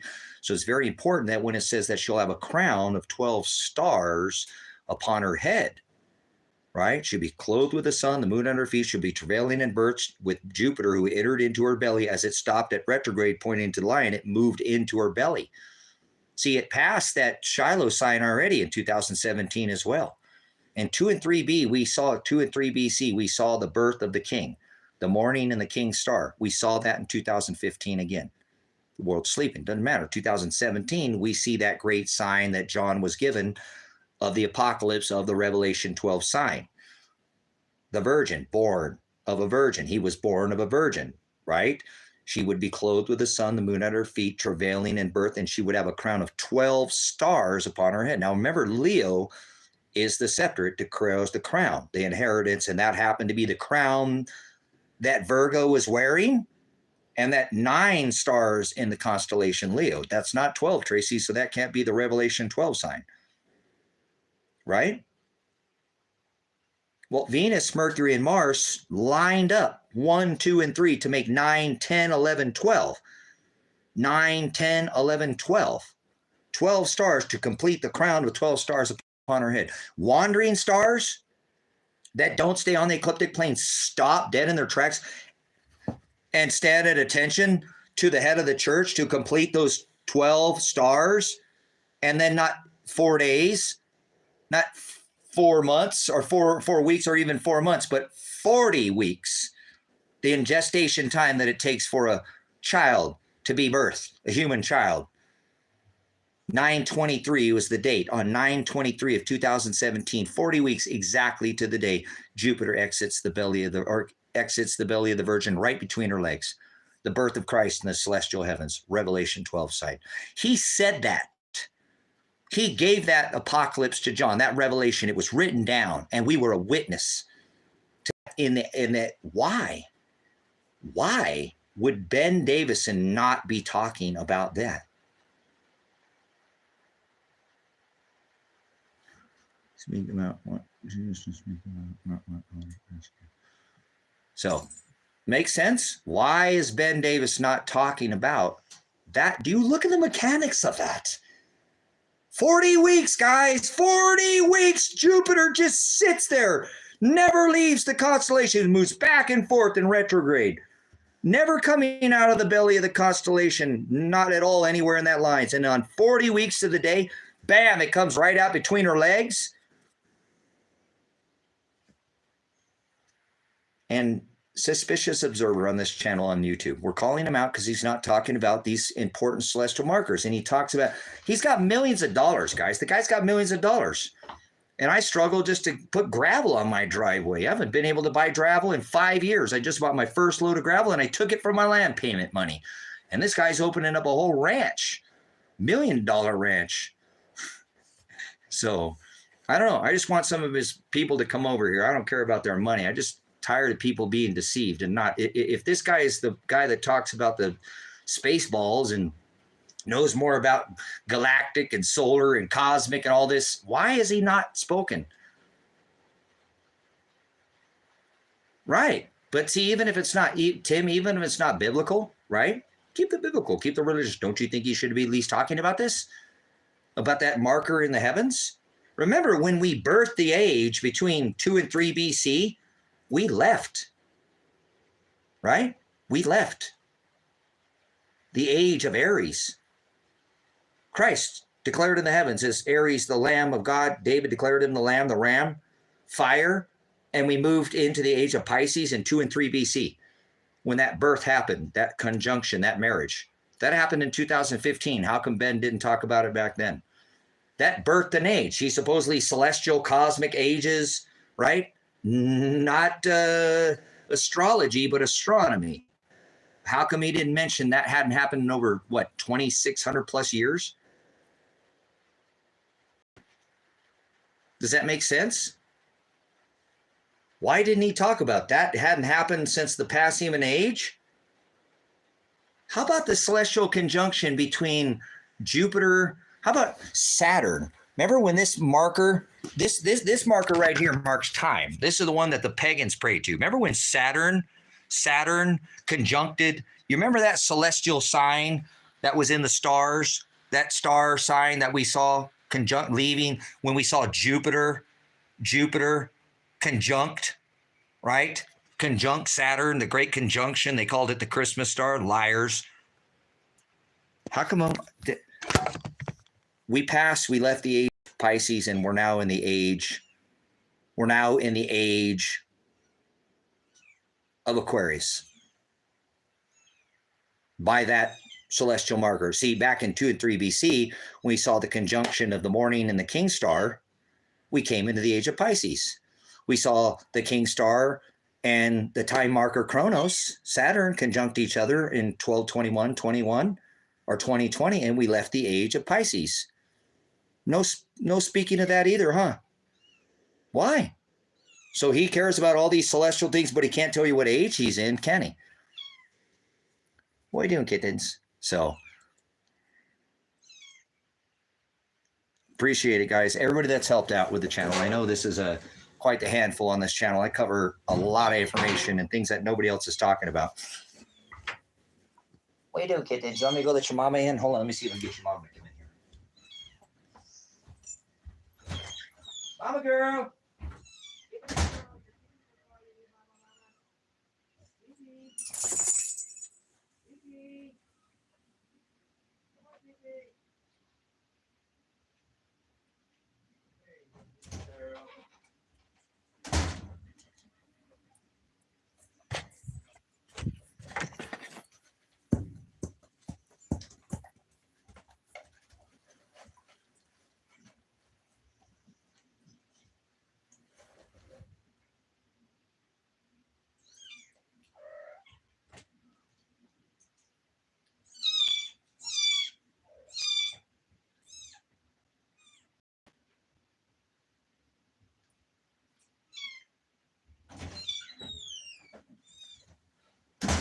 You guys are good boys, puppy dogs. Did you go in there, mama? Oh, there you go, girl. You feed your babies. So lastly, I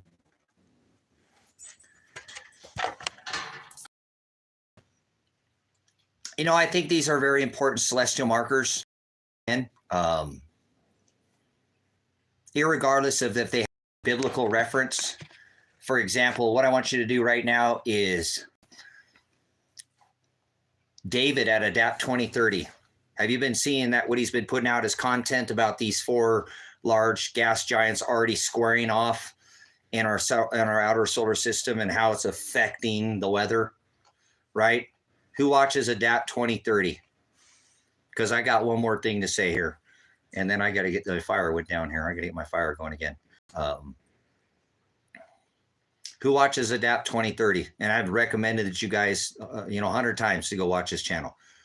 David at Adapt 2030. He's been talking about, and he's been putting off these these images again. I use some of the same programs. He's got one that I haven't put in, but yeah, I think I have in it. One of my videos used that same program and put some images of it. But he is talking about this squaring off of these oh, no, Regina. I sometimes forget sometimes where I'm at, and it takes me a minute to come back and answer my questions too. So, but if you're watching, well, see what I'm saying? Now think about it. Tim, are you watching David at Adapt 2030? Have you been seeing all the images he's been putting out, how these are starting, all these gas giants are starting to come around and they're starting to square off? We're starting to see this effects. I recommend, if you haven't been watching Adapt 2030, you need to be watching his video. He's the only other person covering this event. But what I'm saying is, why is it Ben's verbiage exactly what David Devine is saying?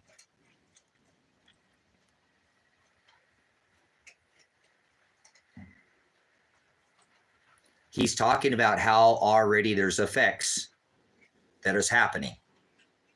He's already talking about the effects of this squaring off. He has a program where he can go show you already where all these gas giants are bringing their side over on one side of the sun, which squares off and it changes the magnetism, the energy that our sun gives. You know, the heliocentric model with the sun in the middle and all the planets, supposed I'm using this term, spread around the sun. That's called the heliocentric model. A geocentric would put the earth in the middle, meaning the earth is the center of the universe. But we're going with the heliocentric model, meaning that the sun, that's not the model I believe in, but it's the model that people are most familiar with. So I try to relate to something they can relate to. They want to look at their own and from there and figure out that Earth is the center of the universe, then that's fine. If not, whatever, the model still works. That's why we don't talk about shapes. But why is David at Adapt 2030 putting out all this? I wish you could see it, Tim, because you would agree. If you would have been watching David's last, 8 or 10 videos, he's been talking about how we're already seeing effects. And he said that this would happen too. A lot of what I have mirrored the same thing, an increased intensity of the weather as the magnetism changes. As their sun steps down the energy it gives us, it's going to have to give other energy to other. That's going to affect the weather on this earth.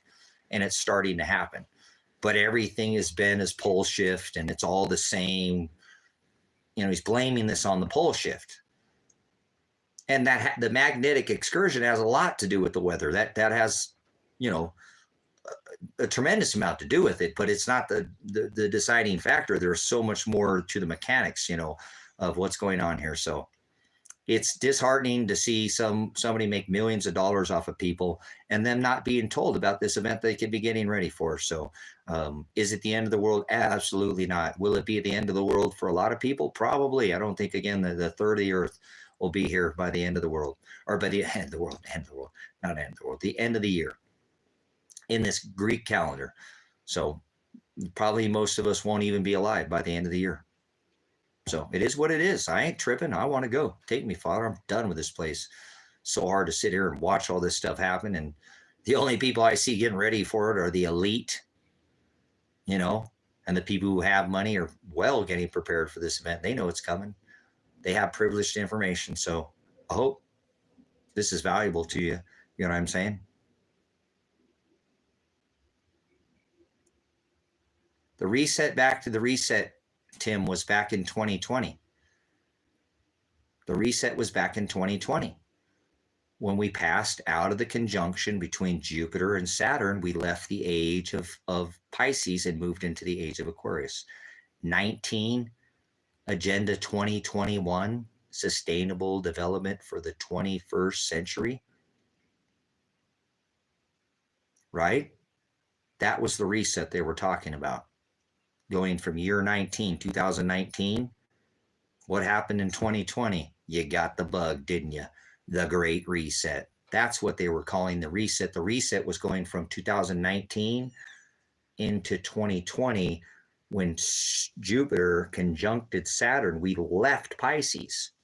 Remember, we came into that age when the birth of the morning star and the king star, that's what I was showing you here. That's the sign that the wise men saw, that Jupiter and Venus conjuncted. That birthed Aries to Pisces. That conjunction birthed a whole new age. That birthed the age. So when we birthed Jupiter and Saturn, we left Pisces and came into Aquarius. Even Pluto has made its way into Aquarius. So there's no way we're not in this new age. The firmament declares this, not men on this ground. They don't. These stars mark time. Genesis, he gave us the sun and the stars and the moon for times and for seasons. So you should be able to know what time it is if you're paying attention to that clock in the firmament. Remember Psalms 19, it declares the handiwork of God. It doesn't say anything. Day after day, it declares that message goes out across the line, across the earth. That is talking about that ecliptic plane, where I'm telling you, that's where all these signs are declared across that. If you took my tattoo and you took this and you took, she had the sun at her feet, right? Or she was clothed with the sun, the moon at her feet, 3 wandering stars. They are all, this sign is declared along this line. There's a line where all those stars sit. That's what Psalms 9 is talking about, 19. That line that goes out across the earth. That's the ecliptic plane. Remember I was telling you where the 3 wandering stars, where do they up? On the ecliptic plane. That's where the signs are declared. So most people don't understand the mechanics, the way the stars trek. You know, they believe in space, and they don't think that it's a clock, a pole, and a North Star doing. The moon being at the same place every 18 years. A cycle, brothers and sisters. It's just a cycle. Everything is cyclical. Nothing new under the sun, so to speak. So, quite alarming. So, Tim, what I want you to do is I want you to watch, since you've seen this evidence that I presented. Hopefully, did anybody get, was it the 1 minute and 1 second video? That was the video with the 4 large gas giants in it, or was that the 6th extinction event? Which one was it? Because the 3 minute and 33 second video is about the tidal event. So is one of the others, but one of them is about the extinction event. The reason why I include that is because I want you to know that they've been knowing that this is coming for thousands of years. Thousands of years. This is not news to them. What has been coming has been known for thousands of years. Are you aware that we're in the 6th extinction event right now? Are you aware we have already entered, the earth has already entered into the 6th, there's been 5. We have now entered into the 6th extinction event. You want to know when that happened? 12/21 of 2020 at the reset. What? Yep. Really? Yeah, the 12,000 year cycle. 6,000 years ago was the Noah event. 6,000 years into the future. The 12,000 year cycle. We're here.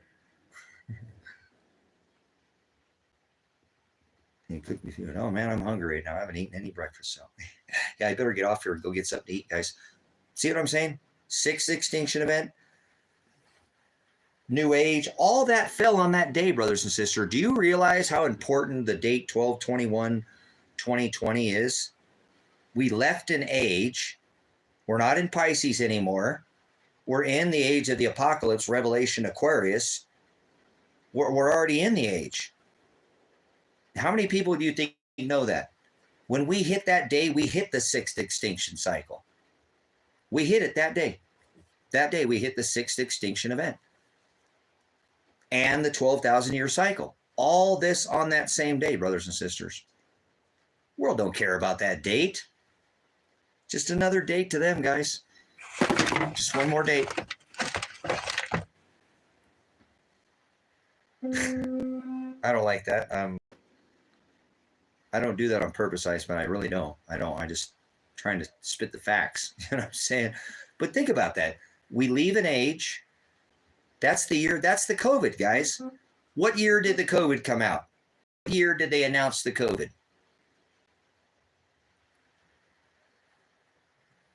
I'm all right. Not doing too bad. I'm probably getting ready to streamline, sell some of this property out here, streamline some of these things doing for other people, and try to flourish and keep my plan going. So, but isn't that insane? We left the age. We hit the 12,000 year extinction cycle. We hit the 6th extinction event. Really? All those things happened on that day? Yeah. Yep. We're in a brand new age. All you guys are smelling a little fishy back there. Smell a little Pisces.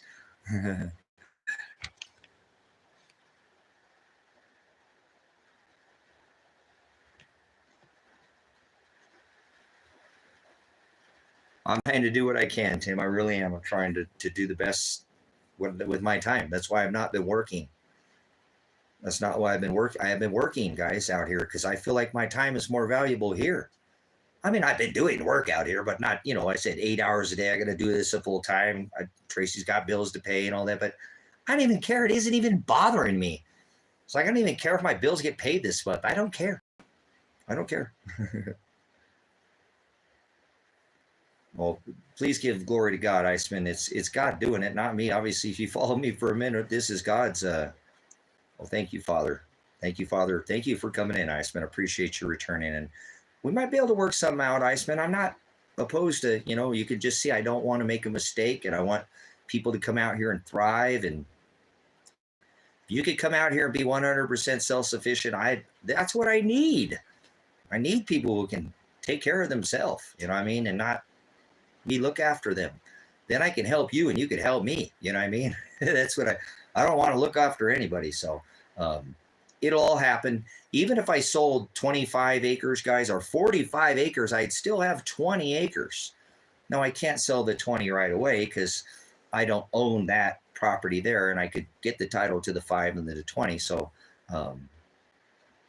I could still do a lot with 20 acres, right, guys? So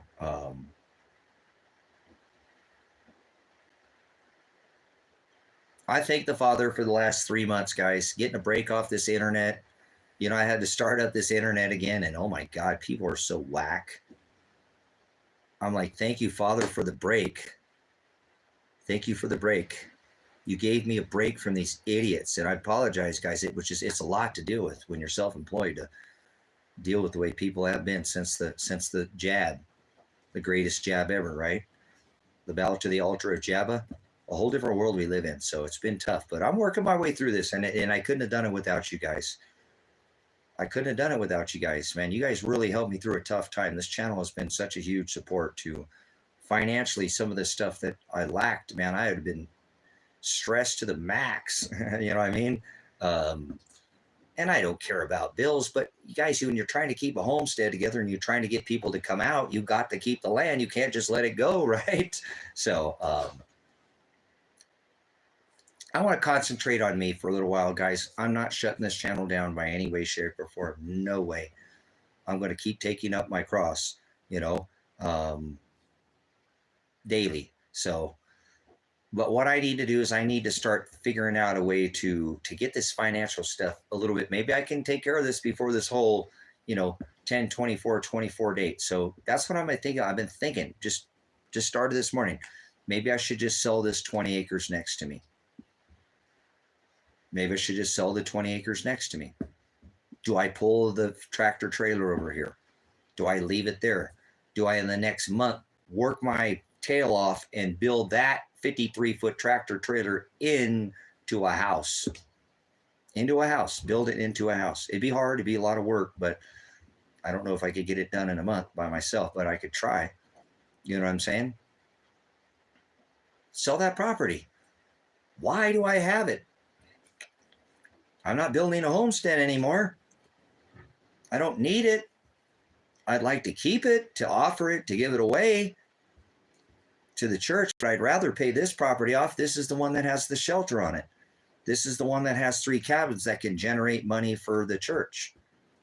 That is an empty lot sitting with somewhere. I put a road in there. I've done some work in there. I've drugged the 53-foot semi-trailer, brought in over there. I've got all the money. I paid for it outright. Do I sell it and leave the semi on there? Do I pull it back over here? Do I sell it with that? Do I build it into my home? Do I leave it the way it is? It's got a bunch of stuff in storage in it right now. It needs repaired. It's something that needs fixed. So there's always all these questions, and there's always these things that I have to do to make something like this happen. So I don't know. I felt like if I could get the right neighbor, I would sell it. I really would. I would sell it right now. I would find somebody. If I could find, like I said, for example, earlier, if I could find a business investor that wanted to go in with me on this, cabin thing or something like that, or even that would be a great fit, or even just to do something on their own. I said somebody could come out here, cut wood. They could be a couple, come out here, cut wood, and make a great name for themselves, a family, and take care of them.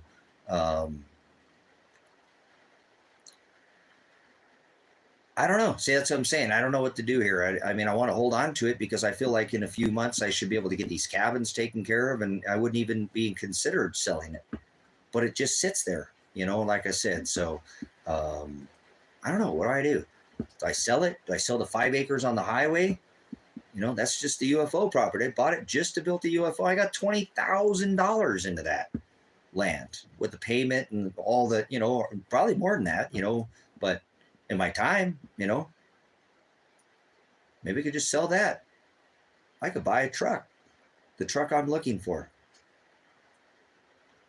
Oh, the cabins will make ice.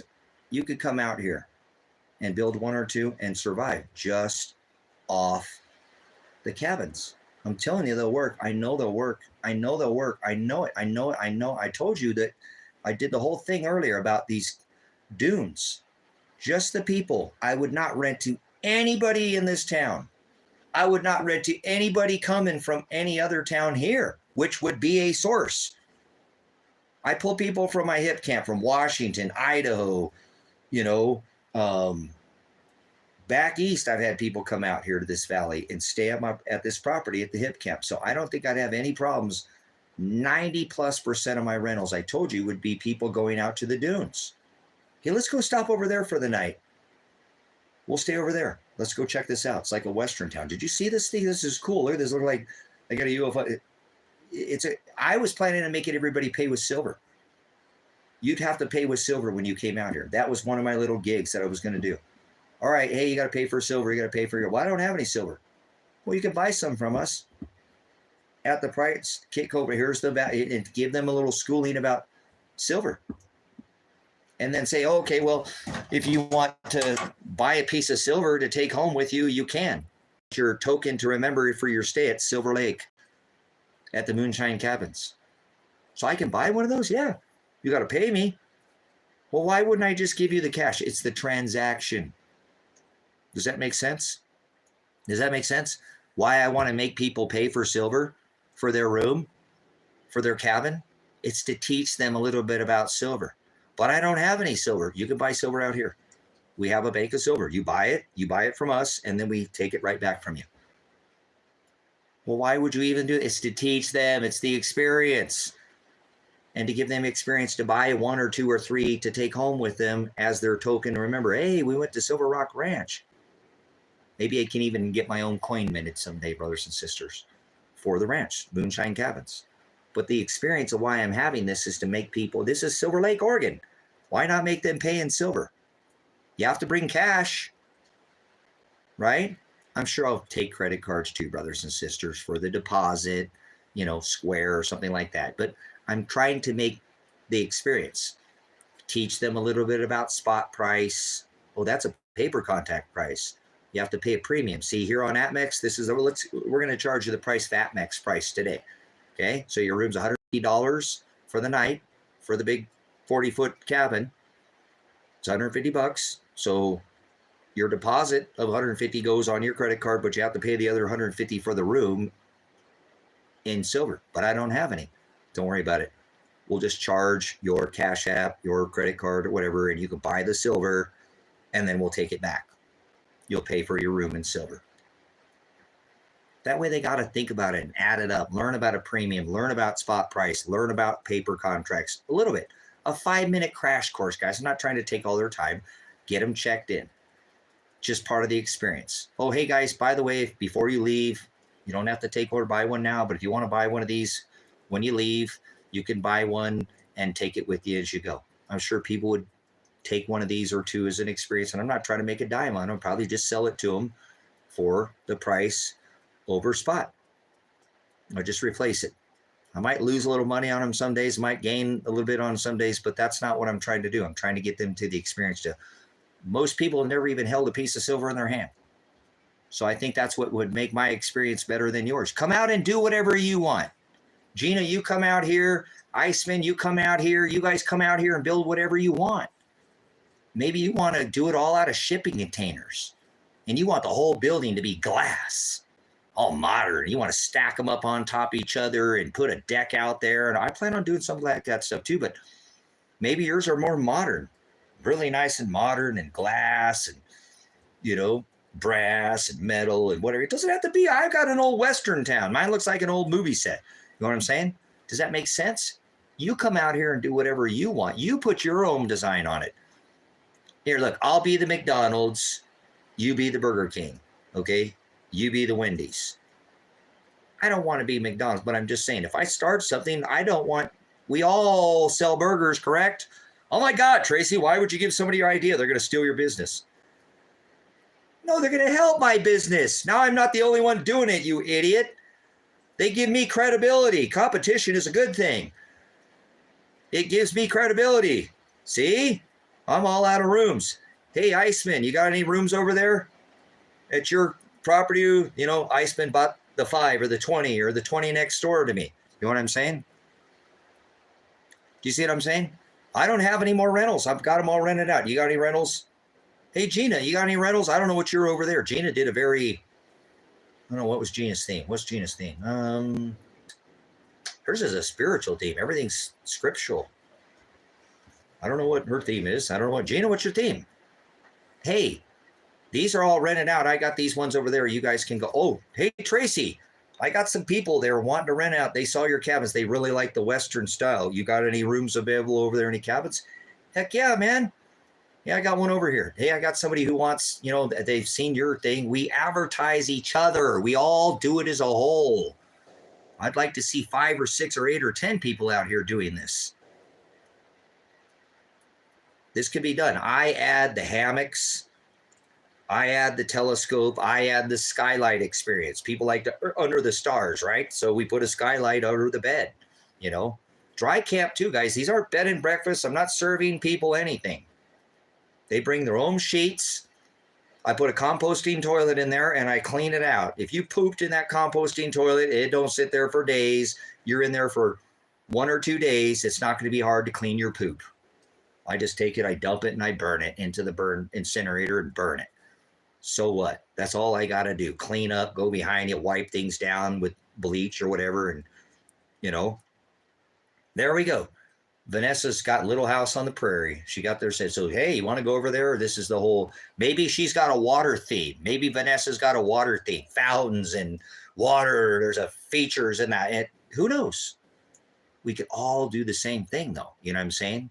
Could all rent these overnight cabins to look at the stars.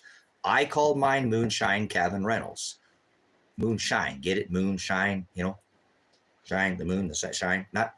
So, but anyways, it is the insinuation, so it works, okay, for the business name. So, see what I'm saying? Does that make sense? Think about it, guys. You could go, think about what I'm saying right now. You could go buy one of these she sheds, you know, these little bully barns like they got at the Home Depot for what, a couple $100 a month or something, maybe $300 a month. You could get a land payment out here on a land sale contract for $200 or $300. That's $600. Put a couple $1,000s into your cabin. Put a couple few $1,000s in your cabin. Okay. How much do you have in the land? You got $300 payment. We'll make it a big payment. That's more than any payment I have out here. You got a $300 payment on your building. You don't even live here. You're like, all right, Tracy. Gina says, I'm doing this. I'm doing this. I can't come up there now, but I want to do this. Show me where this is at. I bought this property. Will you help me out? I've got this bully barn coming in there. Will you help me do some decoration? I've got somebody to come out and do some work on it. Bam. And Vess starts renting them out. Gina starts renting these things out. She don't even live here. Neither of these ladies even live here. They could buy this piece of property on payments, have it set up, go buy don't buy one of those she sheds. Build it yourself. You'll save yourself a ton of money. That's $300 every month you could pour back into your own business. But you know what I'm saying? $600, that's 4 nights rental. 4 nights rental at $150 a night, 4 nights. And it pays for itself. It pays for itself out here. You can rent it out 10 times a month. It's not a resident. The county will not say a word to you out here. It's not a residence. You have to occupy the building for more than 10 days a month to be a residence in this county. So rent it out 10 times a month. Have 2 cabins and you rent them out 20 times a month at $150 a month. How much is that? 150 per building times 20. You only had to rent them out how many times? 4 times to pay for itself. The 5th time is $150 in your pocket. Oh, honey, I want to put out some, we're going to go buy that little archway for the front of the entrance. The thing was so cute. Let's go grab that up. It looks so nice out here. You know, we're going to add some tile to the cabin. We're going to do something. We're going to add some copper roofing or something. You can add that, put that right back into your cabin.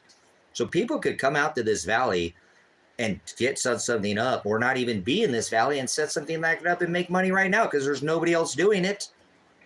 I have the #1 hip camp in the area. Look up hip camp, high desert sky view cabin, or high desert sky view, and you'll see, you know, all this information. I get more draw to my hip camp than anybody else out here in this valley.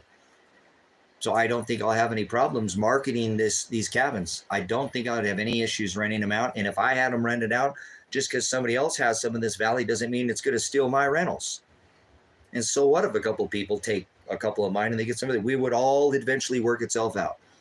In my eyes, it would. I think it would be, you know, I'm not afraid of competition, if that makes sense. And I'm willing to give out my idea to anybody. So maybe I'd consider selling this land next to me if I could find somebody that, you know, wanted to do something similar. But I don't know. Yeah, they could food. You do a bed and breakfast out here, guys. You could just retire out here. You could. If you did a bed and I don't plan on serving no food, no sheets. You get a bed, like a crib bed. Literally, you get a plastic bed. Yep, we know what you're doing on that bed under that skylight. I ain't cleaning no sheets. Bring your own. Bring your own sheets. Yep, I'm not providing sheets. Nope. Toilet, yes, something to, but it's dry camp. There's no running water. There's none of that out here. I'm not providing that. That's not what this is. This is a camp. It's a cabin. It's a dry camp cabin. Come out for the night. I have water available, things like that, but fire pits outside to burn fires. It should be a wonderful experience, guys. So I need to get up off my rear end starting Monday, guys. Okay. And I can't keep streaming this long because I'm kind of neglecting. It's rain night. There's things I can do. I don't feel like any of my time is wasted. Not even a second. Not one. I'm so glad that I spent more time on here for hundreds of hours of streaming when I probably could have had these cabins, that one cabin done already. It's okay. It's fine. No problem. It's okay. I'll make it. I'll figure it out. My bad. You know, like I said, it's all me.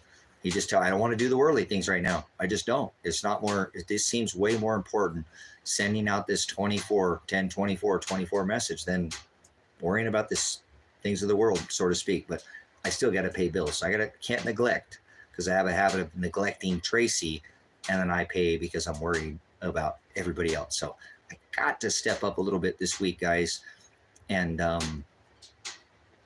not do so much streaming and get these cabins finished. Because as soon as I get them finished, if I had the rent paid, I'd just be on here full time. Oh my God, why are you always on here? Because my cabin's already paid my land payments this month, so I don't have anything else to do but teach the gospel. Hallelujah. Wouldn't that be such a blessing? So I need to put the work in, guys. I have to. I can't just, it's not going to build itself. And I've got 1,000,001 little neat ideas. I'm in Silver Lake, Oregon, is where I'm at. So, yeah, I think anybody can come out and do what I'm doing right now and be 100% successful. So I don't know why you're staying in the city. I don't care what you have or what you don't have.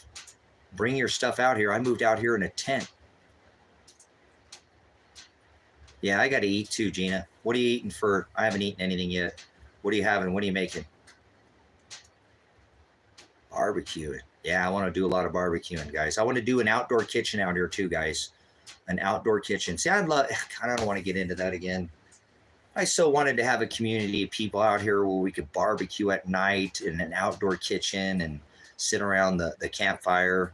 You know what I'm saying? Hang out and talk about the stars and the gospel or whatever. Just enjoy our time.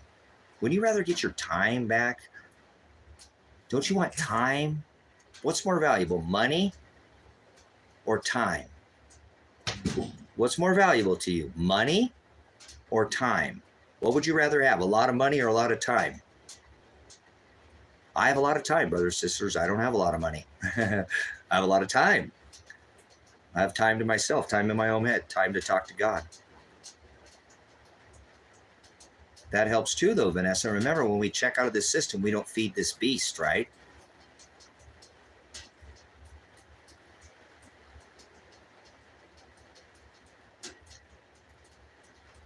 Homemade potato salad. Oh, I like potato salad. I like it with mustard too. I like the mustardy potato salad. I think we have something. We're very. Can I ask Iceman, where are you at right now, man? Where are you at? You were down south somewhere. You're back east. I grew up not liking mustard, guys, and I didn't like potato salad that had a lot of mustard in it. But now I like that. I love that. Oh man, that's so good in there. So, especially with dill pickles. Get the hell out of California, Santa Cruz, California. Are you out of your mind, sir? What are you just? That's not an easy place. Santa Cruz is a beautiful place, but boy, that's California. Whoa, whoa, that's a tough place to be right now. Gosh, all the regulations in California, man. Will you do me a favor and get me some Wiener Schnitzel kraut dogs and a couple chili dogs, mustard? That's the only thing ever in my life that I ever ate mustard on. I wouldn't touch mustard with a 10-foot pole. Seriously. But a Wiener Schnitzel, I won't eat hot dogs anymore. That's the only thing in my life, guys, ever when I was a kid, because I didn't like mustard at all. But I would eat a Wiener Schnitzel kraut dog with the cheese, the white cheese on it. Anybody go to Wiener Schnitzel? Did it? Yeah, that's right. I don't even know if they're still open, but Wiener Schnitzel has a kraut dog with mustard, and I haven't eaten a hot dog in like 10 years. I wouldn't touch a hot dog either. So, anyways, but I'm that kind of California. I'm like double and like Tommy's chili burger, kind of. Nothing better for a hangover than a Tommy's, right? How about Fat Jack's? You know what Fat Jack's is? Fat Jack's, that's a hamburger stand. It says it's the best meat in town. If you can't eat it, beat it. What? Yeah, LA's full of a bunch of places like that. Cupid's. You know? Yeah, I didn't either. I didn't like any of it, Gina. None. None of it. You know what I'm saying? Yeah, oh yeah. Don't eat hot dogs, guys. Please don't eat hot dogs. Don't eat that. That's just lips and... Yeah. They do make some ground actual, like a Hebrew national or something. That obviously, and I still don't know how regulated like a Hebrew national is, but they don't taste the same. But anyways, to me, guys, time's more valuable, okay, than any bit of money. It is. Time's way more valuable. So get your time back, guys. Stop letting these people rob your time. And if you have time, put it on something that you do. Even if you came out here and you just moved out here on a blank piece of property, everything you build on that property is yours. Everything you do is yours. Everything you do is yours. Every tile that you piece of it, every rock, everything you do, it's like a blank canvas. It's so much fun, guys. It's so much fun to be able to say every stroke, like on a painting, it has value and meaning if you understand art. And so every little piece of tile, whatever you build is your own. It's like you're an artist creating your own painting. Your palette is fresh. It's white. That's what I love about living out here. So I gotten a lot done. And times it's like, wow, this is, I could be doing I could live in some other, I'm creating my own here. I don't want to do this like I could be spending this time working for somebody else, but now I'm doing this for the property. This is time is not, I'm not paying taxes and I'm working and I'm not paying taxes, right? I'm not sending money to the system. I'm avoiding that.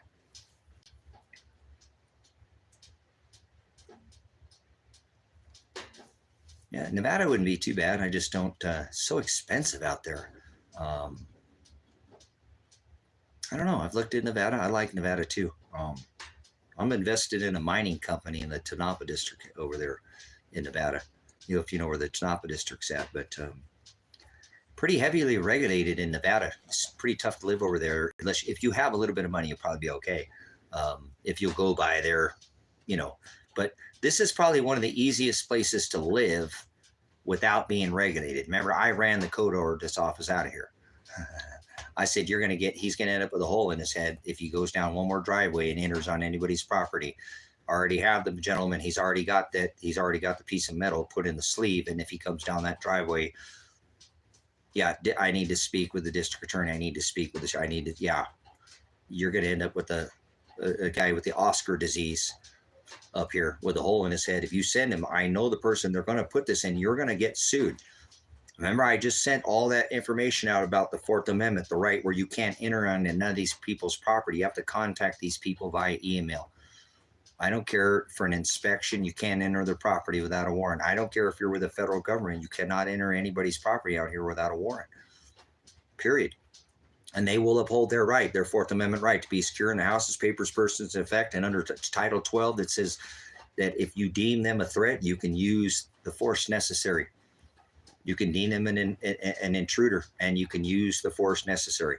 So I told the gentleman that I knew was going to expel that guy, said, do not put that hole back here.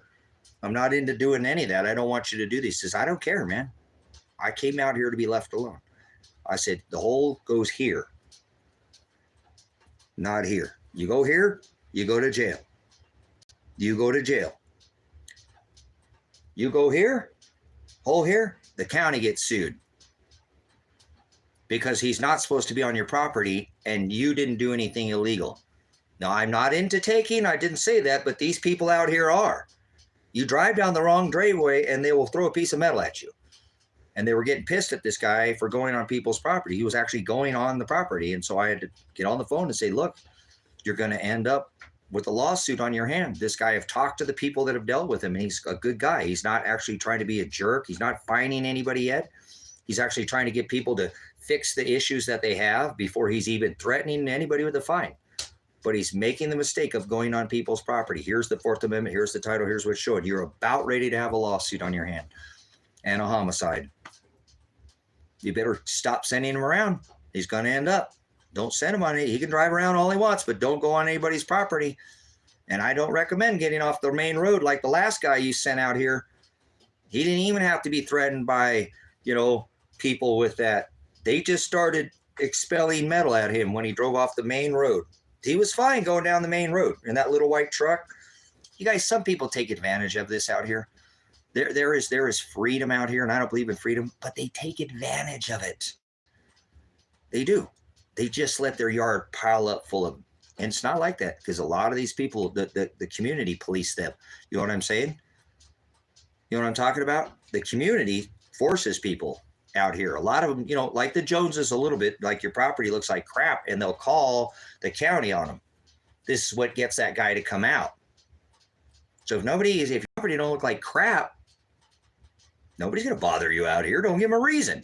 I'm not saying you got to be like the Joneses, but you ever see my property? I got stacks of old building materials, but everything is stacked, neatly stacked of piles of my piles, old wood, tin, rock, everything's straight, facing one direction, facing another direction. So I could just have it all in piles and it look like crap out here, right? And that's what some people do. They come out here and they just say, well, I'm free. I can do whatever they want. And then their trash starts blowing around. The yard looks like crap and they take advantage. It literally looks like a dump. So they went down the main road because we were getting an issue with that. And they were able to straighten all that up down the main road. So the main road doesn't look like that at all anymore. You come out here 5 years ago, oh my God, some of these people are just absolute scum. I mean, they just do not care. And it's obvious. They came and cleaned all that up. But the minute they tried to get off the side roads, brothers and sisters, with that little white truck, holes in the vehicle. So he couldn't go outside of the, but that was a lot of years ago. And so they tried it again. The county started making more money because they've got these driveways being put in here. So they tried to send them out again, but the people out here weren't having it. You know what I'm saying? They weren't having it. They're like, no, that guy comes down my driveway again. Plus I've sent this Fourth Amendment, paperwork throughout this community. I myself and a couple other people, we blanketed the area with these Fourth Amendment,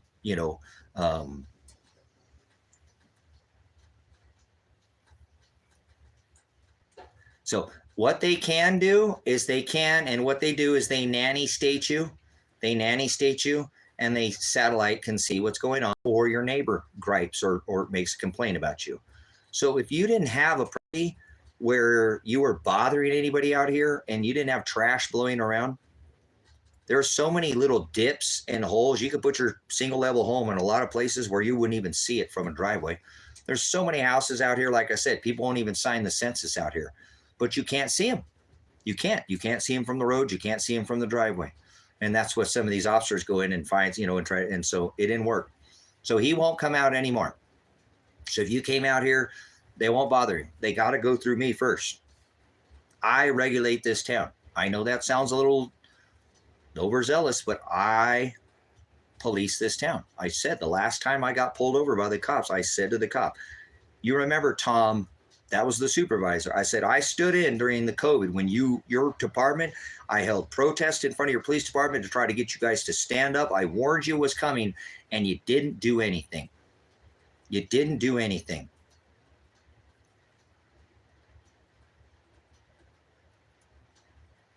Yes, Brother Jim Brown.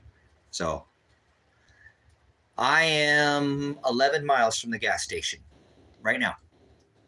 I'm 11 miles from the gas station.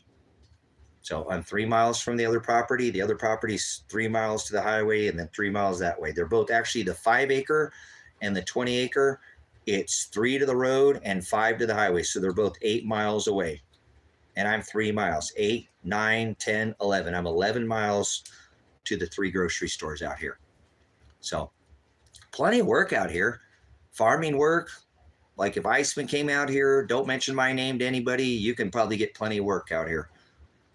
There's Chevron's always hiring for something, stalker, gas attendant, something. They're like kind of like a Walmart out here. Not like that, but they're always hiring. There is 2 auto parts stores. There's a feed store. There's 2 crafters type stores, Willows. We have a hardware store that hires from time to time. Handy Pump. They do all the irrigation. There's an irrigation company out here. Couple, 2, 3 or 4 restaurants out here that hire from time to time.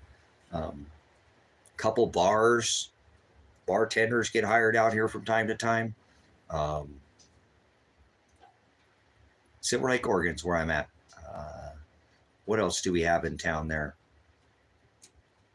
I mean, it's not a big town, so we don't know. There's a Mexican restaurant in town now that's been there.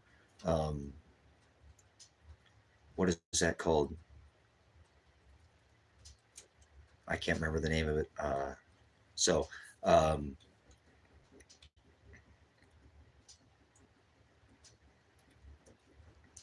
There's a couple other businesses up there, brothers and sisters, that hire people too, real estate companies and things like that. So there is work in this. And then there are farmers that raise cattle out here. This is the #1 alfalfa, whole entire planet's grown right here. Some of these farmers raise cattle, put them out on their fields to help, fertilize the fields, and they work year round. They don't stop working. They work 365 days a year. They don't stop. They work every day. They'll work for 10, 12, 15 years. Some of them never take one day off and work 10 or 12 hours a day. You talk about hardworking people. That's this town. That's why I said, go around and find out. This is town. Most people you mess with are going to have a lot of calluses on their hands. I don't mess around, and I'm not trying to promote any kind of violence or threat. I wouldn't mess with somebody who's got calluses on their hands, brothers and sisters.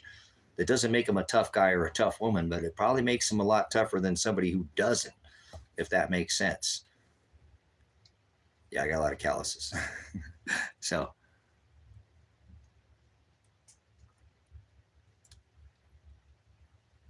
Donation site. I have a Cash App, Tim. Is all I have at this point. But my hands are my resume, right? Exactly. You know what I'm saying? Dirty hands normally makes good, clean money, brothers and sisters. Dirty hands is good, clean money. Okay? If you can make an honest living, getting your hands dirty, that's good, honest money. Most of the time, isn't it? Dirt under your fingernails, calluses, dirt is normally honest money. You work what you have, you know you earned it, by the sweat of your brow. So nothing wrong with if that makes sense. You know what I mean?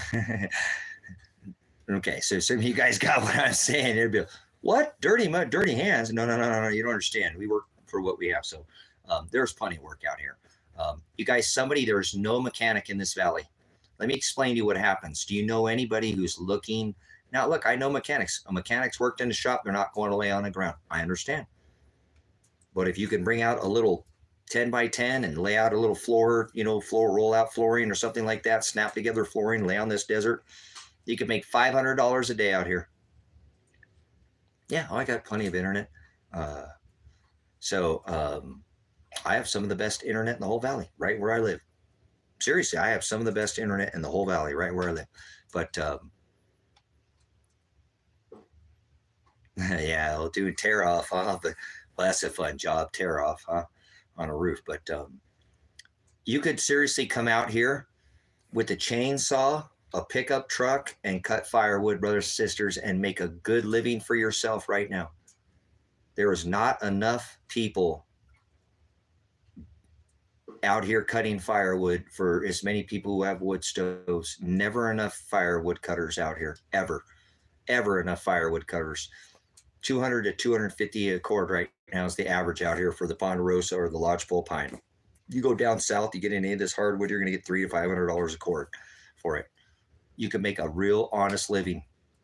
You could stack hundreds of cords on your property and make an honest living. You know anybody's a mechanic right now, like I said, laying on the floor? Every time there's a mechanic that comes into this town, you understand? A mechanic, a good skilled mechanic, and I'm not talking about some certified GMAC, Toyota, somebody can do basic mechanics, hanging parts. I'm not talking about pulling off and doing head gaskets, nothing like that.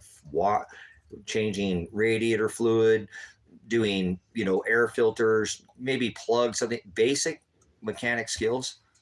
Every time there's a mechanic that comes out to this valley, the farmers pick them up. They're like, hey, are you tired of making $50 an hour, $60 an hour? What? $100, $100. Why don't you come work on this Komatsu tractor for me? Get off the ground, get off this desert, floor. You can come inside my barn here, and I have this Komatsu, this John Deere, this, tractor, and I'll pay $125 an hour to come work on this tractor. Every time, guys, every time that we get a mechanic out this valley, the farmers scoop them up. A mobile mechanic does not last out here for more than a month, and the farmers pick them up. And like, hey, why are you working on that desert floor? Come here and work on my tractor. Yeah, I know you make $50 an hour, but come work on this and you can learn to make up to $150, $200 an hour. Why would you want to go work on cars? See what happens to our mobile mechanics every time out here? Sometimes somebody comes out as a mobile mechanic, they make a good living. The farmers just come and swoop them up because they get it for themselves. So anybody who's looking for a mobile mechanic business, they could come and just do hanging parts, probably make $500 cash a day. And I recommend if you're a veteran, they give a pretty steep discount up here at the Brim store that sells tractor parts and auto parts as well. So does the other tractor parts store, sells tractor and car parts as well. So, you know what I'm saying though, guys? This is unbelievable. This valley is just waiting. It's got opportunity just galore. It's just sitting here like a blank canvas, if you ask me, just ready to be painted. Every little, you can make every stroke your own, whatever color, size, shape, mark. You make each mark will be your own out here. That's what's amazing. You know, these are just some of the ideas that I see that people could do out here. You can open anybody a cook. Let's open up a Chinese restaurant, guys. Somebody back me. Come on. Somebody got some money? Come on. Help me out. Come on. Help me out. Let's do this. Let's open up a Chinese restaurant out here. It'll never close down. Ever. Ever. It'll never close. It'll never close. I guarantee it. And I know how to, I've run many restaurants. I've managed a 5-star restaurant. I'm a line cook. I got massive food industry in my background. Managed a 5-star restaurant, cooked at a 5-star restaurant. Literally, the last job I had on paper was the most busiest Mexican restaurant in the whole state of Oregon. And I loved working there because you get crushed. I've never worked at a Mexican restaurant. I've worked at 3 Mexican restaurants, and I've never worked on one that was that busy. And we would get spanked. And I love that. I love getting spanked when you're so busy you can't even think straight. You know, that's so we could open up a Chinese restaurant out here and do like 5 or 6 dishes. That's it. That's it. You know what I'm saying? Not this big, huge menu. A very simple menu, easy to go into town to get products, not a big thing. You can run specials with whatever, you know, to run your special, to do something with your own, but run those basics. Compete. Chinese food's not that expensive to make. It really isn't that. There's a lot of ways to cut some corners without cutting quality with doing Chinese food. It'll never close. Never. The High Desert Samurai. I just made up that name. Hold on, it was in the ocean. We can incorporate that ocean or something. Yeah, anything like that would work out here. Food will work out here, guys. And I guarantee, I don't know if you know much about food, but if you go into a small town and you open some kind of food restaurant, guys, I don't care if it's terrible. It just can't be terrible. It could just be mediocre. And people love it at first because it's new. Seriously, I've worked the restaurant industry no long enough. If you open up a restaurant in a smaller town, a little food cart, anything, for the first year, it should be slammed. Cool, Lapine, right on. I love Lapine. I remember there was nothing in Lapine. Nothing but the Wiki Up Junction. That's it. That's it. In the general store. That was it. You know? But yeah, there we go. Fried rice, easy to see what I'm saying, Gina? You wouldn't need much out here. If you did it very simple out here, you wouldn't need to be extravagant, and you'd be very successful out here because I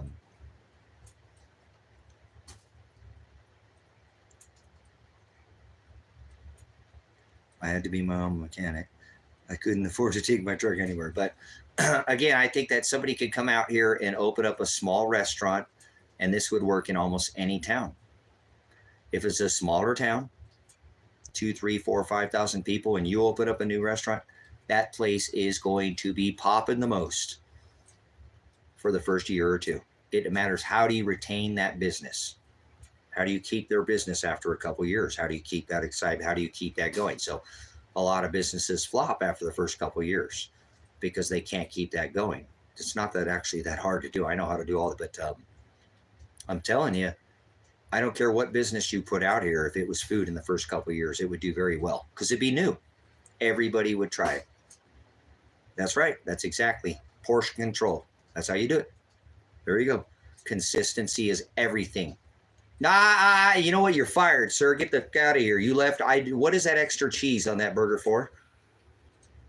You got to give everybody extra cheese now. Don't make any exceptions to the rule. Portion control. Nobody gets anything more special. Come on, man. Portion control.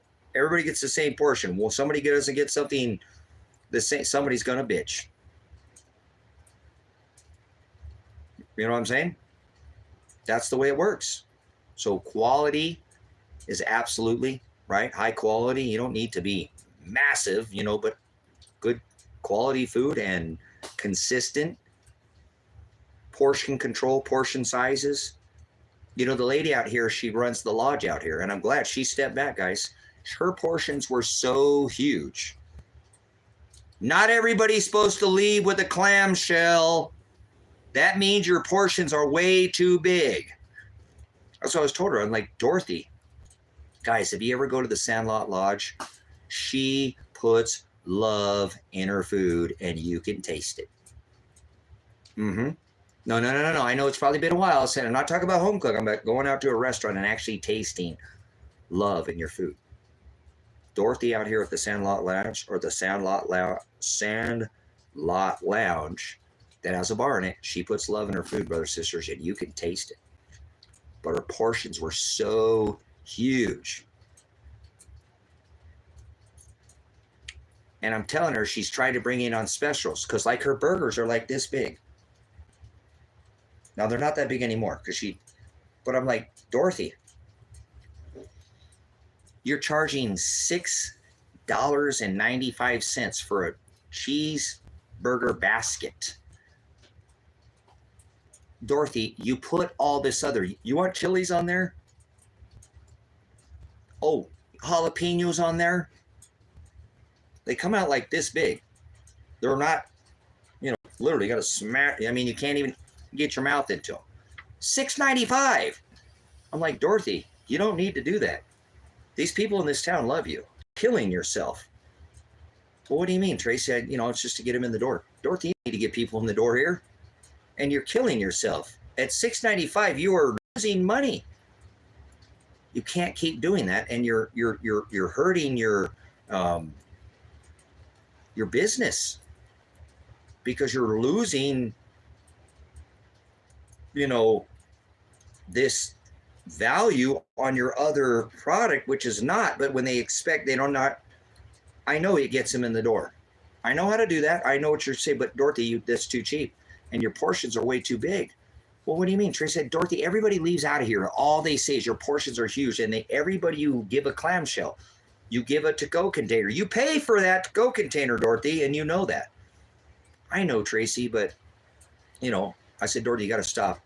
I said, I love you, and I'm going to keep coming here as often as I can't eat here very often, but, man, I can eat all this, but I'm so stuffed that I'm actually stuffing myself because I don't want to eat. I don't want to leave it here on the plate, and I actually am a little sore. My stomach hurts because it's just a little too much. I don't want to rob you of a clamshell because I think your food's too cheap, and I don't want to bring it home so I'm stuffing my gut, Dorothy, and making myself hurt. And the love is the only thing that's not making me hurt worse. You're loving the food, but Dorothy, you got to stop. These portions are way too big. Really, you think so, Tracy? Yeah, absolutely. So her food has gone up a lot, price too, you know, recently because of the COVID, and her portions come down, but it's still very worth it, guys. And I'd really recommend, if you come out to this valley, you go see her cooking, because she's got a beautiful building right next to the lake out there. And she just got a super, super duper experience. And I love her food because she puts love in her food. So I've been a cook, and I know that people rave about her, guys. Hey, I'm not like, you know, if you're loved by the world, you be hated by my Father kind of deal. If you want to come out to this town and be loved by everybody in this town, come out and open up a restaurant. Come out and open up a restaurant. Everybody in this town will love you. The guy who has the coffee stand, everybody loves him. The lady who had it before him, they love her. Still, she don't even own the coffee stand, but everybody knows her because she had the coffee stand, right? You're a business owner in this town, and you own a restaurant. People, you can't walk around, hi, how you doing? Good. People, how do you get into somebody's, you know how you get into it to somebody's, their stomach? You know what I'm saying? Through their stomach. How do you get into a man's heart? Through his stomach. Come on over here, honey. Let me cook you something there, sweetheart. Let me cook you some fettuccine Alfredo to stick to those ribs for you, right? Lady, same way. You get to a lady's heart through her gut too. So that's what I'm saying. There's just too many possibilities out here, guys. It's unfathomable. You know what I'm saying? It's just hard to imagine that, you know, a person can come out here and be very successful. But you have to try hard. You have to work hard, and you can be just fine. You want to sit around and do nothing? You know? The arm cook, nice. I don't know if I've ever served with my sidearm on my side. Yes, I have. Yes, I have, because I've done events. My bad. I mean, in a restaurant setting, I haven't, but as my own. But that's another business, guys, out here. If you had some money right now,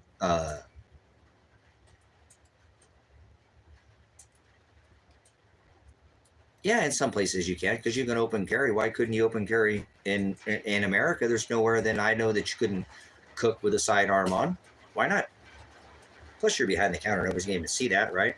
So, but anyways, I don't know. Like I said, I don't know what you guys, you know, I don't know what city you're staying in, what kind of, and there's always lots of opportunity. You know, if you're the kind of person, you could come out here to this country little town that you know, somebody said their mom lived in Lapine. Bend is only another 15 minutes from Lapine, and the cost of living in Bend, the average medium house price is $800,000. $800,000.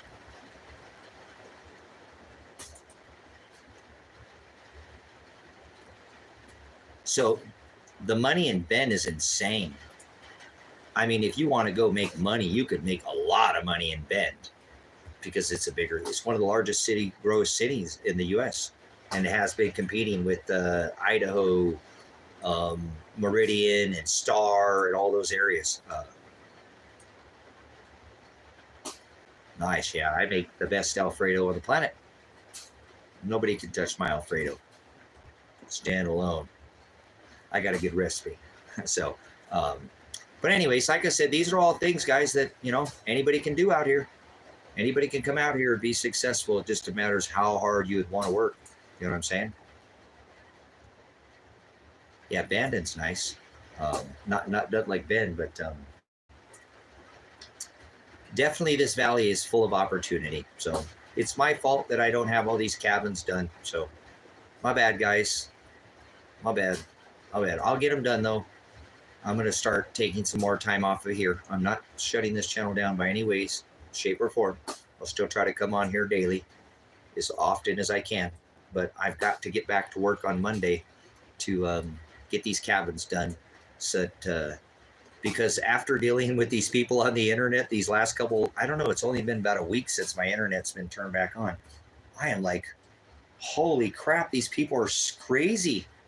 You know, I put in my ad, I have no pictures of the back end because I can't right now. It's full of insulation.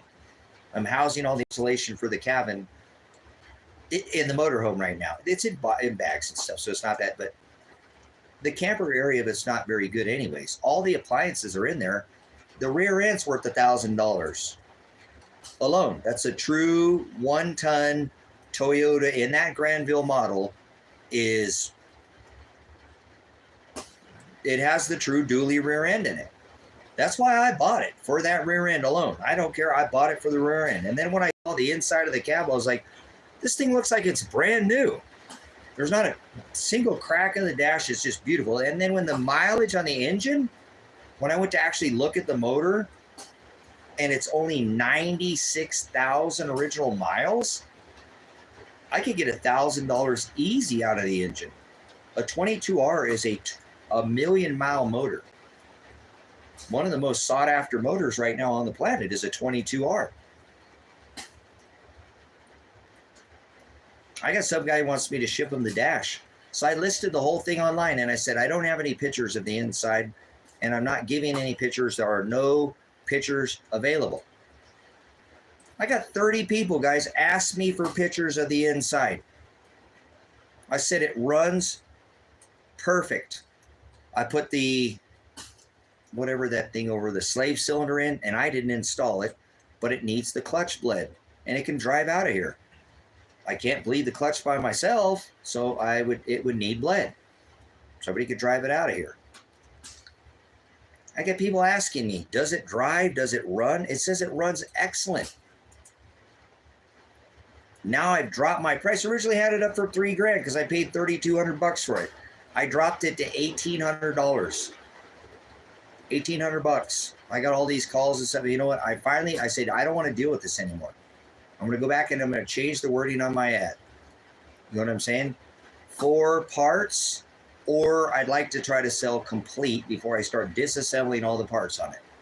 I just put new tires on the rear end. Like I said, the fenders alone are worth $100 a piece or more. They're perfect fenders. The seats in it are worth $200 to $300 a piece. They're perfect seats. Toyota seats, motor, they're nice seats. The panels, $100 a piece. They could be parted out for the steering wheel's $100 online now. That's actually worth more because it's the one with a horn in it. It's a kind of a rare horn. I could pull the thing. I put it for $1,500. Will you take $1,000? It says firm on the ad. So, man, like I said, what a break. Thank you so much, Father, for giving me a break for 3 months and not letting anybody contact my email via Marketplace, Craigslist, because it was a vacation, guys.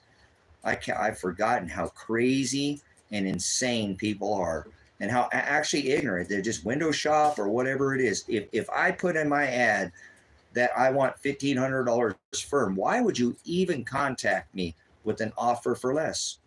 I don't know what's wrong with people. Now, that's something that's been done before. But if somebody says firm, I don't offer them less than firm. If you're firm on something, you're firm. I've done this a long time, and I tried that when I was young. When somebody says they're firm, they're firm. So all these questions have just made it like, all right, Tracy, enough. Stop. Get these cabins done. I'm tired of working on the internet. I don't want to work on the internet ever again. Ever again, if I can help it. I can't stand the way people are. They just have no wits about them when it comes to, my ad is very clear on what, like I said, the thing, I shouldn't even have to ask anybody for the dually rear end and the motor are worth more than the whole truck combined that I'm asking the price. Why would anybody ever argue with me? Can I get some pictures of the camper? It says in capital letters, no inside camper pictures available. Don't ask. On the ad. And they still, is there any pictures of it? I see that the camper inside needs remodeled. Do you have any pictures of it?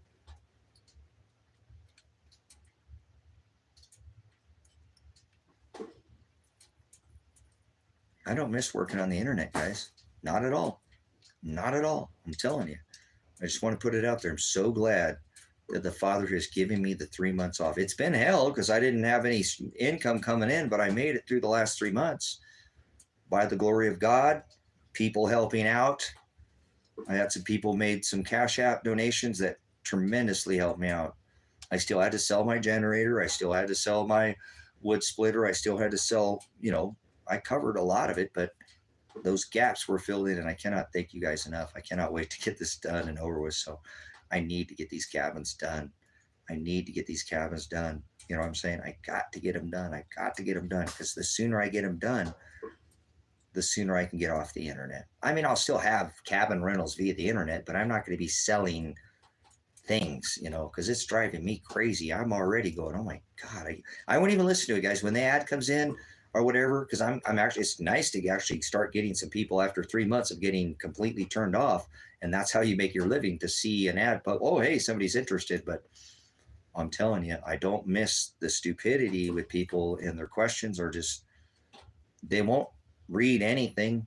It's like everybody's just window shopping now. And so I'll be glad to get this done and over with and never have to sell another thing on the internet like that. I mean, it's a good living. I did just fine, but nah, I just want to list my cabin. Somebody contact me. Hey, I'm renting this out, but I don't want to sell another thing.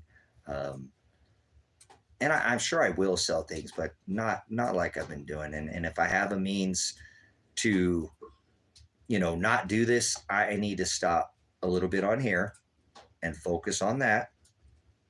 And then I can come back over here. Remember I said to work hard, play hard? So I think if I get it done, you know, give me about a month, guys, and I think I should have both of these done. I'm not saying that I'm going to go off of the stream altogether, but I do need to probably concentrate on these cabins. Or just sell the land. Sell the land. I'll still work on the cabins, but sell the land. I could sell the land. All my issues would be I solve. I'd have my truck back. I could buy the generator back. You know, I didn't want to sell my Honda generator, but what do? When you got land payments that need paid, you pay, you sell the things that life ain't Burger King. That's what I tell myself. You know what I'm saying? Life ain't Burger King. Can't have it your all the time, right? So it was tough. It's tough to sell your Honda generator. It's just not easy to, when you guys, I build with these things out here. So remember, I have another one out here and I'm trying to get, I haven't had a chance to try to repair it. So that's what I do. I buy things that are, if need repair, and I fix them up. I work on engines and small engines, stuff like that. So, but driving me nuts already. I've only been working on the internet for, gosh, just like a week that my internet's been turned back on. And already these people are like I said, guys, I get an ad that pops up on my ad. If I say, you know, runs great, and you ask me if it runs, I'm just going to automatically delete that. That's what I've been doing now, guys. And I've done that for a while. If you cannot read the ad and if you're asking me questions about answers in that can be answered, I don't want to deal with you. You're going to probably come here and ask me a bunch of other stupid questions and try to turn the deal sideways. And I don't want to deal with that. You know what I'm saying? So I'm looking forward to this, guys, to get off this internet because it's been nice. Thank you, Father, for the break that you gave me the last 3 months. Man, I don't miss people's stupidity, guys, on the internet. You know, I just don't. So I'm thankful, and I want to tell you that I'm super thankful for that. So I never took my break, did I? I got up. I was going to take a break, and I never did. I've been on here a whole nother hour and a half. God, I'm bad about that. So let's shut this down, guys, and I'll be back up a little bit. And let me put some food in my belly. 5 o'clock in the afternoon here. Right? Something like that. What time is it? Maybe it's not 5 o'clock. I meant 5 for you guys. It's 5 hours I've been streaming. But let me get some food in my belly. I think I'm going to make some Alfredo. Sounding pretty good right now. I don't have any cream cheese, though. I like cream cheese. I put cream cheese in my Alfredo. Give you just one of my secrets. But, oh, come on. I'm not the only one who puts cream cheese in Alfredo. So, but anyways, let me get something to eat, and I'll come back on a little bit later. If you want to make any donations to this ministry, if anything was valuable to you, I've got a CashApp link in my bio. So, yeah, I'll be back on in a little bit. So,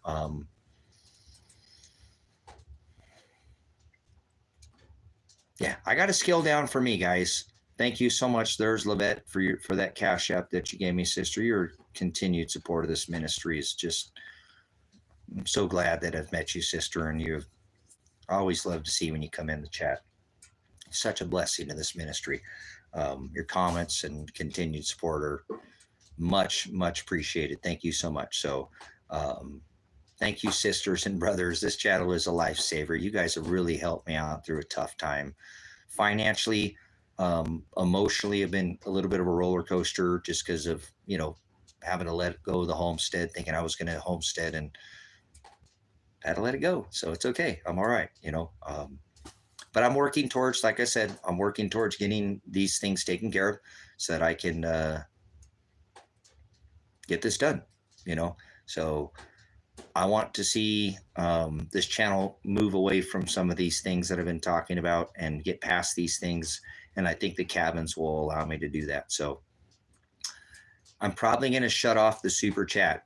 Okay. That's why I want to end this, guys, because I don't know how to get that money out for this AdSense. I don't know how to do it. And I don't want anybody else to donate any more money of their hard-earned money and it not go to this ministry. Because since I have not made a dime off of YouTube yet, off this monetization, because I don't know how to get the AdSense hooked up. I've tried. I had my son do it and he couldn't do it. So he was able to get my Cash App link hooked up in my bio, but couldn't figure out how to get the AdSense hooked up. And he even did it without me.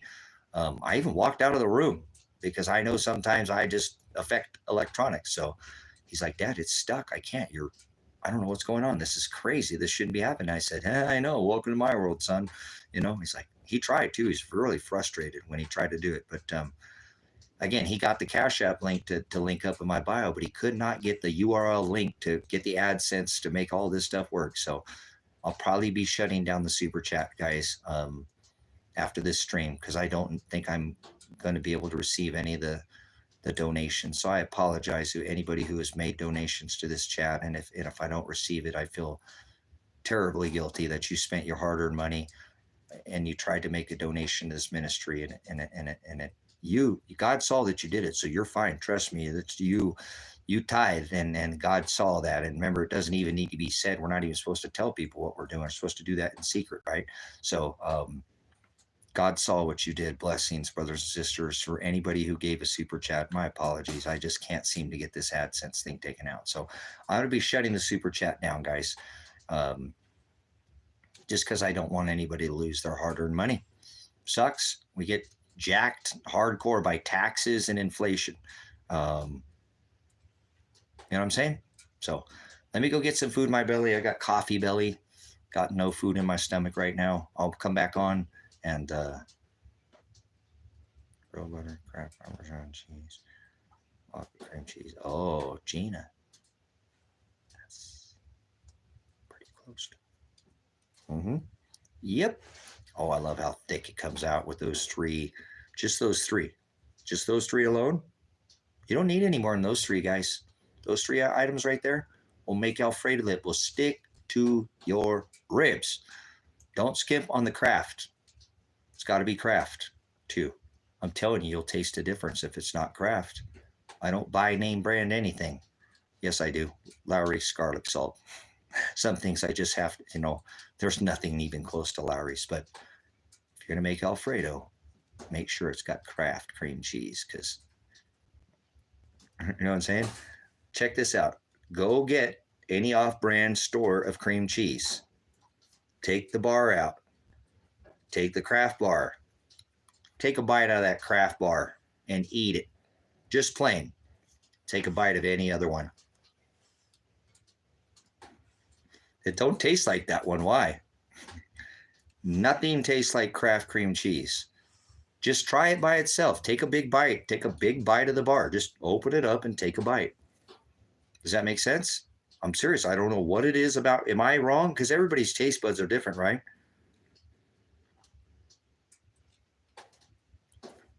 Is anybody else with me on that, on Kraft cream cheese? Why is it that Kraft has a taste of its own? It's standalone.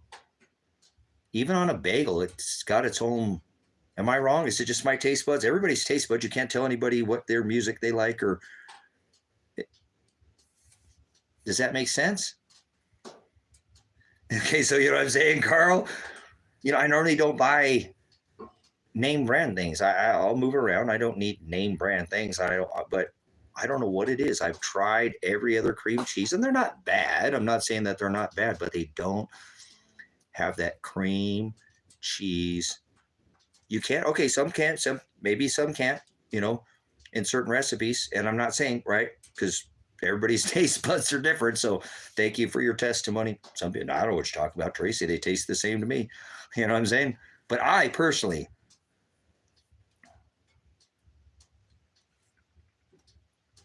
you can taste the difference of what I'm saying. Okay, so I'm not the only one.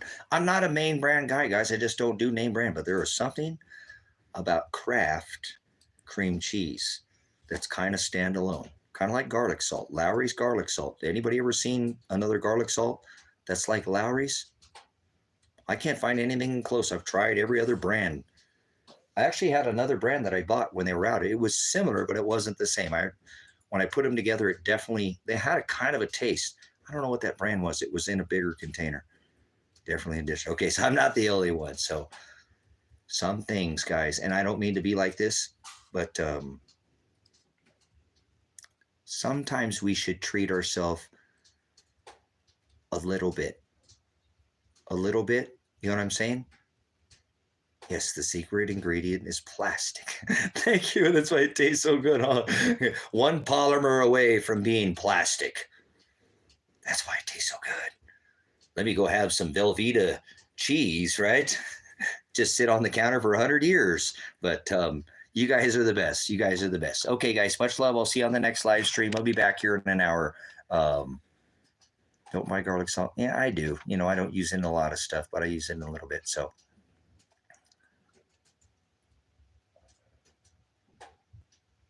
No, I don't eat any hot dogs, Eli.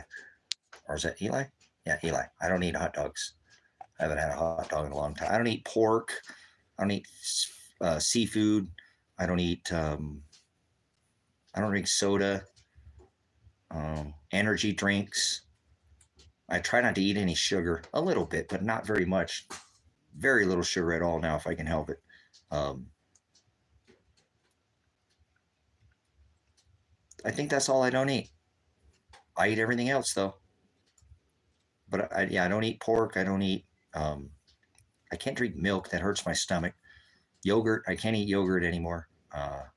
So, but sometimes, guys, I want to tell you, it's morale. You know, we got to make it to the end of this world. And I'm not about being frivolous and overspending, but sometimes it's okay to get something name brand. You don't got to be an old cheapo the whole time, right? So do something for yourself like that every once in a while too, guys. I don't do enough for myself because I continually, constantly worry about other people. But it is nice sometimes to do something for yourself.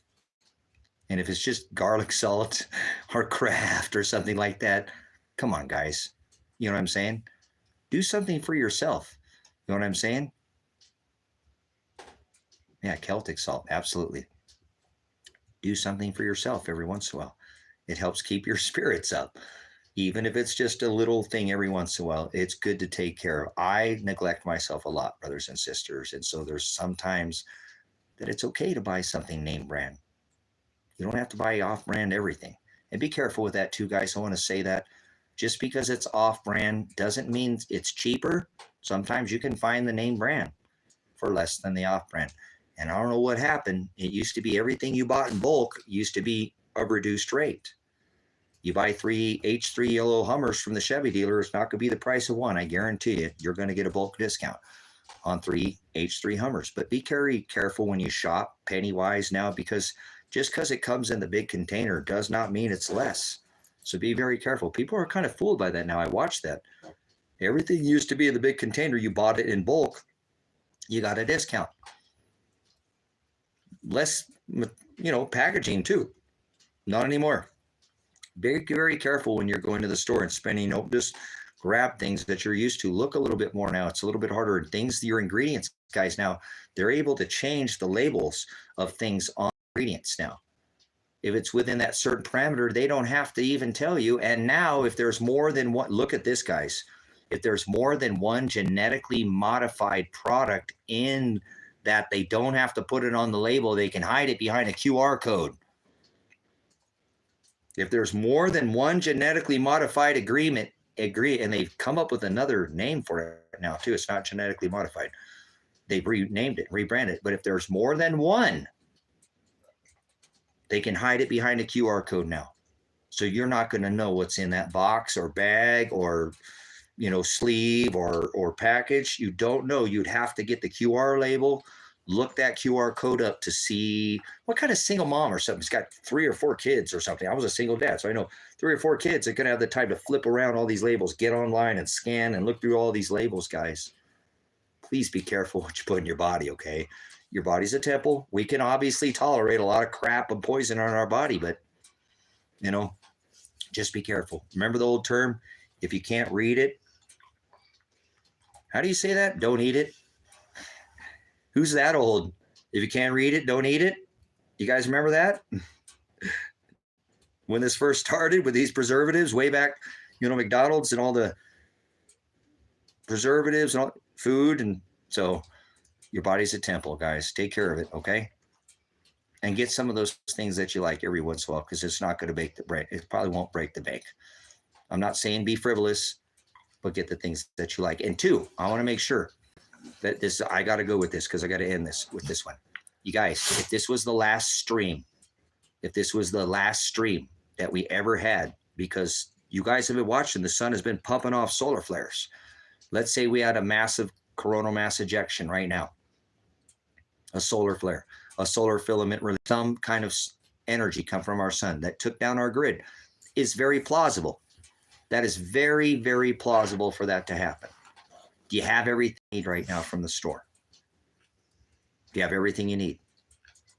And you have enough TP, you have enough seasoning, chicken bouillon, beef bouillon, you have enough Celtic salt, sea salt, Himalayan, you have enough of your product, and more importantly, do you have those morale things? Do you have those morale things right now? The next time you go to the store, I want you to buy for you. For you, the thing you always neglect. And if you're not one of those, it's probably not some, but if you neglect you a lot, like I neglect me a lot, go buy something for you, please. Because if the grid went down, that's going to lift your morale. And familiarity. You know what I'm saying? Familiarity. You know, something you're used to, common, it comforts you. It's like a pacifier. It pacifies you. It brings your stress level down, brings your morale up and your stress down. Familiar. Oh, I remember when we used to have Kit Kats. God, there's no more Kit Kats. Wouldn't you die to have a Kit Kat, right? Imagine if you had some Kit Kats put away. That's what I'm talking about. Get those things. I don't know if it's candy. I don't care what it is. I'm talking about food. If there's something that you like, please go get those now, because when things break down, that's going to help lift your spirits, okay? Seriously, there's a reason why they put that little bottle of Tabasco in a field ration. It's got 2 little things of chiclets in there, gum, and normally some M&Ms or something sweet to lift your morale. I'm not kidding. That's why the military knows what those things do. That little bottle of Tabasco is like gold to people, if that makes sense. Buy the things that you want so that you have them, because if they're not available anymore, they're going to mean everything to you, to make you remember. You'd be like reminiscing. And then when you actually can taste something, you know what I'm saying? Does that make sense? Does that make sense? Okay. Does any one of us have grandkids? I don't have any grandkids. My son, they ain't going to have no kids, so I'm never going to get to be a granddad. My dad wasn't, so what? No big deal. Does anybody have grandkids? Does anybody have grandkids? There's 28 of you. Anybody got any grandchildren? Anybody a grandma or a grandpa right now?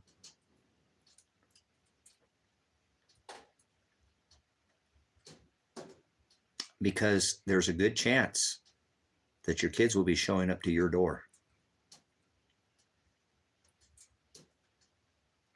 For you that have grandchildren, there's a good chance if things transition and your children have wits about you, wits about them that you trade them, they're going to end up showing up to your door, aren't they? Because they're going to know that community is the #1 key to survival, and there's safety in numbers, and they're going to bring their grandkids with them. Do you know what your grandkid likes? Do you know if you're great? And you probably do. Does that make sense? Do you know what your grandkids like? They're probably going to be showing up at your door. Your kids, I don't care about your kids. I mean, you can get stuff from them too, but I'm talking about the grandkids, the little ones, the kikis, the little ones.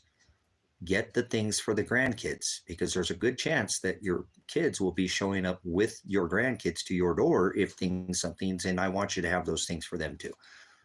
Be nice for your kids and let them take care of those grandkids, guys. Get them the little things that they like. You know what they like. You know what your grandkids like. You know it. You go treat them all the time and you spoil them rotten. And then you send them home. Back to mom and dad, right?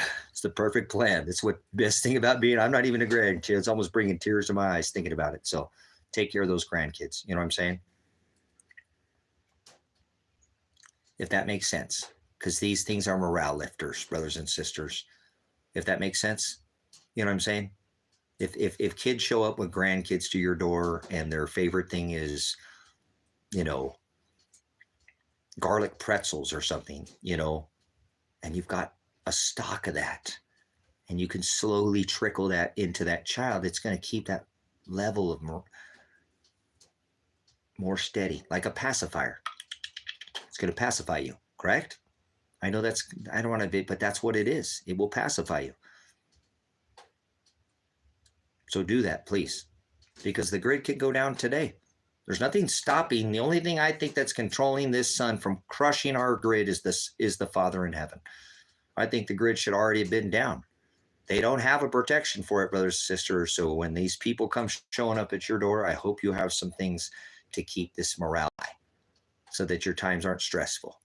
And it seems like crazy that just a little bottle of Tabasco or a little thing of M&Ms would be the deal breaker, or those little garlic pretzels, or whatever your kids or grandkids like.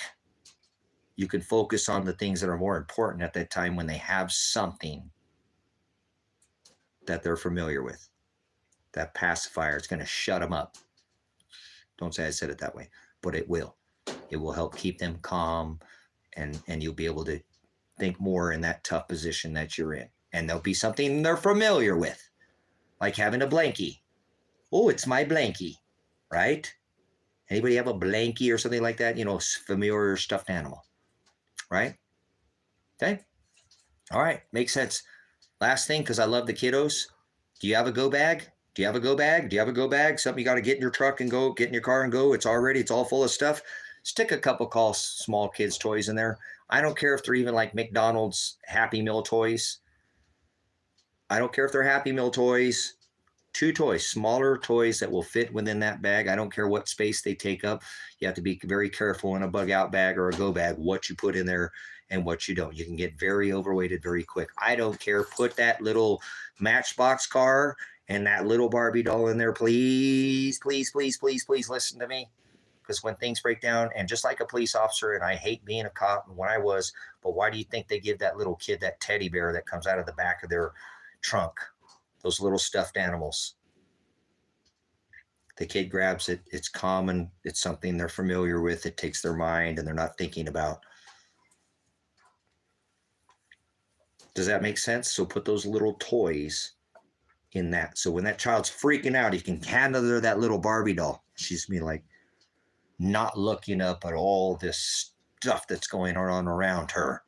Little boy's playing with his Matchbox car, not looking around at all the things that are around him. Please, those are very important. I know that sounds silly, but kids are just, does that make sense? Please, a little Matchbox, maybe one a little Barbie doll or something like that. Just something for a little boy and get that in your go bag.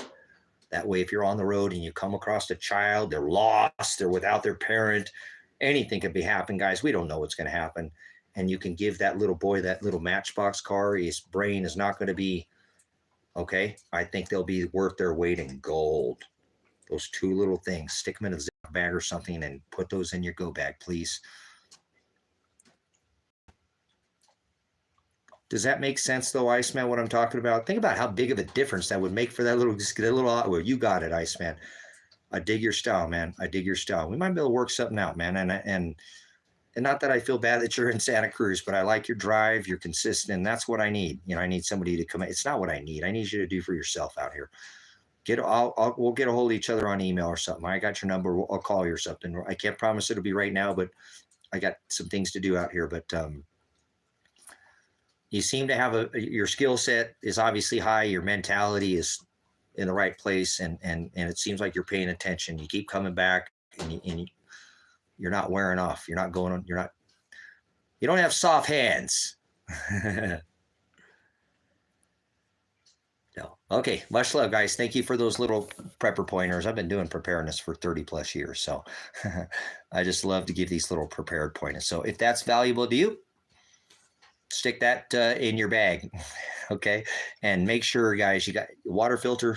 Okay. You know that. I hope all 22 of you guys have a personal water filter. Every one of us in here has a water filter, right?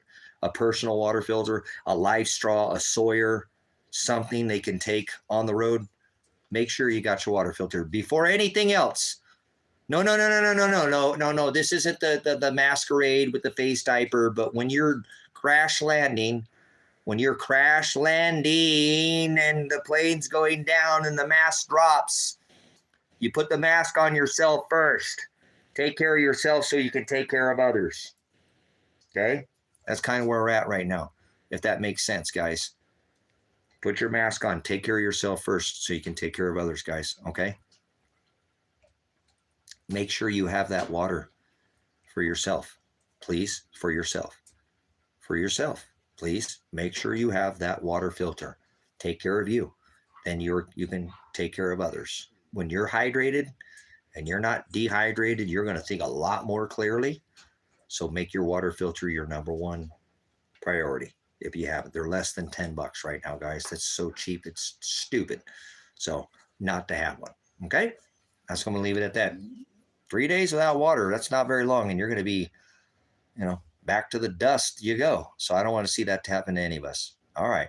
Thank you for letting me reveal these truths and uncover the lies. That's what I do. I am revelation. I am apocalypse. Whoa.